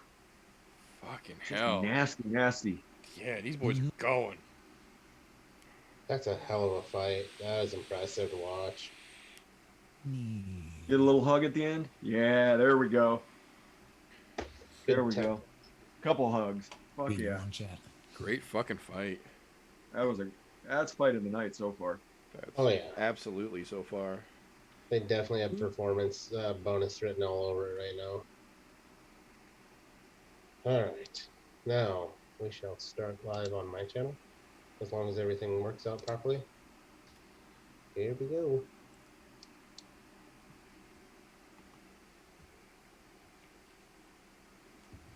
Alright. We're live on my channel. And we are live on the I'm No Joe channel. We are dual streaming tonight. Dual streaming, bitches. So, for those of you that are in my chat here, I'm going to pull that up briefly. And I say briefly because for a little while, I'm probably not going to be paying too much attention to chats right now because we are watching the fights live. I told you guys last week we're going to be dual streaming these. There's another fight that just ended now. We'll start talking about the next one as it does pop up here. But for the time being, since we're live on my channel now, I do want to say hello to the people I see out here because I do see a couple people out here. I see Jerry, James Posey. Ooh, I like that. The Mandalorian has changed his name in chat. Yes. Pups out there. Hobag, Gary, Kenny B, Paulzilla. What's happening, y'all? V-Dog's here now. So what we're doing right now, this instant, we are watching the UFC Fight Night on ESPN Plus. You guys want to watch along with us? Feel free. That's what we're going to be doing for the first portion of the show here is talking, fighting, kicky, punchy things and talking about what's actually going on here. So if you're out there and not actually watching the fights, you're probably going to get a little lost. Don't worry, we will get into shenaniganry later, which is perfectly all right. And not to mention, you guys are going to get a mid-show. Ooh, split decision. Split decision for Ricky, yeah.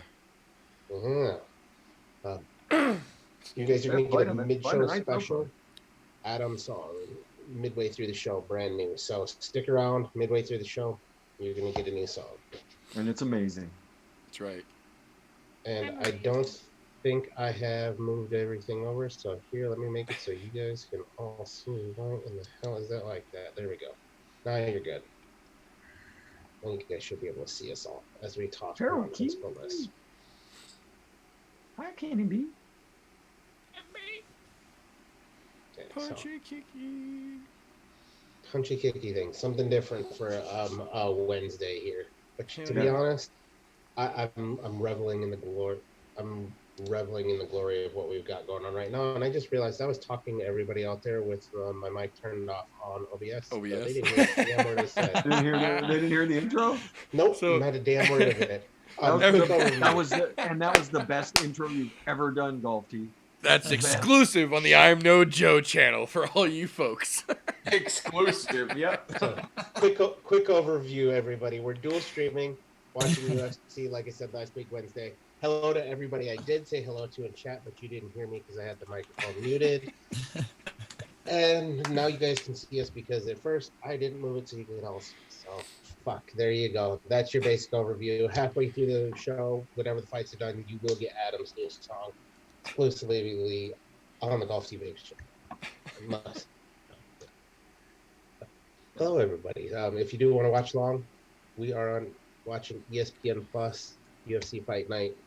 Kicky punchy things for the first half, and then shenaniganry for the second. That's We right. will be looking at chat though, so feel free to comment away. Ricky Simon and Ray Borg will just leave everything in the ring. Yeah, they just beat the Great shit fight. out of each other for a great 3-round battle. Great fight. And we've got another good one coming up with Drew Yeah, we do. Dober here. Hell yeah. Hello to be everyone on the honest, Golf T channels. I won't see that chat until my show is live because I have too much fucking running over here to open another chat right now. So hi to everyone in the Golf T chat. I will see you all when the fights are over. What's up, Boca? And Rollinson, man. Oh, friction. Friction. Friction. Friction. Alex the Great Hernandez. Let's see if he can turn things around a little bit. To be honest, I don't want him to. I really am not a fan of Alex.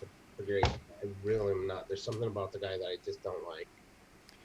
I think Drew's got his number. I think he's been exposed, and they know that if you wrestle with him, he can keep it where he wants it. But if you start striking with him and don't let him wrestle, he's in trouble quick.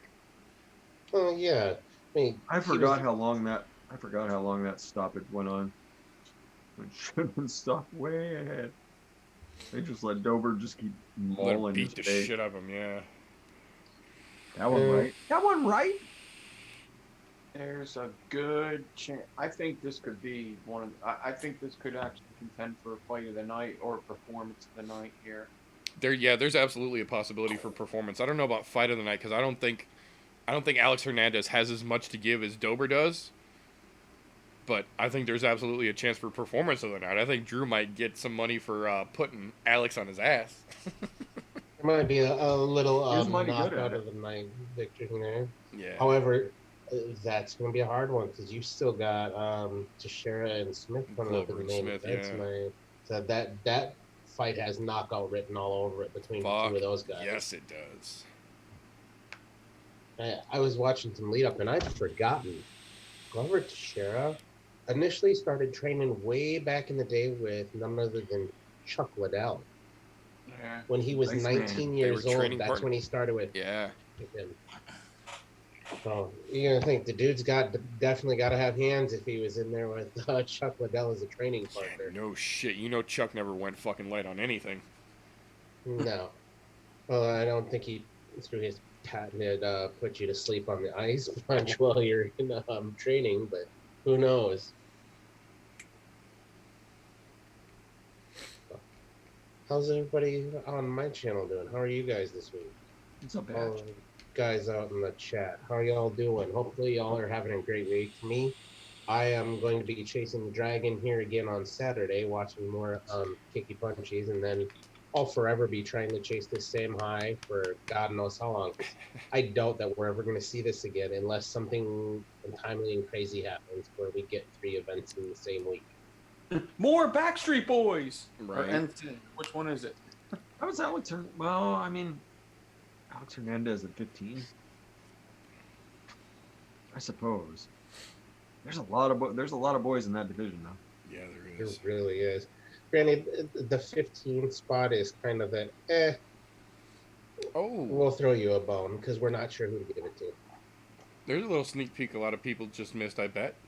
That dapper gentleman walking in to the right of Anthony Smith in that little clip was none other than the professor himself, Mr. James Krause. What? Yep. So Anthony's been working on his jiu-jitsu in his downtime, apparently, to have Krause in his corner. There's some interesting things. What's up, Socorro? Hey! Interesting. Dollar Tree, what? What? On the tree.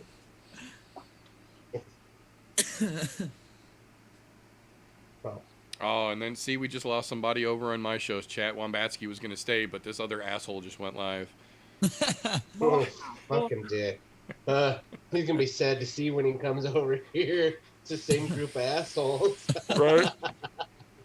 Like, wait, what? I thought I clicked on a different stream. Hold on a sec. Talk about leaving off the toilet into the porta potty. No shit. I mean, can't he hear what we're saying over here? So he probably knows where he's going. Yeah. Maybe it was some other guy. It was Maybe it deep. wasn't us.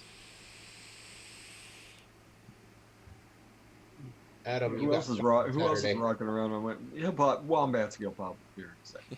Unless there's a DIY show. Wombatsky does love DIY. True. Hey, ain't nothing wrong with that. Which, to be honest, that's really something I need to start doing. Richard, no, we're not talking fighting all night. I think that's a good choice, Wombatsky. Why am I not Or- surprised? Fucking Dollar Tree. No, Friction, you got about 3 more fights, so probably another hour. Stupid. I don't. The way these fights are going, I don't know. That's what I was Yeah, gonna this say. is I don't true. know. They could finish sooner.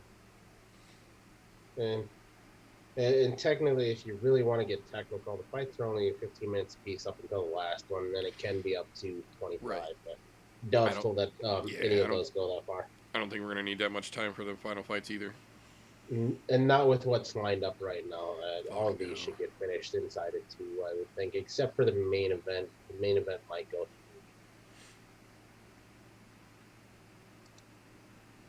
You know, if you're feeling a little out of place, Friction, we can always talk something else while we're in between rounds and fighting here. That's perfectly all right. Yeah, stupid fighting. I mean, you know. I mean, it's only bigger than vaping, but that's okay. Just a smidgen. Yeah. Then again, what do we know? Yeah, I guess these guys are about the same age, huh? Yeah, I'm Nick Divine. Your coils are fine. Woo! They're so fine they blow my mind. Hey, Nikki. Hey, Nikki. Hey, Nikki, your coils are fine. Your coils are fine. They blow my mind. Hey, Nikki. Better than that goddamn Nickelodeon song. Jeez. Christ. Nicholas Divine. I don't know. I kind of make it cool. Yeah. I still like the Hey, Nikki, though. Alex Hernandez, you don't look all that confident about what That's you're what I was- about what you're walking into. Dude, yeah, he don't look too cocky right now. Yeah, normally he's got a little more swagger to him. He looks nervous. And my fucking stream just died again. Come Maybe on. he's been watching On No Joe. Who knows? Hopefully. We learned a thing or two. Where we all picked Drew Dober over him. You're right. Besides me, apparently. Well, that's because you like to be the heel for stupid shit, so we let you do Yeah. that. Listen, Like, I'd like to play the heel, but for things that have a legitimate chance. you know, Nope, Wombatsky wound up over here. I I'm might sorry, be- man. say right now, but Mike Perry's kind of getting on my nerves. You shut your mouth right now. You're lying. I'm not lying. One of his redeeming qualities was fucking Danielle Diamond, and I'm pretty pissed off at that. See, and then here's where I'm going to play the heel right there. I'm actually growing a little more fond of Aluminum Mike Perry. I don't like him. I'm just growing a little more fond of him since he started releasing videos laughing about how ridiculous Danielle is right now and about how he's happy despite other people being miserable trying to bring him down into their misery. There's a I heel haven't for every watched situation. any of them videos because I'm so torn. I'm so torn. Like a Natalie Imbruglia video. You know what it is? He might have to win another fight with the fucking mohawk and act like a rooster, and I'll be right back on board. Yeah, And I I can didn't see even that. recognize Bruce Buffer without his jacket. Right with a normal suit on? It's fucking weird, isn't it? It is a little strange. Maybe, you know what? Maybe he only does the craziness for the Well, I mean, Saturdays. You know, Either that or maybe. they saw what he wore Saturday and they were like, Bruce, there's no one in the audience. Calm the fuck down. oh, I know what happened. He didn't get it back He's- from cleaning, and he's out. He's out of curtains in his room. That Got He's it. such a he's such a showman though. He's gotta have shit like that. I'm guessing something got spilt on it by the fucking dry cleaners. That's To what I'm be betting. fair- Yeah, and there wasn't any more curtains. To be fair, we don't know what Yep. the inside of it is. Because he's got it all Ooh. buttoned up. It could be one of those where he's got like velour on the inside of that bitch, just so that later on when he pops that one button, you'd be like, oh, fancy.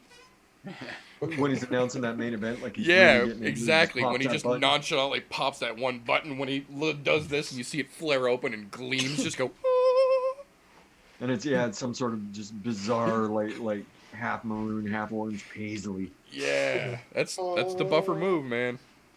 Because look, he's buttoned up slick as shit now. Obviously, you're Oh, still here we go. behind. Here we go. This should be theoretically a fun fight. Already kind of fun. 10 seconds in. It is. Fucking- They're I like they're it. looking good. I like where this is headed. 20 seconds into the first round. Oh shit! Ooh, that was a brutal leg kick. Shit's getting real quick. He's a kicker. He's a kicker. Careful around the kicks. They're both looking sharp tonight. Yep. Nice and crisp, good movement around the ring. Feeling each other out a little bit. Both of Looks them like- landed some shots already though. Looks like Dober's trying to control the center of the octagon a little more than Alex is.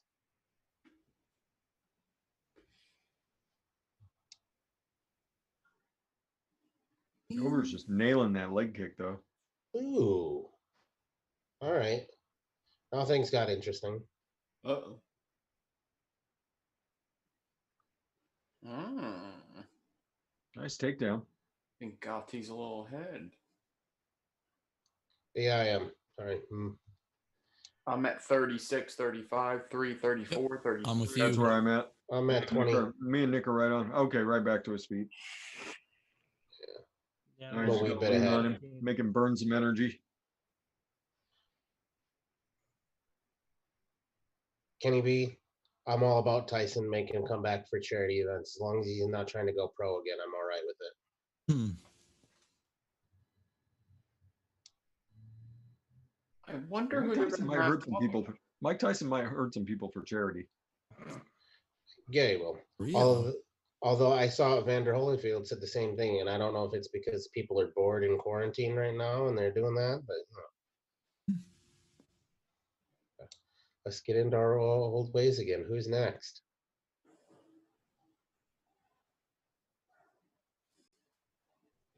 George Foreman. What's he grilling this He time? can't be had. Wait. Which George Foreman? Because isn't there like 13 of them? All his kids are named George. George, and George. And Georgina.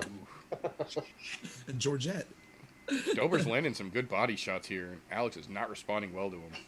No, he's really starting to get skittish, apparently. I think he's feeling the power. Yep, I think so too. I think he's realizing that, much like in the cowboy fight, he bit off more than he could fucking chew. Well, you gotta think the way that they threw him through the ranks so quick. I don't think he was so ready for that, especially yeah, once me he neither. met somebody who actually knew what the hell they were doing.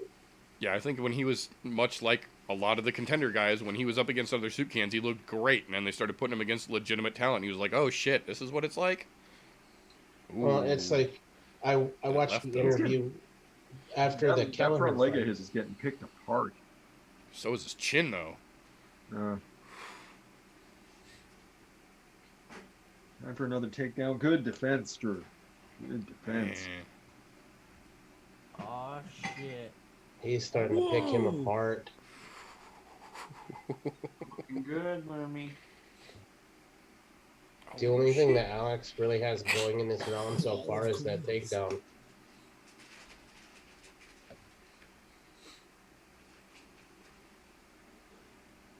The fact that Drew's able to stop takedowns on him in this later part of the round here says a lot too.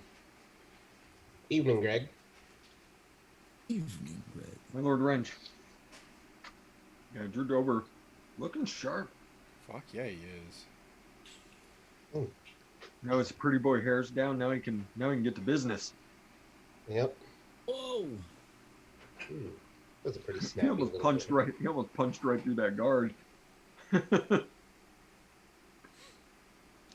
He'd just come in like this and then. Dober's jab is on point tonight. Fuck yeah, it's right on the money every time.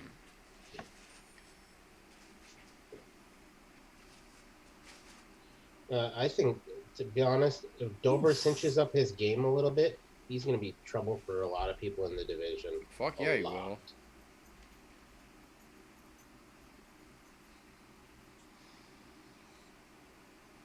Yeah, because he's another one of those problematic fighters. He's a fucking wrestler who can strike like a son of a bitch. Is that the end of the round and an eye poke or something? What was that? That's kind of what it looked like. Oh, no, that looks like he just got punched in the eye.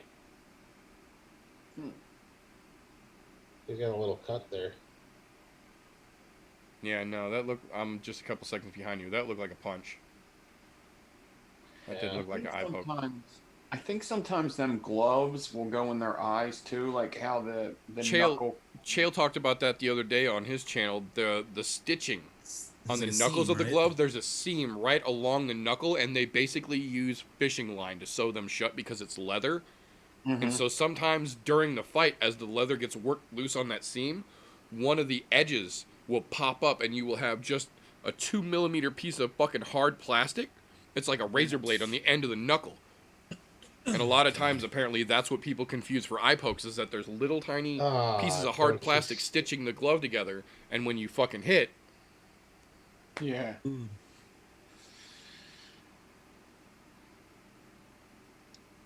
Showing Yeah, ahead for what we do in the shadow. Indeed. We are indeed, Greg. That's right. Yes, Greg. We are watching people beat each other senseless. Ooh, his face getting a little. Old Alex's I'm face working is on getting a little resin swole stuff. up. that's what I was going to say. Alex's face is getting a little puffy here. Oh, looks like Dober just got an eye poke. Oh yeah, that was an open. Oh, they Hey both. now. Don't do that, buddy. Looks like they're trading eye pokes there. Yeah. Yeah, right. That's why DC won't spar with DC.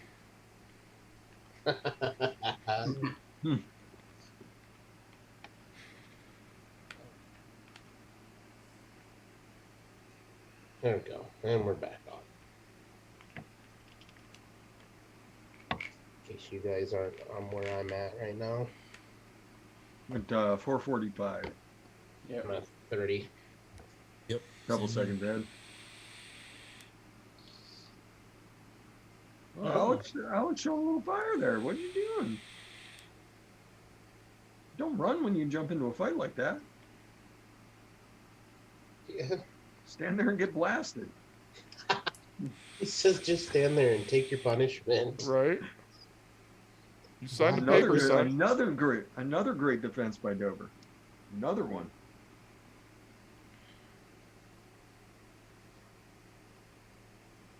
Yeah, you better get out of that corner, Alex the Great.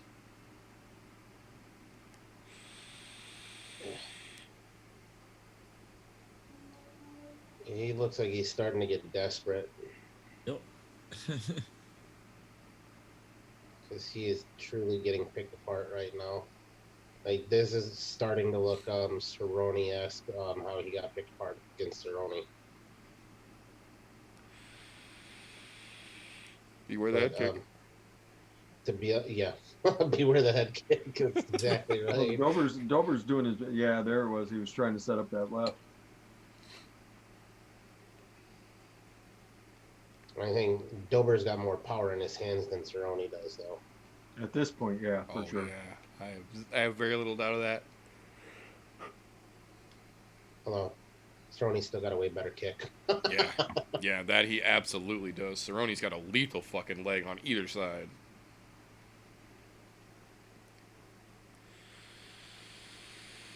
Just measuring him. Just measuring him up. Sized him up, Jesus. Keep He's running, just dude. he's slipping everything.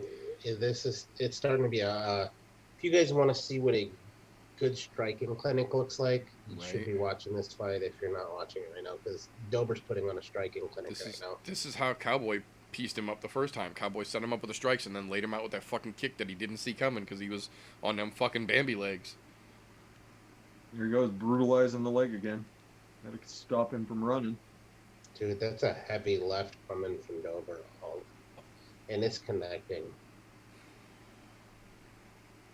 Oof. It's that counter left 2 times in a row. Just popping him. Yes, Greg, we are indeed entertained. Not entertained. Very much so. Ooh. Fucking hell. Oh, he's got him on the ropes. Oh, that was a good one. Ugh. Ooh, that ref was running in there like Yep.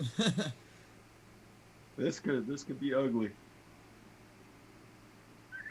Oh, that was a Just good. saved himself. Yeah, that was actually Ooh. smart thinking. Yeah, I think Dober overcommitted there, and that's what caused this being on your back. Dober needs to figure out how to get up quick, fast, and in a hurry right now. Put it back on the feet. He gave him a really good elbow. He's giving him. Yep, there you go. Work it, work it. No. There you go. Yep, there you go. Working it. Good, man. Took a shot getting out. That's all right. Wasn't a very good one. He's just tagging off on him anytime he wants. Jeez. Yeah, this is Oh, Fuck. there we go. ugh. Oh my god. Another Just kick. rocking his face.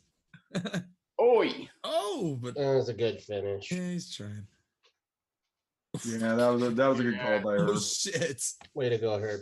That was a good Wow. stoppage. That was a good call. I 100% agree with that. You He's saved just him a lot of rocking him in the damage. fucking head. It doesn't even look like He Hernandez. wasn't even trying to trying to defend himself anymore. No. Good morning, Toby. Alex the Great just gave up.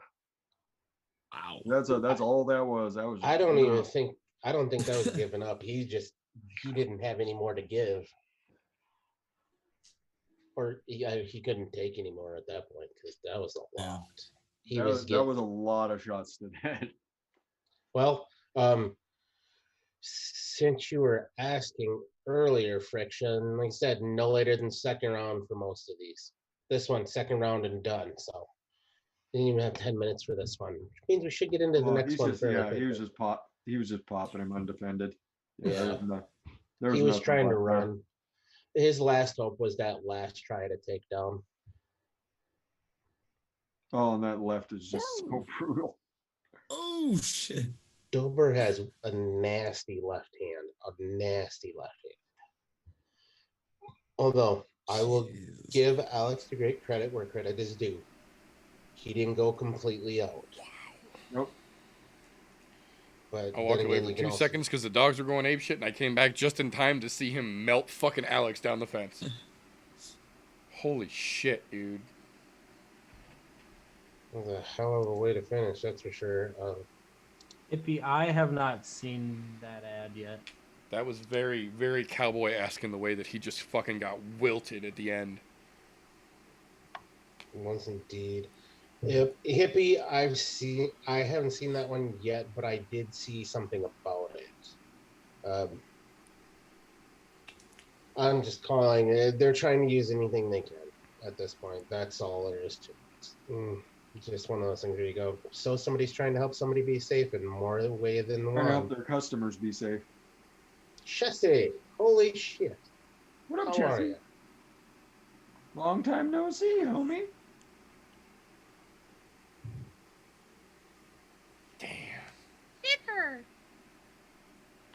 Yeah, Hernandez I need just got batteries for that. fucking melted, man. Just got melted. It's good to see you, Jesse. I'm glad you're still up and kicking. Haven't fallen through any roofs lately, have you? Ooh, yeah, we don't want you falling through roofs, man. He has a boat now. He does fishing stuff. Oh, Jesus. Some people like holes in the water to throw money into. That's exactly what that is. I thought he had a hole in his roof that he was supposed to throw money at.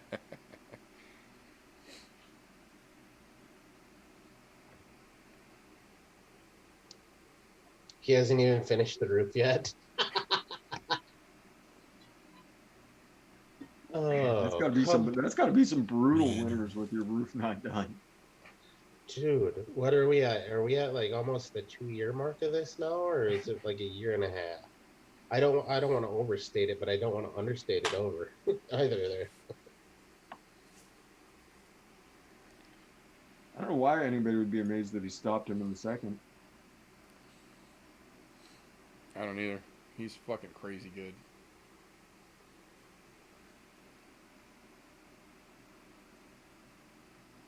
I'm loving the UFC's new thing, showing what people are reacting to the fights. The as live they're tweets in the happening. corner. Yeah, I love Yeah. it, man. I love it. It doesn't completely take away from the fact that there's no one in the audience, that there's no fucking ambient noise that you're used to hearing, but it helps a little bit. It gives you something to focus on so it doesn't make it as obvious that the crowd isn't there anymore. All right, Jesse, once all this is over, you need to just send me your address. I hate heights, but I will climb up on your roof and fix the goddamn thing if it's been 2.5 years. You just make sure you have the stuff that needs to be done, and I will come do it. If I have to take a weekend drive, fuck it. Once we're out of Backstreet Boys reunion tour and quarantine here, I will come do it for you. I would like you to have a nice, healthy roof that doesn't leak or cause problems during the winter, you know. I don't know, Paul Felder. You look like you got another fight or two left in you, man. I would He say at really least one does. good more. Yeah, one more good one, I think. To be honest, I still think he can make another run at it. I do. I mean, it was one minor setback of an amazing fight, period. Yeah, it looks like he got him with those leg kicks a little bit. He's not walking quite as spry as he did on his way in. Jerry, welcome back. Now, Jesse, look, saying you won't fix the roof because the weather hasn't been good enough yet is kind of a weird statement to make. Because you're not going to want to fix it when it's sunny because it's not leaking. But then you're going to be pissed when it's raining because it's still leaking and you can't get up there and fix it because the weather's not done. You got to do it. And just when the time is there, even if you're a little cold, it's okay to be cold on top of the roof. You just work harder. You get a little warmth in you. You'll Work be faster, good. that's right. That's right. Lift something heavier. Swing the hammer a little more. That's right. Time for two big dudes just to batter I the was shit just out of saying, each now other. we got two very interesting fights coming up. Two gigantic motherfuckers and then two slightly less, but still gigantic. Gigantic. Motherfuckers. Yeah. I'm glad you still have a roof over your head, albeit incomplete. You still have a roof, so that's 8 plus. versus 9. That's a good fight. Yeah. I think Walt Harris is about to go on a major tear through that division. I really do. I think he's got all of the motivation in the world right now, and that's a scary, scary situation because of the way he got his motivation. Yeah, Walt Harris was a dangerous dude to begin with, but now he's got unimaginably strong motivation to just tear through everybody. And God knows that he's got to want to get some of that out somehow. God knows he can't do it. The gym ain't gonna be it. In the gym ain't gonna do it. Yeah, because you can't unleash on your fucking sparring partners. Ain't nobody ever gonna fucking spar with you again. You go full force, let that fucking demon out of you in the gym. That's right. That's it. And it's just not the same hitting a bag as it is a person. Walt won 5 of his last 8. I didn't realize he won 5 of the last 8. I thought he was like 4-4. Okay, to be honest now, this UFC animated thing, you think they could have afforded better animators? Yes. You would That think so. animation is awful. Yeah, that is no Diaz. When the hell have you seen Diaz have his hair cut like that?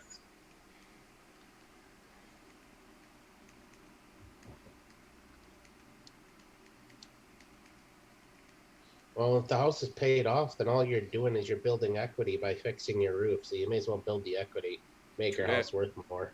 True Not to that. mention, if you ever decide to sell it, at that point, they're gonna have something written in the contract that says it needs to be fixed before you sell it anyway. So may as well get it out of the True way enough. now. True enough. Oh, what's that saying? Oh, why put off today what you can do tomorrow, right?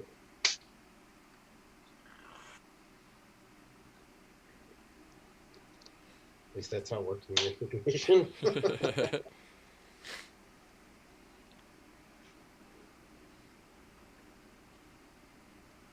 Oh, that beautiful bean footage. Right.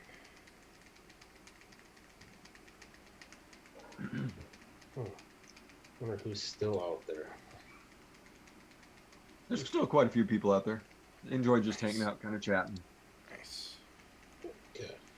I'm sure As we'll long be as way more everybody's- talkative after these next 2 fights are over. Oh yeah, because then we'll be talking about normal things, Right. shenanigans. Shenaniganizing and new Adam songs. Yep, that as soon as these fights are over, that's the first thing you guys are getting is the new Adam song. It's ready, but because we are Hell in the middle yeah. of dual streaming, we will get that new one there. That's right. Exactly, Greg. Something like that. Although every time I think of sauce for a goose, it's usually because I'm hungry.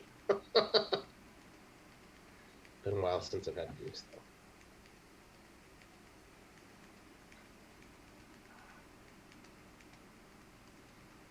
And you know, Jesse, this is where you're gonna run into problems because you bought the new boat.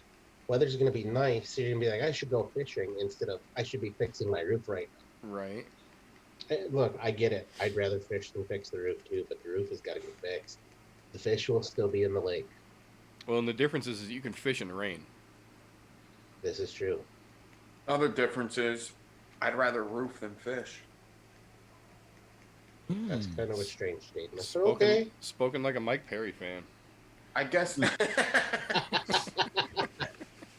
guess it depends how much beer is at each part. Because if you got a lot of beer, I'll fish. If you're not bringing beer, are you even fishing? I mean, Oh, we're getting OSP versus Ben Rothwell right now. Yeah, it's OSP versus Ben Rothwell and is the co-main. Okay.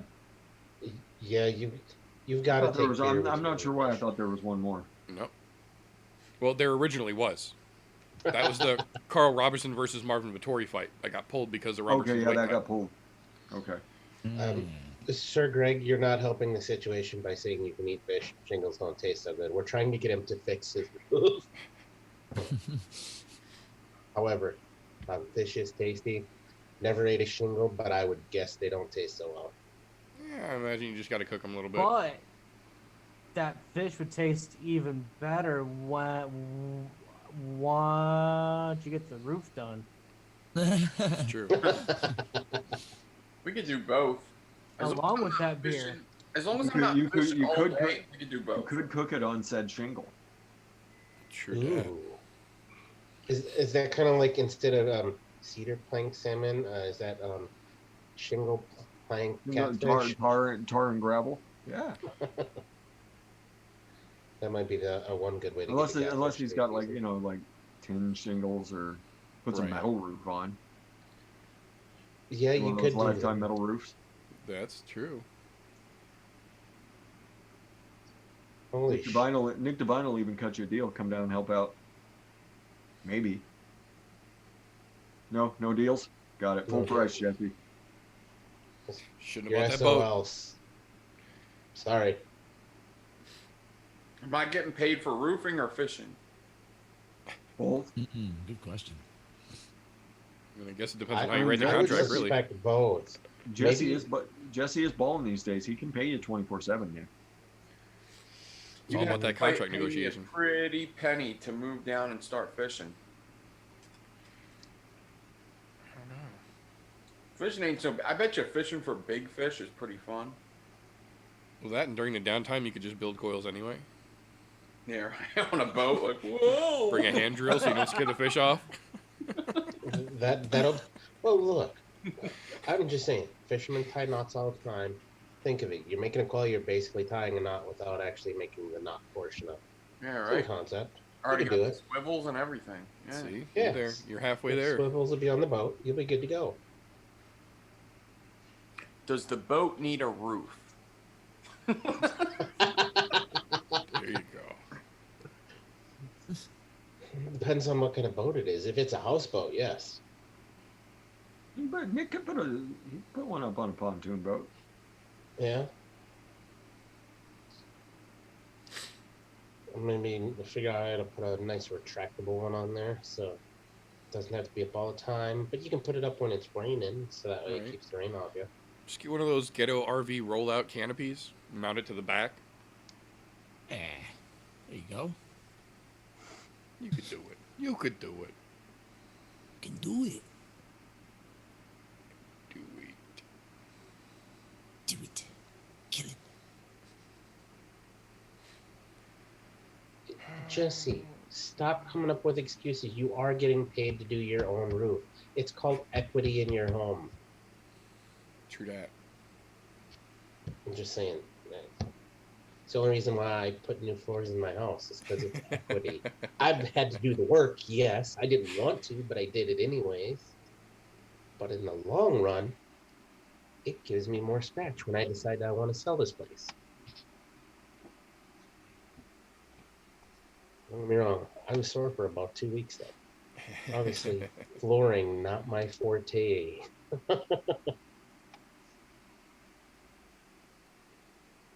Honestly, hell, any sort of manual labor, this whole working behind a desk for so damn long has caught up with me.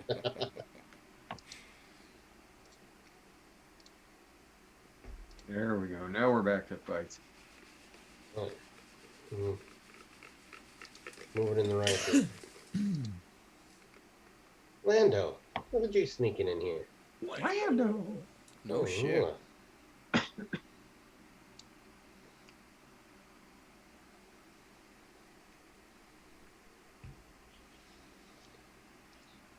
Fair enough. Yes. Exactly. 40, 50, 60, and so on.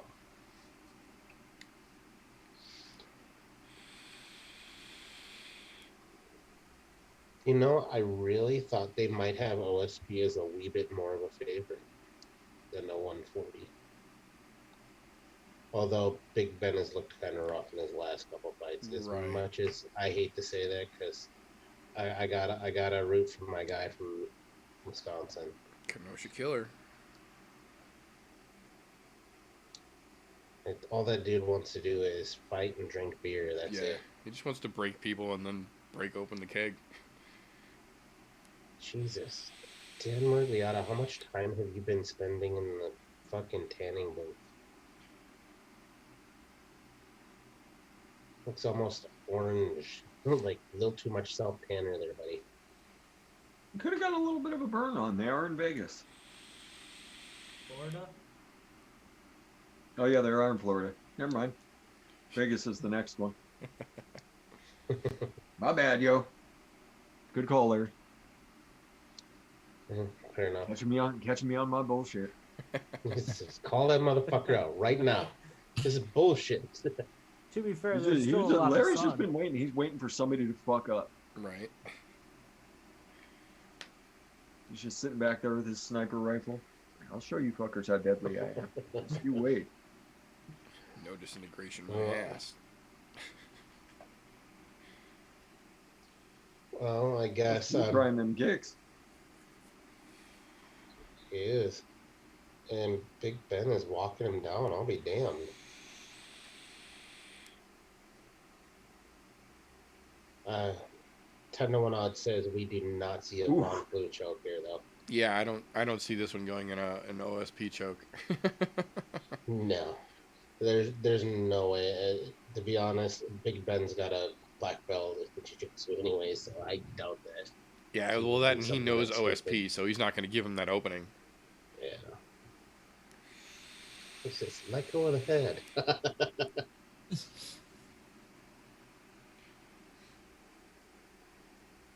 um, Is OSP throwing an actual punch here, or is he just kicking?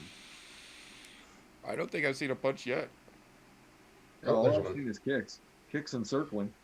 He's done some like tap work, but no actual like thrown punches. I don't think. I think he's. Oh no, I take that back. He just threw one. Okay. Yep, there we go. Yeah, I think he's looking for an opening because it looks like he's wanting to counter and just using the kicks to keep Ben at range. Ben Rothwell with that. Not a bad half-ass idea. kick. You don't want that big motherfucker steamrolling you. Oh yeah, that dude's he's got power in his hands. For days, man. And he moves like such an oaf though, and he always has. Yeah. It's amazing he's made it as far as he has. It's because he's got a It's- granite chin and a mailbox for a fucking right hand. Yeah. Old Ben ain't no Yeah. easy fucking target either, man. He could take a fucking punch. No. And what's surprising is for as big of a guy as he is, he manages to slip a lot of punches, which is crazy. Yeah, he moves well for sure. Fuck yeah. For a dude who cuts weight to make 265, he's pretty goddamn agile.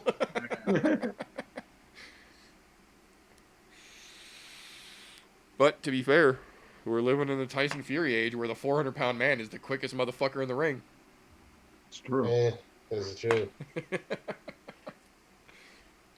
Ooh, he just got a leg Oh, kick checked, and that did not look like OSP like that at all.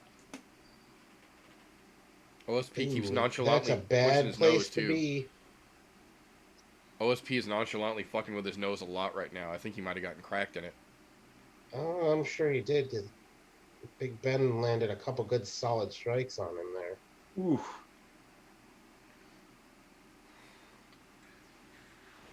Ooh, things are OSP looking a little rough. Man, OSP Yeah, he can worked handle his his way shot out pretty of it. good, but how many of them, man?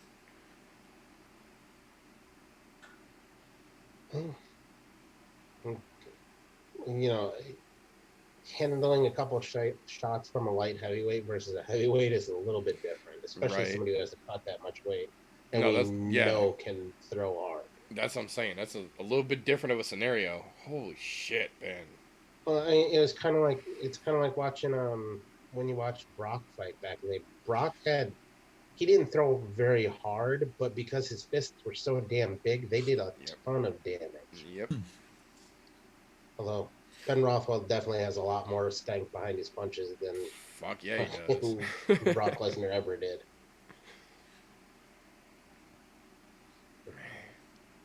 I mean, when you're getting hit by a mailbox anyways, it doesn't Right. matter how Yeah. fast it's coming. Yeah, no shit. If it connects, it's fucking trouble.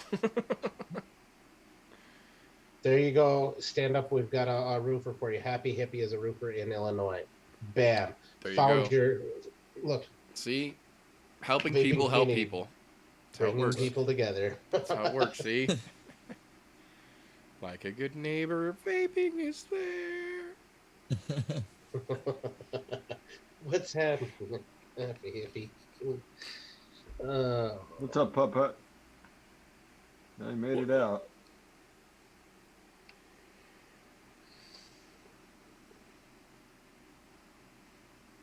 I think they're just kind of content to let each other have the rest of this round. yeah. OSP is doing a little bit of heavy He's- breathing there, Yeah. which is not normal for him when he's at 205. I'm wondering if the extra weight on him is killing his cardio. Wearing him down, yeah. Because Ben's used to walking around like this, and he's not. Yeah, it's kind of a strange thing to see, the little bit of backwardsness there that I would have expected. Yeah. It's weird to see Ben Rothwell being the more aggressive fighter. Like at the end of the round. Not used to seeing Ben Rothwell chasing people. No, Definitely a little different. That's for And sure. you could see OSP was clearly trying to stay the fuck away from him. Yeah, he was. And kind of strange to see him actually trying to walk somebody down. That's for sure. Well, that and when they first went to the ground there just a minute before, like a minute and a half before the end of the round, it looked like Ben was just leaning on him for a second, but for just a split second as they panned the camera around, you could see that OSP had his wrist Yeah, locked, he was. and Ben was leaning on OSP's shoulder with the back of his arm to keep him from being able to peel back and try and Kimura that shit. OSP keeps looking for a head kick there. Too. I don't know, man. I don't know. I wonder what he's setting him up for with that head kick. Wait, earlier in the week, OSP said he was planning on submitting Rothwell with a submission specially for him. I was like, that's a funny thing to say about a guy who's a really good jiu-jitsu practitioner. Yeah, I was gonna say you can't just do that to Ben. Later, Jesse. It's good to see you, buddy. Later, Jesse. Take it easy, man. Get that roof fixed. Yeah. Like I said, Larry just sitting in the hills, just waiting for it, for that shot. Deadliest commenter in the galaxy. Fantastic. Just sniped him.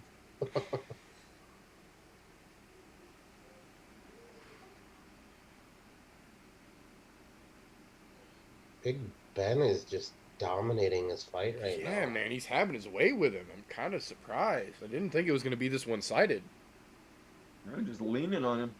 This That's a big bastard to have leaning India like that. Right? Especially when he knows how to use his weight and he can just deadfall on you like that. Not to mention, he's pretty fleet of foot for a big guy. Right? Well, and you got to think, he cut to hit 265, so he's probably in there at 310 right now, fully plumped back up nice and healthy. Oh, yeah. Wonder how he liked the UFC's nutritionist. Right.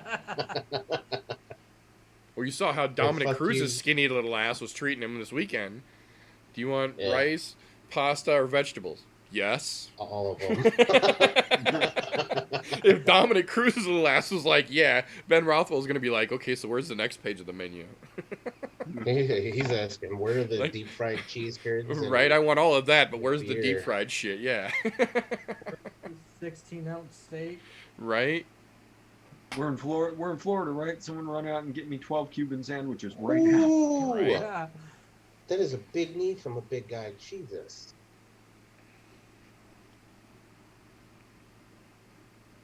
Now, OSP is running. This is crazy. This does not look like OSP at all. No, I think this was not a good move for him. If you want to come to heavyweight, you need lots more training, son. This is not looking good for you, man. Holy Jesus. You guys will see that in about 10 seconds. Jeez. Yeah, you're like, what, 140? Yeah.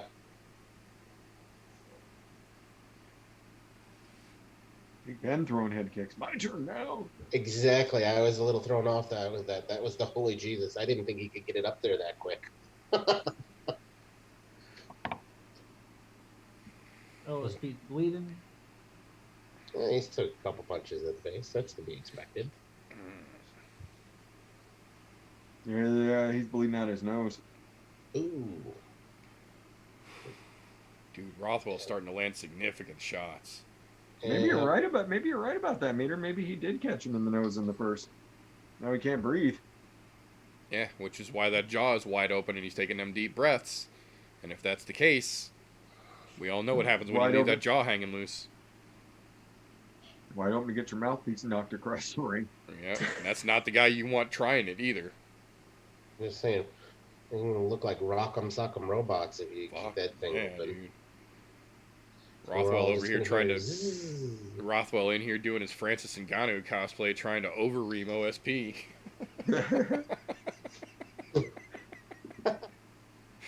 Fuck. Fucking hell, dude. Oof. What the hell?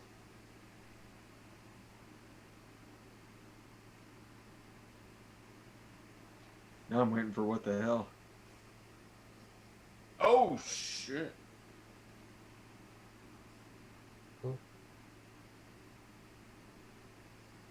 I tried.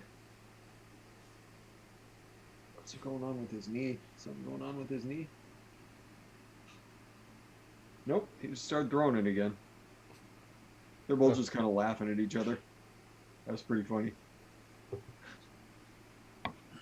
Both got each other in the clinch and just kind of laughing. Somebody go get that man some cheese curds, man. And some beer. Oh, shit. Peach cobbler came out good, sir. Nice. Very nice. Oh, that's what he's going to be asking for after the match. Where's my lining kugels? Right. Yep. Hells yeah. Nice Getting to summer be shandy summer as it's shandy starting time. to warm up. Yeah, baby. It A is. grapefruit it is shandy and almost summer shandy is season. almost time.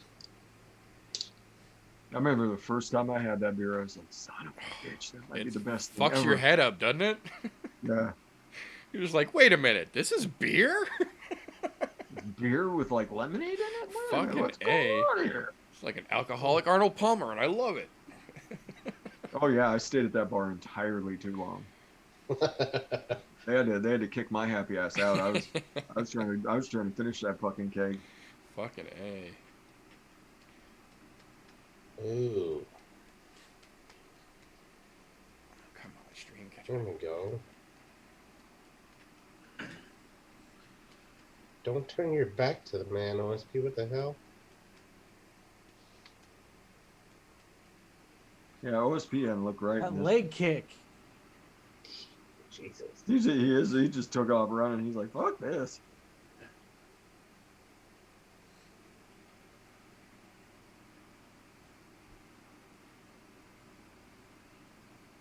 Man, Back to the clinch, throwing them knees. that's a big boy to be throwing knees that hard.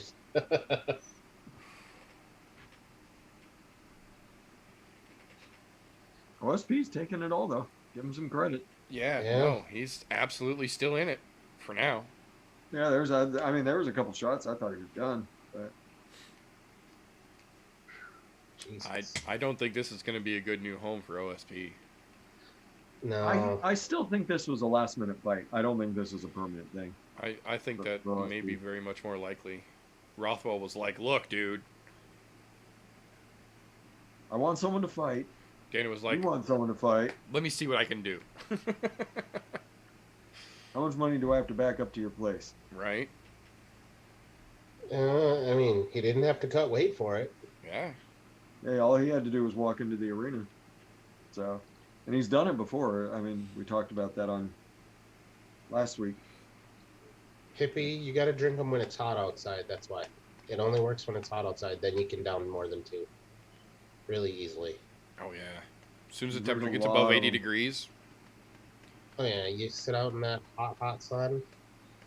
Easy sixer. Sipping away at them shandies. Yep. Yeah.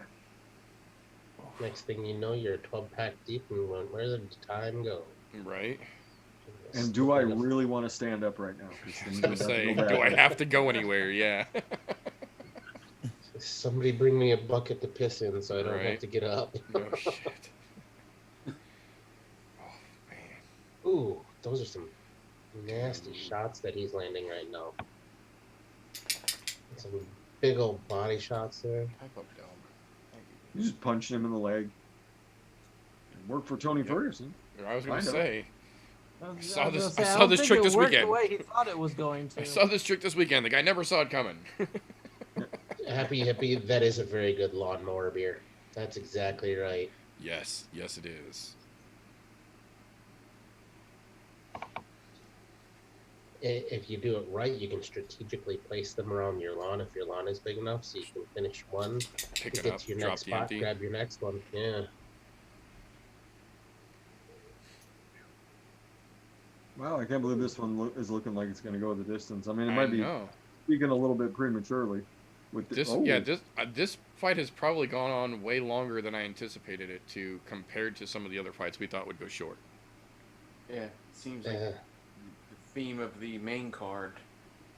Yeah, it really has. Fights that should have went quick. And the only thing I want to know is at the end of this fight, please, St. Prue, tell us what this special submission you were looking for was. Right? Yeah. Uh-oh. Oh, that's not looking good. Don't fucking let him do that. Jesus.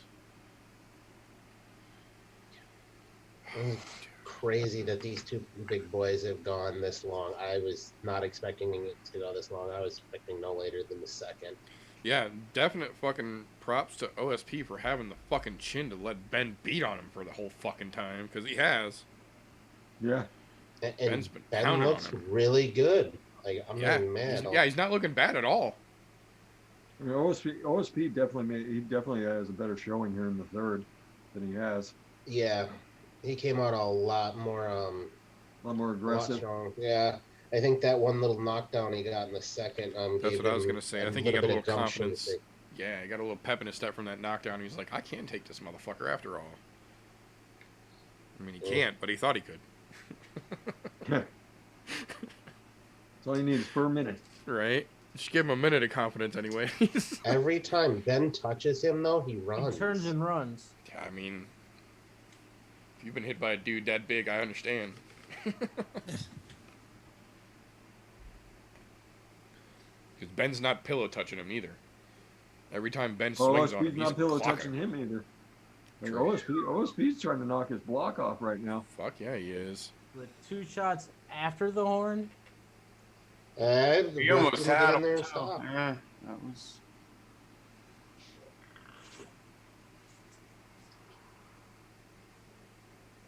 Big Ben is tired. Ooh. So is OSP. Yeah, those two boys are exhausted. Look, they're sitting in chairs. Yeah, everybody, we just watched two near three. Well, one dude's well over 300. The other dude's probably skating mighty close. Yeah. Beat the piss out of each other for 15 minutes. So. Holy shit, Big Ben, dude. Man, that motherfucker is a tank. It doesn't stop. Indeed. I love that they pan into OSP and he's just like, what the fuck did I sign up to do that for? Ben Rothwell's like, where's my cheese curds? Yeah. Like, Fight's over, right? Someone cracked me my lining kugels. Right? I'm ready for my prizes. That's right, Adam. Linies. Hi, baby. Look out, pretty girl. Gumball head? I have never heard of that. Oh, that's Good. a Three That's Floyds beer. good That is shit. probably Three Floyds. one of my top 5 favorite beers of all time. I'll go look into that one then.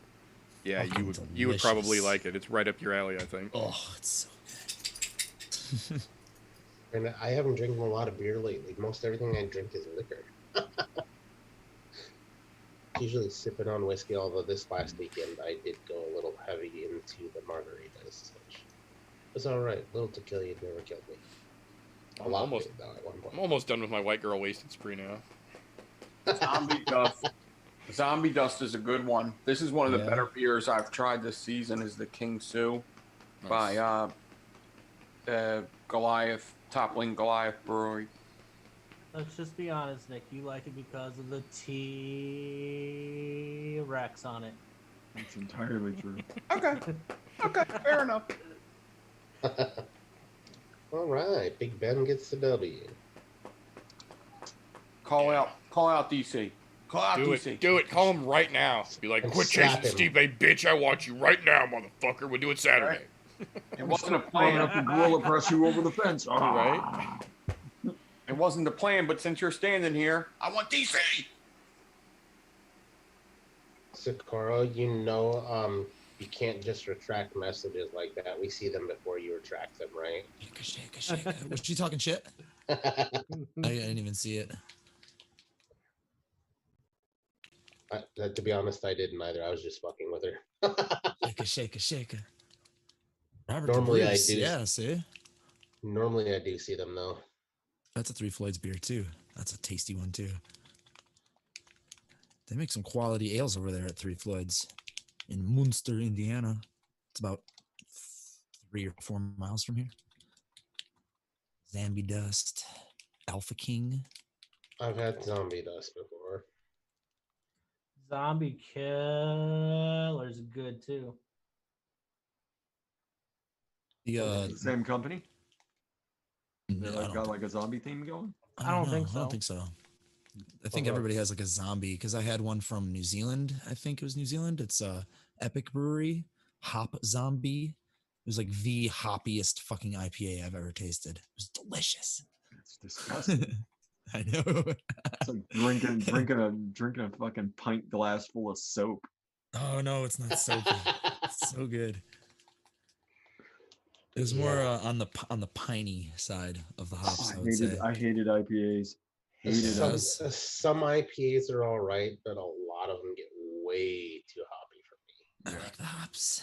Yeah, living up in the Pacific Northwest, like everybody thought they had to put more hops in. It's like fuck, like quadruple hopped IPA. Like, why would you Zombie put 4 times the Killer hops in? Is by B Nanter.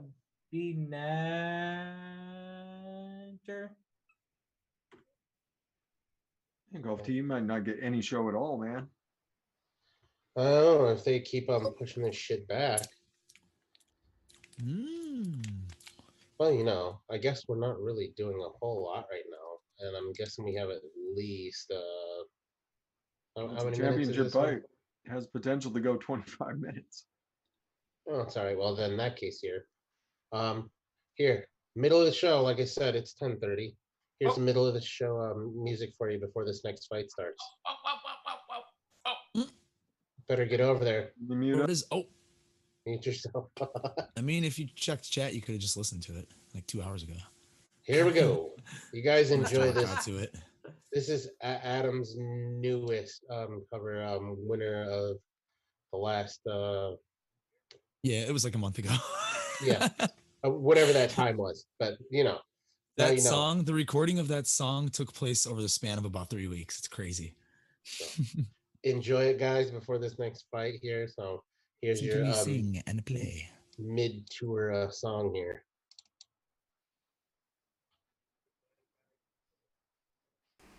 And for those of you over on my stream, we will play this song that they are hearing over on the other show right now as an intro song next week, tomorrow night, on the I'm No Joe episode tomorrow night. And they can't hear me because they've got this running through TJ's show. This is just for you guys on the I'm No Joe channel.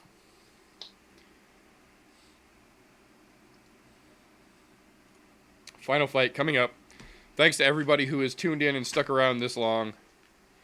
I know this is a crazy long stream, but I think it kind of worked, and I think we can dial it in and get it a little bit better going forward, because I think this was a lot of fun, and I think with a little more coordination, we can make this a little better than it already was, and I think we can have a lot of fun with these. We'll see.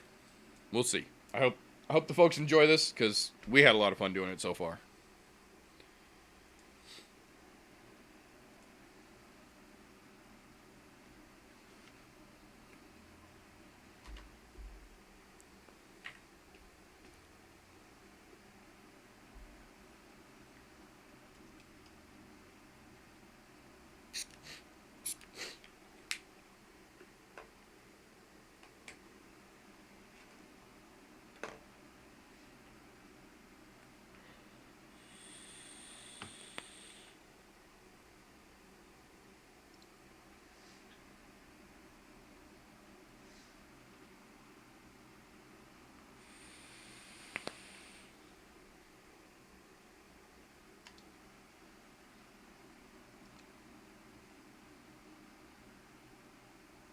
All right. Well, Tajira's getting ready to make the walk.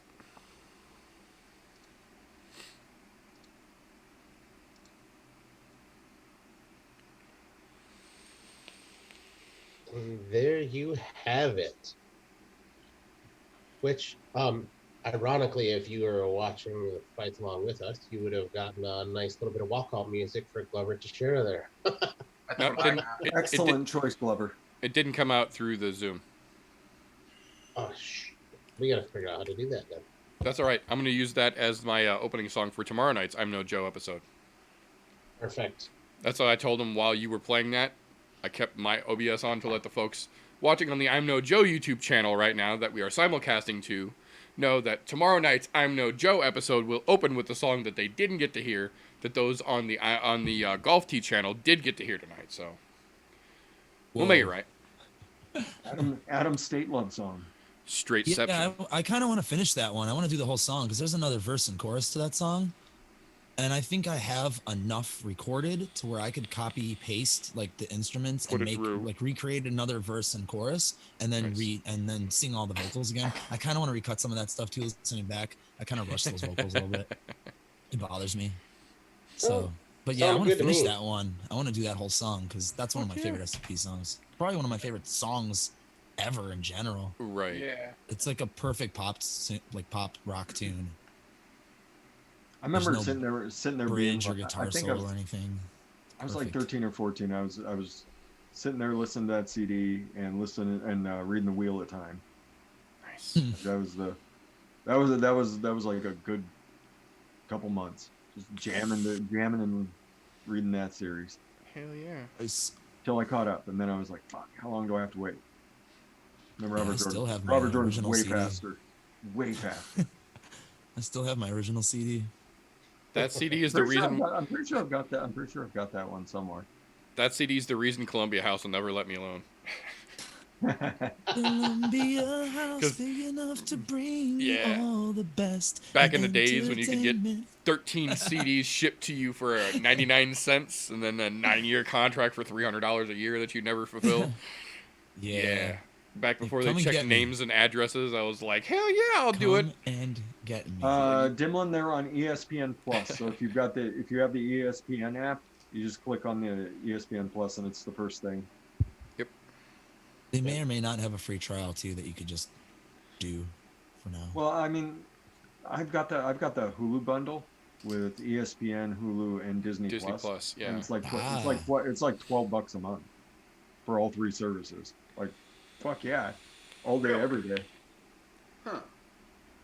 I think I might be paying more without Disney Plus. Did you just get the ESPN Plus pack? I guarantee you are, because I was paying like $14 a month for Hulu. I got Hulu and I got ESPN Plus. Yeah. Yeah, so you probably I think that's the $16. Yeah, I think that's the $16 package. Yeah, it's like $12. It's $12 for all three. Oh shit! Then you can watch The Mandalorian. Sorry. Pew pew. Except for you don't get Hulu Live. It's true, you don't get Hulu Live, but is my video frozen? No. That's what I was just gonna say. Actually, yeah, on your channel, the video is frozen. Are you still getting sound though? Yeah, there's sound, but ever since the song played, it was frozen. I wonder if it'll catch up. Maybe. I was wondering if it was on my side, but I don't think it's on my side. If somebody else is experiencing it. Oh, my OBS is frozen. The video on my OBS is frozen. I wonder if I do this here once. Nope, it is frozen still. What the heck? Weird that the video froze, but the audio is still continuing. Yeah, the audio is working fine. I can see all that, but our video is frozen. Frozen stiff's better than being frozen flaccid. Yeah, probably. Fair enough. You know what that means? You guys get this. Here, let me do this one. Let me see if we can fix this. It's a hard choice to make. There we go. Now it is going to be a podcast. Yep. This is now all you get is our. Oh, nice. Hell yeah. Might as well, right? If it's not working, we're doing podcast style. Yeah, that's there's only a couple minutes left here. With really stupid looks on our faces. At least I was. I was like, there you go. Sorry, guys. You get podcast today. You don't get to actually look at us as much as I know you all want to look at these ugly, beautiful mugs at the same time. I can get really close and seduce you all if you'd like. Yo, that mug is ugly, beautiful. Don't you threaten me with a good time. Wait a minute, I have an idea. Need to get the fight back up. Meeks. Yeah, because everybody's in the cage. We're almost there. Yeah, I ran out of space on my screen. I was mixing. Tail of the tape. 76-inch reach across the board. Fuck, Glover is 40. Let's see if Glover can pull. Let's see if Glover can pull one more off. I always forget because JDS looks like he's 57 and he's only like 32.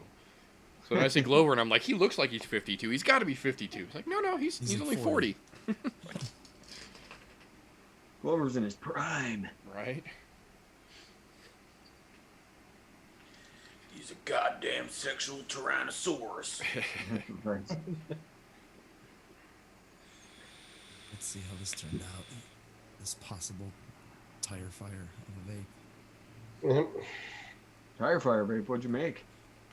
Tire on V.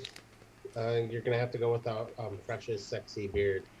Oh, it's really good actually. Well, the good news is if they time this right. Friday for the tale of Fresh 03 actually laying hands on his fucking gun. Right. The good part here is if they time this right, we can do one show's outro and then the other and just end them both right after each other because we're coming to about the time that both of these things are going to be running through here. Yeah, this might actually be a good workout. All right. Yeah. And if for some odd reason it ends early, well, then have a little time to do some shenaniganry. We still got 45 minutes here, so. If he dies, he dies. 45 minutes.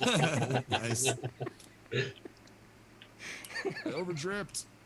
I got overzealous. Hey, when that happens. Dibs on the first outro, though, because mine's easier.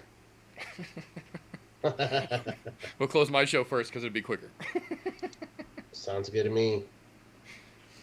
So to answer your question, Fresh, it's the Strawberry Trinity plus 3.5% gooey butter cake from DIYFS and 1% flavor of pound cake and some sweetener. Nice. It's delicious. I stole that little base from, I think her name is Kitty on ELR. She had the Blueberry Trinity on that cake base, and it was very commercial and sweet and delicious. So I was like, ooh, I want to try that with the Strawberry Trinity. It's tasty. I guarantee it's going to be really tasty in 3 days. Lionheart's coming out. That's what I was going to say. Anthony's not fucking around here, man. My stream froze. You should go home. You should never came into my house with my kids and my wife. All right. Yeah, He might have some of that pent up right now. Now they're fighting. He just wants to go home. That's all there is to it. Somebody's robbing my house as we speak. Dude, that's kind of messed up.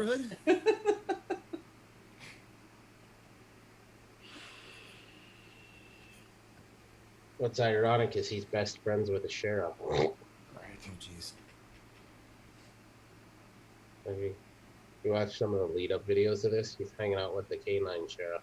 Yeah, that's the cop that used to fucking arrest him when he was young. When he was a teenager causing shit in their town.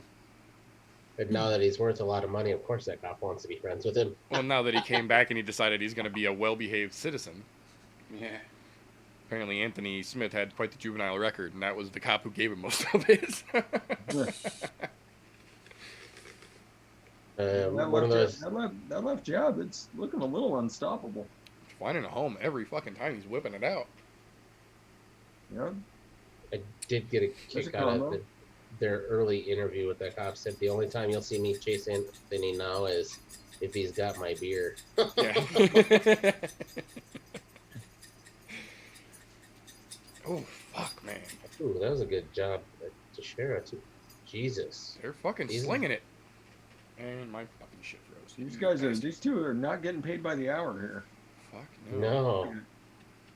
Apparently they saw what happened earlier in that Borg Ricky Simone fight. Somebody wants to get fight of the night honors. Oh, shit. Yep. And that's a tough one. That's a tough one to live up to. That fight was fucking amazing. Hell yeah, those boys got the fuck after it, man. Oh, somebody got a dick shot. Yeah. Keep it clean, boys. It's almost every dick fight shots. tonight. Yeah. I think that's more Yeah. fights than not tonight that there was dick shots. Everybody's a little sloppy coming back. Let's Right. see. Oh, that's why. Those That street was Oh. purely incidental. Yeah. He was trying to block the body shot and it pushed his hand down. Yep. Should have just taken it to the body. Probably not the boys, Anthony.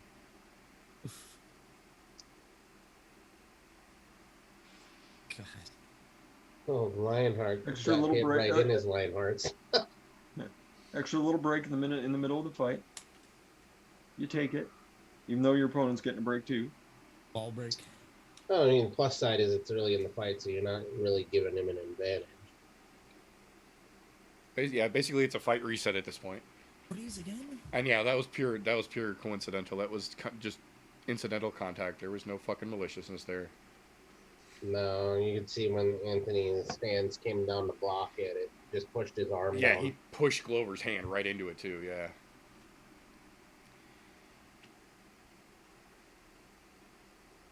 Stretch them out. Give them boys some oxygen.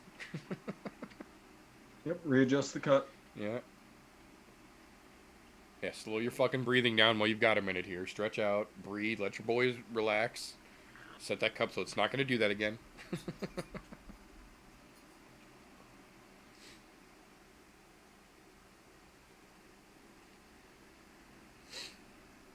And the fucking free. And here we go. Back at it. They high-fived. It's cool. Yeah. It's all good. Funny is, this fight actually probably would never have happened had they not verbally agreed to it prior during their little grappling tournament they were at. Right. And then again, this, to be honest, on paper, this is a really good fight in my Yeah. opinion. Yeah, I agree completely. Then Lived again, up to it so far. And Anthony Smith's definitely the aggressor, but sorry Vega, we're taking away everybody's rights now that my OBS decided to freeze video. she's had her camera off for like an hour anyway. She's doing. She's doing resin Moomy stuffs. things. I was going to say, she went to go do resin stuff almost as soon as she got here too, so. Yeah. Oof.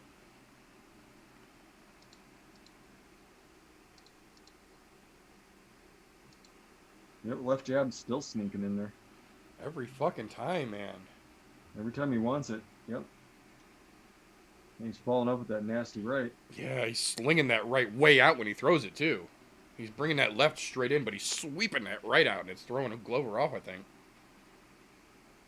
Glover's nose is looking kind of rough right now. Yeah. He may be looking at a free nose job. Yeah. Smith still looks really fucking good, too.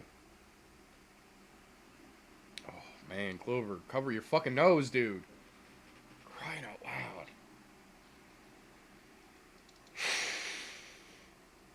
Yep. He's trying to block with his face. Right? We've seen that before. It doesn't tend to work out well for people. No, it's generally not the best plan for a long-term, career. Ooh, that was a nasty cat.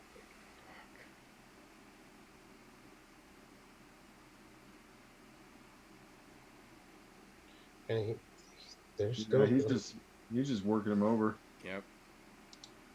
And he's going back and forth. He's not staying in one spot to get him a fucking chance to build up to it. He's Oof. keep working everywhere, showing him everything, man. That was a nasty shot. Jesus. Glover saying, I ain't done yet. What the fuck was that? Whoa.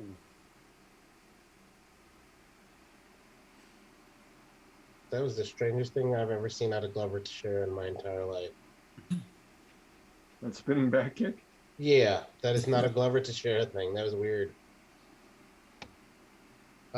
Vega, I sure hope it has nothing to do with the Backstreet Boys, because if it doesn't, it somehow got into my computer. We're in a whole lot of world of hurt here.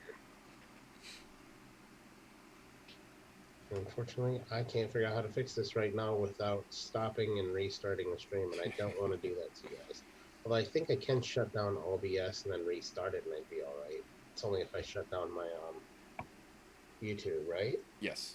Yeah, if you close OBS, it'll just go Yeah, if back. you close OBS and reopen it and restart it, it should be fine. All right. Well, let's see if that fixes it. We'll be right back.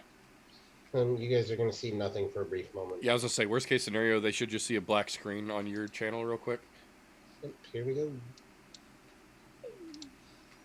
Yeah, I just think drop he broke OBS. the shit out of it. Just remember when you bring OBS up to do the start stream right away.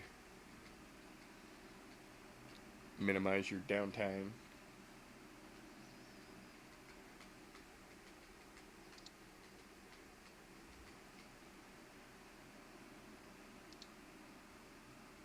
There we go. We should be back live over there. See what happens. Oh.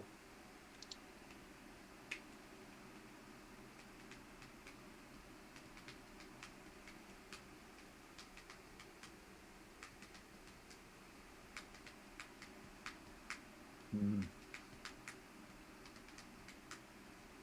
Still trying to figure out what that is. That almost looks like a pair of scissors on Anthony Smith's chest. Trying to figure out what that tattoo is. as The he moves circle? around. The infinity Yeah. circle? That's a kid's. Oh, it's an infinity circle. It's an infinity circle for your kids. You put your kids' names on either side, and then the infinity symbol is the never-ending love. Okay. It's like one of those stereotypical parent tattoos. Like you get it as a memorial or like to help remember your kids or show their significance to you and shit. I don't have one of those. And- Apparently, I'm not a stereotypical parent. Well, to be fair, based off of Anthony Smith's tattoos, I think he picks them on a twister wheel. So I got a lot of shitty Yeah. tattoos, and I get to judge him for that.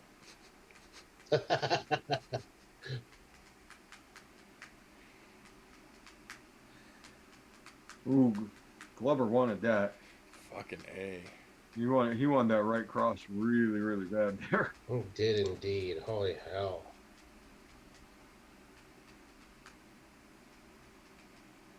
It's still a good solid fight.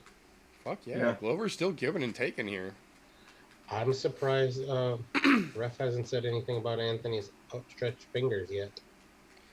Herzog generally doesn't give too much of a fuck about that, though, historically. Lumi had a resin oopsie. Uh-oh. Uh-oh. No resin oopsies when I need no resin. Uh-oh. Well, we're She's starting gonna to come get back. Her hands are permanently. No, I'm good. I had to strip Nick's orb. Oh, I thought you were going to say you had to strip. I was like, wait, what? Yeah, I think you melted resin on your clothes.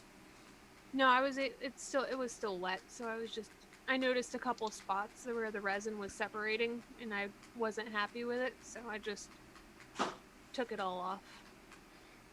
Oh.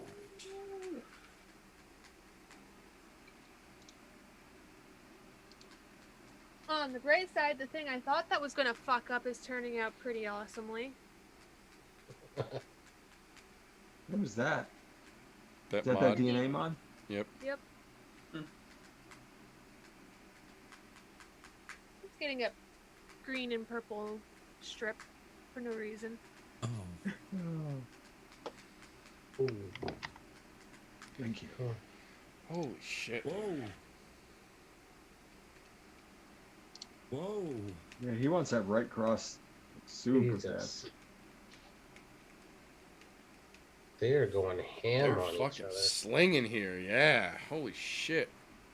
Like a boxing What match. happened, with what happened to 4-ounce Anthony gloves. Smith? Like he looked like he took a couple seconds off there. Yeah. What the hell of a fight. Got knocked a little loopy there. Did restarting not work? Nope. Can't get it to work, so everybody gets to look at just the logo. We got a minute left of Friction's birthday, guys. Thought I'd throw that Oh. out. Happy birthday to you. Happy birthday, Friction. Happy birthday, Big Daddy. Friction! Happy birthday, Friction. Happy birthday!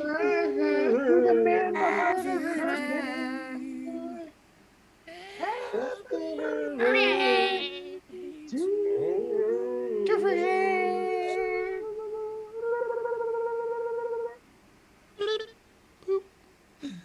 There's that spinning heel kick again. What the heck? He found a new toy when he was I was training. gonna say, somebody found a new move, you can tell. Yeah, albeit a not very good one, but he figured it out. Right. That might work at some point. He needs to take some lessons from Joe Rogan. That's all I'm saying. Right. Look, yeah, learn how to properly do that. Ooh. Ooh. That was gnarly. Glover, get your damn hands up. You're not Anderson Silva in his prime. Knock that shit off.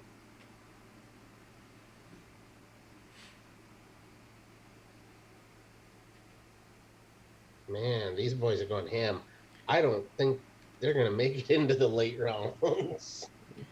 I don't. Well- Yeah, I don't know if this is gonna make it to the judges because I don't know either one of these boys would be able to stand that long. Glover's face is getting real puffy, man.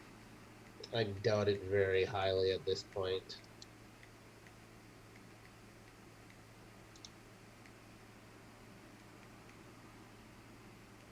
Yeah, they're both flipping exhausted. Holy heck.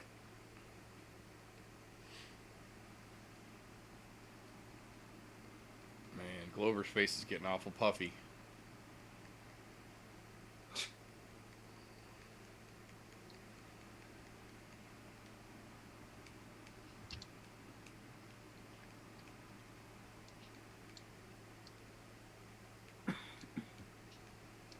Mr. Puffy.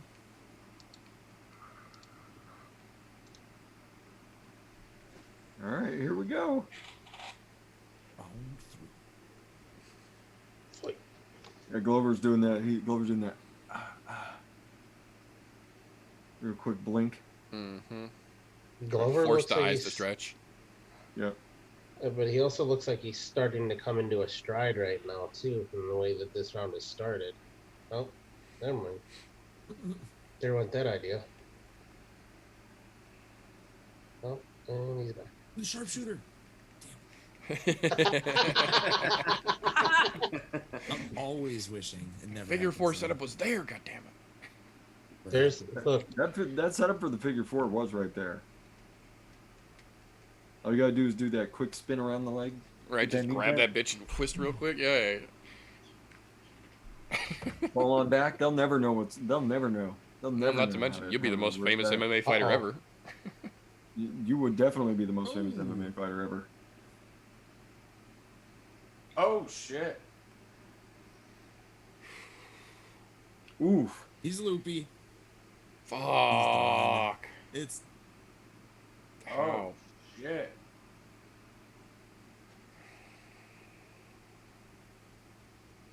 Ref's Yeah. giving him a lot of time here. Yeah. Come on, Herzog. Pay He wants to attention. submit him. He don't want the knockout. Yeah. Yeah, he doesn't want to hurt him anymore. That's what that is. That's as much as I hate to say that, that's called mercy killing. Yep. But if you're not going to give up your neck and keep fighting, then you're going to get hit.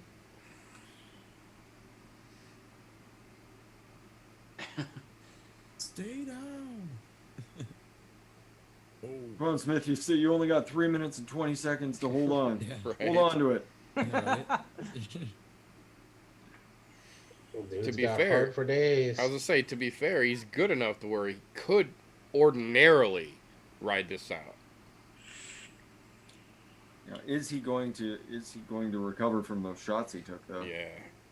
That Pretty was sure the he got his problem. nose busted in the middle of that. Oh, That was a very Rory McDonald-esque cover-up he did. Yeah. Yep. Oh damn! He's giving her. I'll give him that. He's hurting though. Yeah. Shit.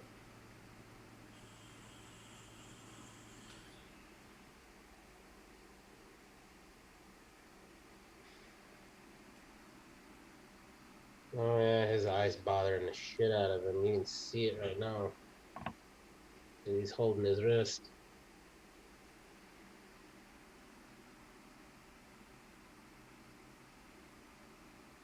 Oof, those are some nasty knees to the ribs. yeah, that doesn't feel good.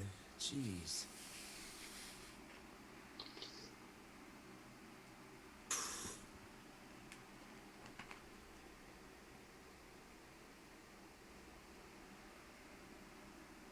Herzog is really letting him take a beating. Jesus. But he's still fighting back, so. Yeah, he's still Yeah. intelligently defending himself there. So I don't think for much longer here. no, No. I didn't think. Yeah, I think we. He's still intelligently defending, though, which is crazy. He's a tough motherfucker, man.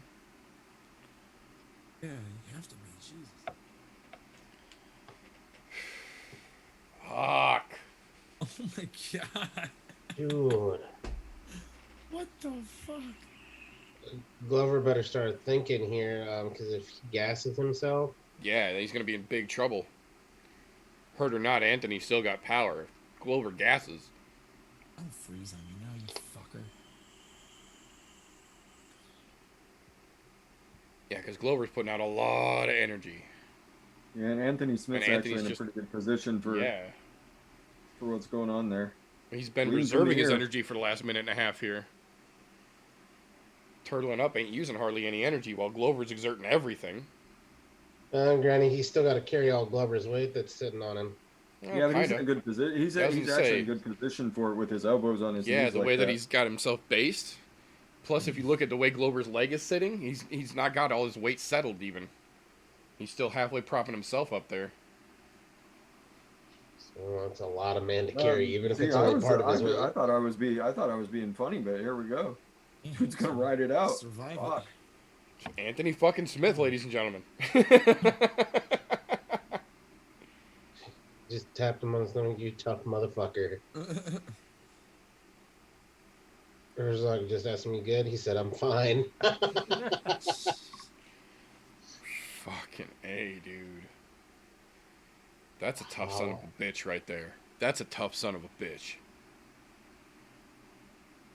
He's Fuck. bleeding from about 6 I spots was on gonna his say he's got a face. couple different fucking blood spouts coming out. What a fucking dude. Just an animal. That's Somebody a bad asked motherfucker Anthony right there. Smith what the hardest fight of his life was now. Right. Beating the shit out of that 5'8" guy, or Well, to be fair, I don't think the 5'8" guy caught him in the nose. no, yeah. Oh, that big Oh, uppercut got him in the yeah. eye. That's what that was. Yeah, because I saw him grab his eye, but I didn't see the fucking. Yeah, I didn't see what Ooh, landed. and then a hook afterwards. Yeah, that's right. Oh god. He Brings you might have back. had his orbit broken. Yeah, those were hard, man. Right there, too. Wonder how swollen Ooh. his eye is. Yeah, that was right on the point. Are they stopping the fight? No. Are they? Oh, he looks. fucking Comes Doc. shocked. Oh no. All good. Doc says he's good. It's not bleeding into the eye. I think they were worried because the way he got. Oh, his cauliflower ear busted open. Oh, he's on the ropes again already. Jesus. All it's gonna take is 1 or 2 shots to that fucking eye. Yeah. There's one. Jesus. I'm right now. I'm just impressed at how tough that motherfucker is, I'm Yeah. saying, dude. and he's still throwing back. Yeah, you can't question his fucking heart at all, dude. That motherfucker is a badass. Nice little back fist there. Oh, nice overhand elbow there. Wow. Hats the fuck off, Neat. dude. Hats the fuck off. Yeah, you wanted performance of the night. Oh, Fuck. shit. I bet it comes out his orbital's broken. I'm Oh yeah, willing to bet guaranteed. money now, yeah. If it wasn't before, it is now. And it's probably on the outside by the way the swelling is looking. Yeah. So, Yeah, because he caught him right on the point of that cheekbone. Probably snapped that thing right off. but he is not giving up. Dude, Fuck no, he's not what giving an a inch here, fucking man. Warrior. Damn. What a warrior. Son of a bitch. He's eating fucking shots and not even slowing, man. He's just like, whatever, dude. Fuck you. Never gonna get me to quit. Mm-mm. Right now, the position they're in, this would be a good time for a bulldog choke. Yes, it would. He's like a grown-up Brian Ortega. No, he's got it. He's got his nose on his shoulder. arm clutched. Oh, broken a little loose. Nope, got it back.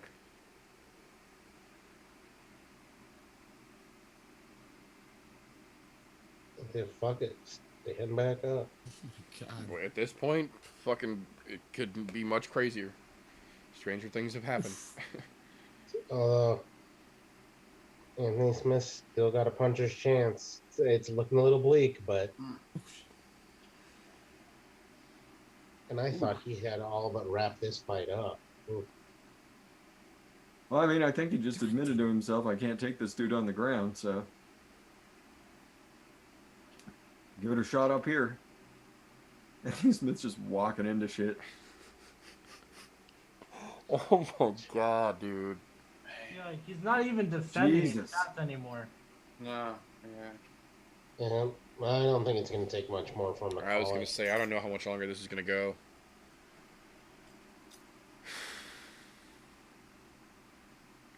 Dude, Anthony Smith, stop letting your pride get in the way. Let him submit you and just be done.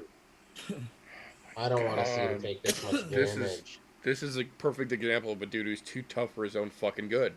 Yep. It is. He's literally too too stupid to tough to quit. admit that he's been beaten here, and he's gonna get fucking hurt bad because of it. You know that Teixeira's telling, dude, you're gonna fuck yourself up at this point. Yeah, I guarantee you. I guarantee you, Glover's like, why? Why you do this? Why don't you just stop? Fuck, dude. And Anthony Smith probably just said, I can't. I don't know what Yep. that means. Yeah. I don't know why. I wish I knew how to quit you. Broke back orbital here. Jesus, that dude is. That's what happens when you're too fucking tough. Dude. This is the same problem they said Kane used to have, is that he used to fucking hurt himself bad in training, and he wouldn't stop. He'd keep going, because that's what the rest of the workout set required. Granted, this It's the is same fighting. kind of shit in a fight, yeah. It is different than training, though. Like, I get this part of it. but at the Injury-wise, same- though, I mean, when you're hurt, there's a point where you have to know when to stop because you're hurt, and it's better to heal where you're at than to get it hurt worse and make it 10 times as bad. Whose glove is fucking Anthony's- shit hanging from? Anthony's gloves are falling apart. He's got tape coming out of both sides of both gloves. Alright. I just saw somebody's shit was hanging and couldn't tell at first. Yeah, he's got tape coming out of both gloves now. His left glove is the one that's like, it's got a whole frill like a 70s fucking biker jacket. Dude, what a tough someday. Fucking A, you tough motherfucker, dude. Well, I hate to be the bearer of bad news to everybody who's watching my channel right now. This is all you guys are getting tonight, because once this is over, we're going to end up at outros. Right. Yeah, every fight went. And you're going to get a double dose of outros, because we're going to do Right. I'm No Joe's and then ours. Plus side, for ours, you're not going to have to look at us. This is true. I figure out what the fuck is wrong with OBS. Dude. Dude, he's so fucking tough. He's a It's tough motherfucker. it's a tad bit disappointing that he's that tough. Because to Dude. be honest, I don't want him getting that injured. Anthony Smith is starting to look like one of the cat people from the island of Dr. Moreau. Yeah, it's a scary, weird looking situation. The way that it's like swelling and like indenting. Ugh, man. MMA math, OSP, and Textera steamroll John Jones. Yeah. Only if it's a tag team. If it's a three-way tornado, nah, no way.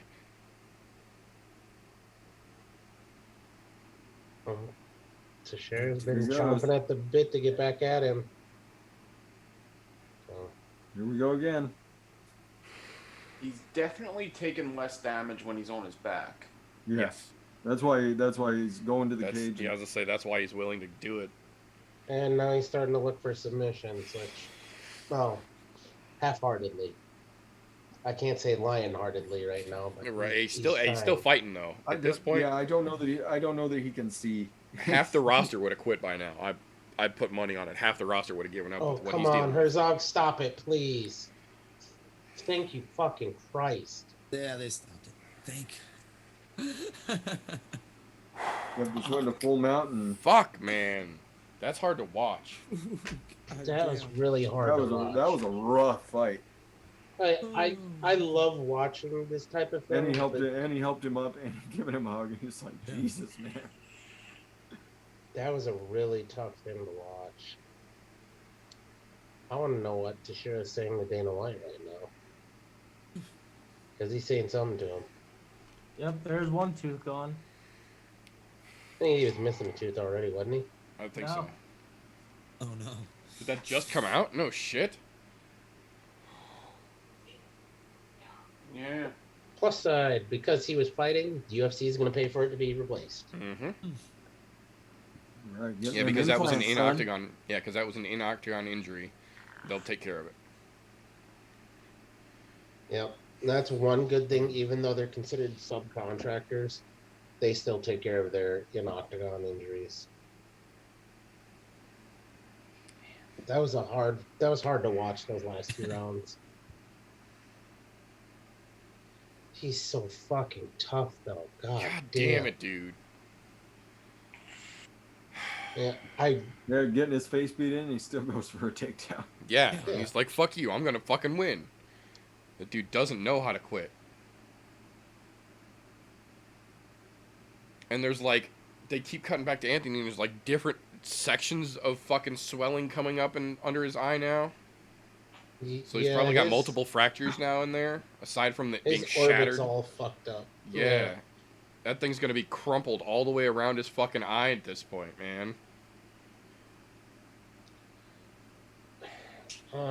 And you could tell Teixeira didn't want to do it anymore. No, yeah, he was legitimately trying not to hurt him because he knew that every time he hit him, he was hurting him. But he just wouldn't fucking give up, dude. Like, when he had his back on for the rear naked, I was like, please, just let him take That's why I was like, please. just stop defending for a split second and then go like this. You know damn well Glover wasn't going to try and choke you the fuck out. He just wanted you to tap. Fuck, man. It's not how Smith rolls, though. You'll never get Anthony Smith to fucking quit. You got to stop him.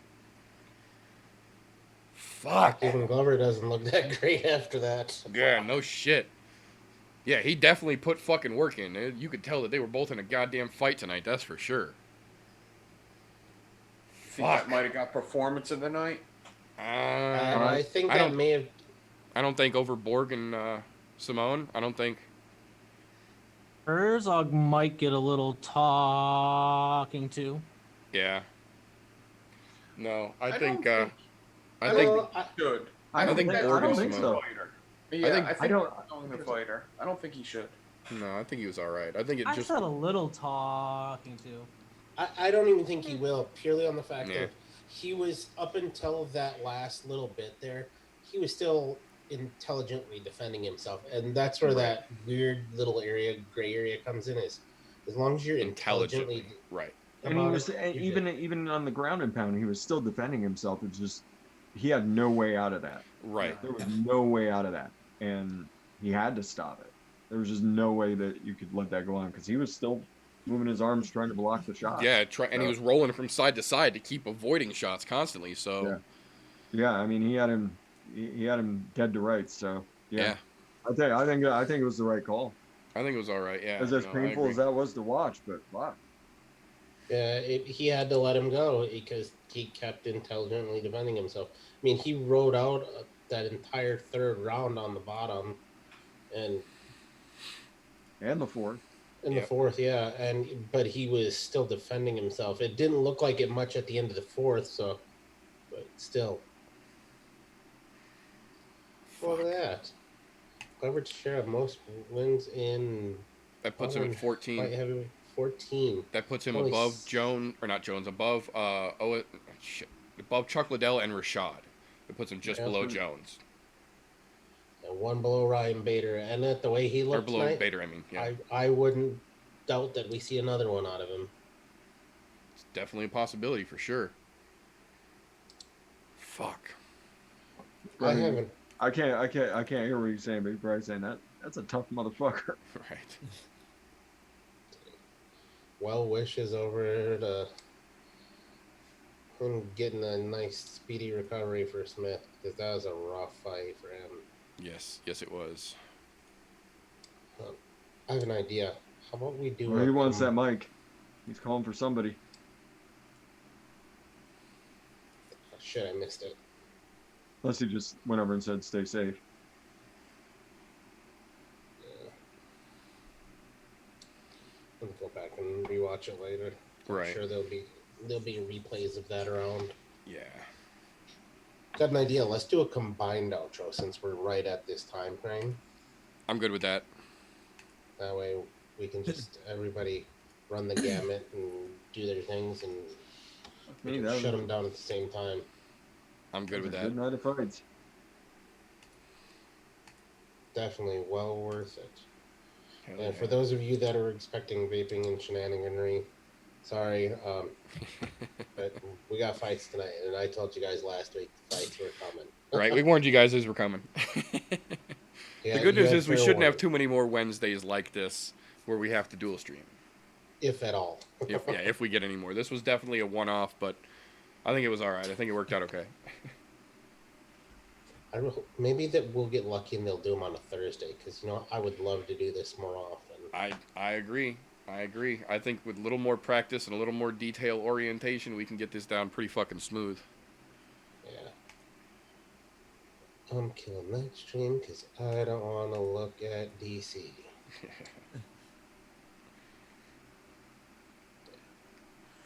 Yeah. Well, no drills, guys. We're going to take it around rooms collectively, but out of a strange, weird thing that we have going on tonight, we're going to do something really crazy. I'm going to let Meter take the horn on this and then let him push it around the room. What? I'm okay with that. It happens. Stranger things have happened. The weird dual stream thing. So we're going to do something weird tonight. It's going to be all right. So, applicable to both streams that are being watched / listened to, both the I'm No Joe channel and the Golf Tea Vapes channel. First and foremost, thank you to everyone who came out tonight, whether you guys were here with us live or whether you catch this on the replay. We appreciate you guys coming out. If you enjoyed what you saw this evening, what you heard this evening in some situations, please give us a thumbs up, or at least consider so. If we entertained you for a portion of your evening, subscribe. We do this every week if we can. If we really just tickled your goddamn fancy, share an episode of the show, because we're both trying to grow our fucking channels. But on the other hand, if we just seemed like some dipshits wasting your time, give us a thumbs down, because we earned that and we won't dispute it. But we have many people that helped make this a dual broadcast shenaniganry shit show. So, if at this point, folks need to know where in the galaxy they can find the deadliest sniping commentator, how can they find you after the show is over, Mandalorian? They can find me usually causing shenanigans on Loom streams over on Twitch. For those in Golf Tea stream, you can catch me at if it wants to work at ELR and Instagram at those links, and we'll toss it down to Nick. Yeah. Thank you, Larry, and Divine83 on Instagram and YouTube. Guys, thank you. I had fun. Yeah, hope we do this again. Other than that, everybody stay safe. Thank you for watching. Anybody that was in chat, thank you for chatting and sticking around. And I'll pass it over to... Is Lumi still here? We'll pass it to Lumi. Yep. So muted. She's muted. So muted. So muted. Motherfuckers. Total I casual. turned my pressure pot on. I didn't want to blow everybody's ears out. Hey everybody, I'm Lumi. I do shit with resin. You can find me on YouTube all over the place. I do stuff in places, and find me at these links that I just posted in Golf Tees chat if you feel so inclined to inquire about some of the stuff that I do. I appreciate it, and thanks for having me, TJ. Passing it to that Polar Cheeks Feather third-legged motherfucker. Wow. Yeah, I'm too lazy to copy and paste my links. So if you want to find my ELR stuff, you can look up Madam. I'm Adam, one word. Just type my name into Instagram, you'll find it. And then I play in a little band called Eddie and the Arsons. And just Google it, and it'll pop up. It actually pops up all fancy like we're like a real band and shit. It's pretty cool. But yeah, just you know, click one of those fucking search for those things, and you'll find me doing things. And thanks for having me, dual streamers. This was awesome. I love watching fights with you guys because, you know, you were talking about ambient sound earlier. I, for the last like year, have not watched a fight with the actual crowd sound on. So I just go by meters commentary. So it's the best ambient sound for me is hanging out with you guys. Thanks for having me. And Fresh 03, go. What's up, everybody? Remember to go over to Adam's group whenever he puts up a new voting thread, so that we can force him to make us more music. Because Adam's State Love Song was fantastic this evening. Thank you, Adam. I remember asking you which Stone Temple Pilot song do you want to sing, and I threw that in there. Yes. I was like, yes. It also happens to be one of my favorite songs ever. Brings back some really good memories. Yeah, everybody will be live Friday. You get to hear the tale of what the fuck happened with this thing, with my pistol. Fuck. Oh. The tale of Fresh 03, and boy, do I want to tell everybody, never shop at Sportsman's fucking Warehouse ever.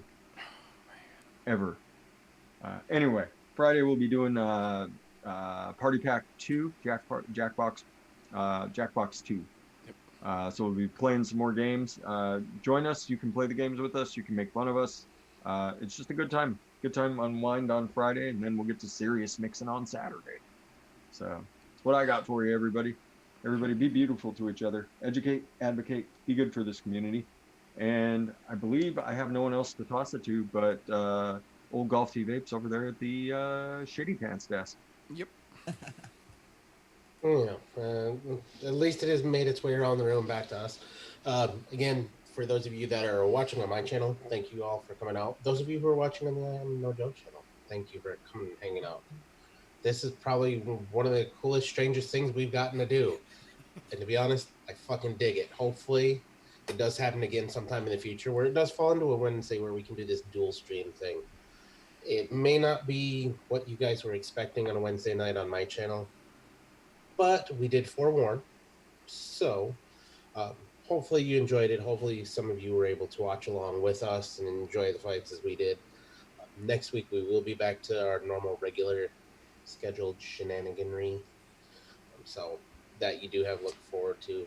And being as I'm going to speak to my channel specifically here, make sure you're educating, advocating, not for yourselves or any of us here that are on the panel, but for the people that are still on the stinkies and not made the switch from cigarettes over to vaping. We need to keep this alive from them. Give them a safer alternative to what they're currently doing with their lives. And for those of you that are watching on the I'm No Joe channel, especially you, Wombatsky, because I know you're still over there. Right. Thanks for coming and hanging out. We appreciate it. It's awesome. Love doing this. Love talking Kicky Punchy. And love watching Kicky Punchy and talking about it at the same time.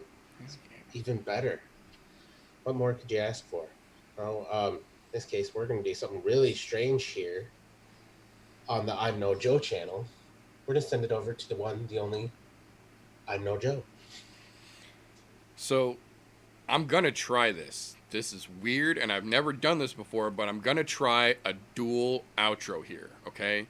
I'm going to pin myself so that you can see me here. You're welcome to everyone on TJ's channel that you don't have to see these mugs. I'm sorry in advance for everyone on I'm No Joe, but I'm going to duel this here. So first and foremost, thank you, TJ, for having a show on Wednesday that fight enthusiasts like myself and my fellow panel members here can come together to talk Kicky Punchy with, even though it's not our normal Kicky Punchy day of the week. Secondly, thank you to everyone who was here with us, whether you were on the I'm No Joe channel watching with us live or you were on the Golf T Vapes channel with us live. Either way, you now know each other's channels exist. Feel free to mingle about the cabin. That being said, Wednesday nights traditionally is vaping. Anyone on the Golf T Vapes channel watching this live, you now know the I'm No Joe podcast is a thing, and that why we don't do fight commentary like this every time. We are trying to make it more of a thing, and we do give you weekly breakdowns, weekly news updates, and bring you all the interesting information from the fight world. So, if you are interested in more punchy, kicky shit, all social media platforms, Facebook, Instagram, YouTube, Mixer for video games, for the all audio, image free version with no distractions of the I'm No Joe, anchor.fm/I'm No Joe. If you want to support the channel, patreon.com/I'm No Joe. We are everywhere. That being said, thank you everyone for coming out tonight, regardless of where you watch this. We appreciate you guys, each and every one of you. You are the reason we get to do crazy shit like this. With that being said, there's only one thing I can say as I close out the show. Don't let ignorance stop you. You can root for anything. Unless you think that Fight Island was just a coincidence. The availability, timing not coinciding with anyone's untimely demise.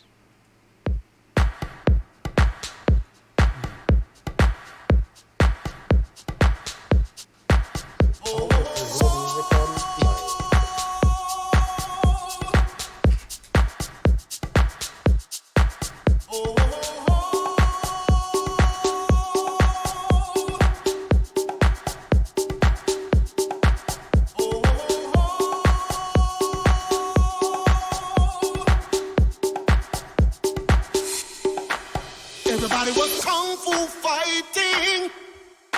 Those kids were fast as lightning. In fact, it was a little bit frightening.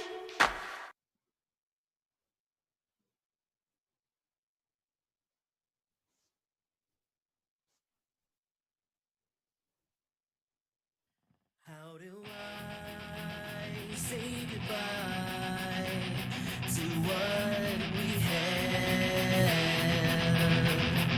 The good times.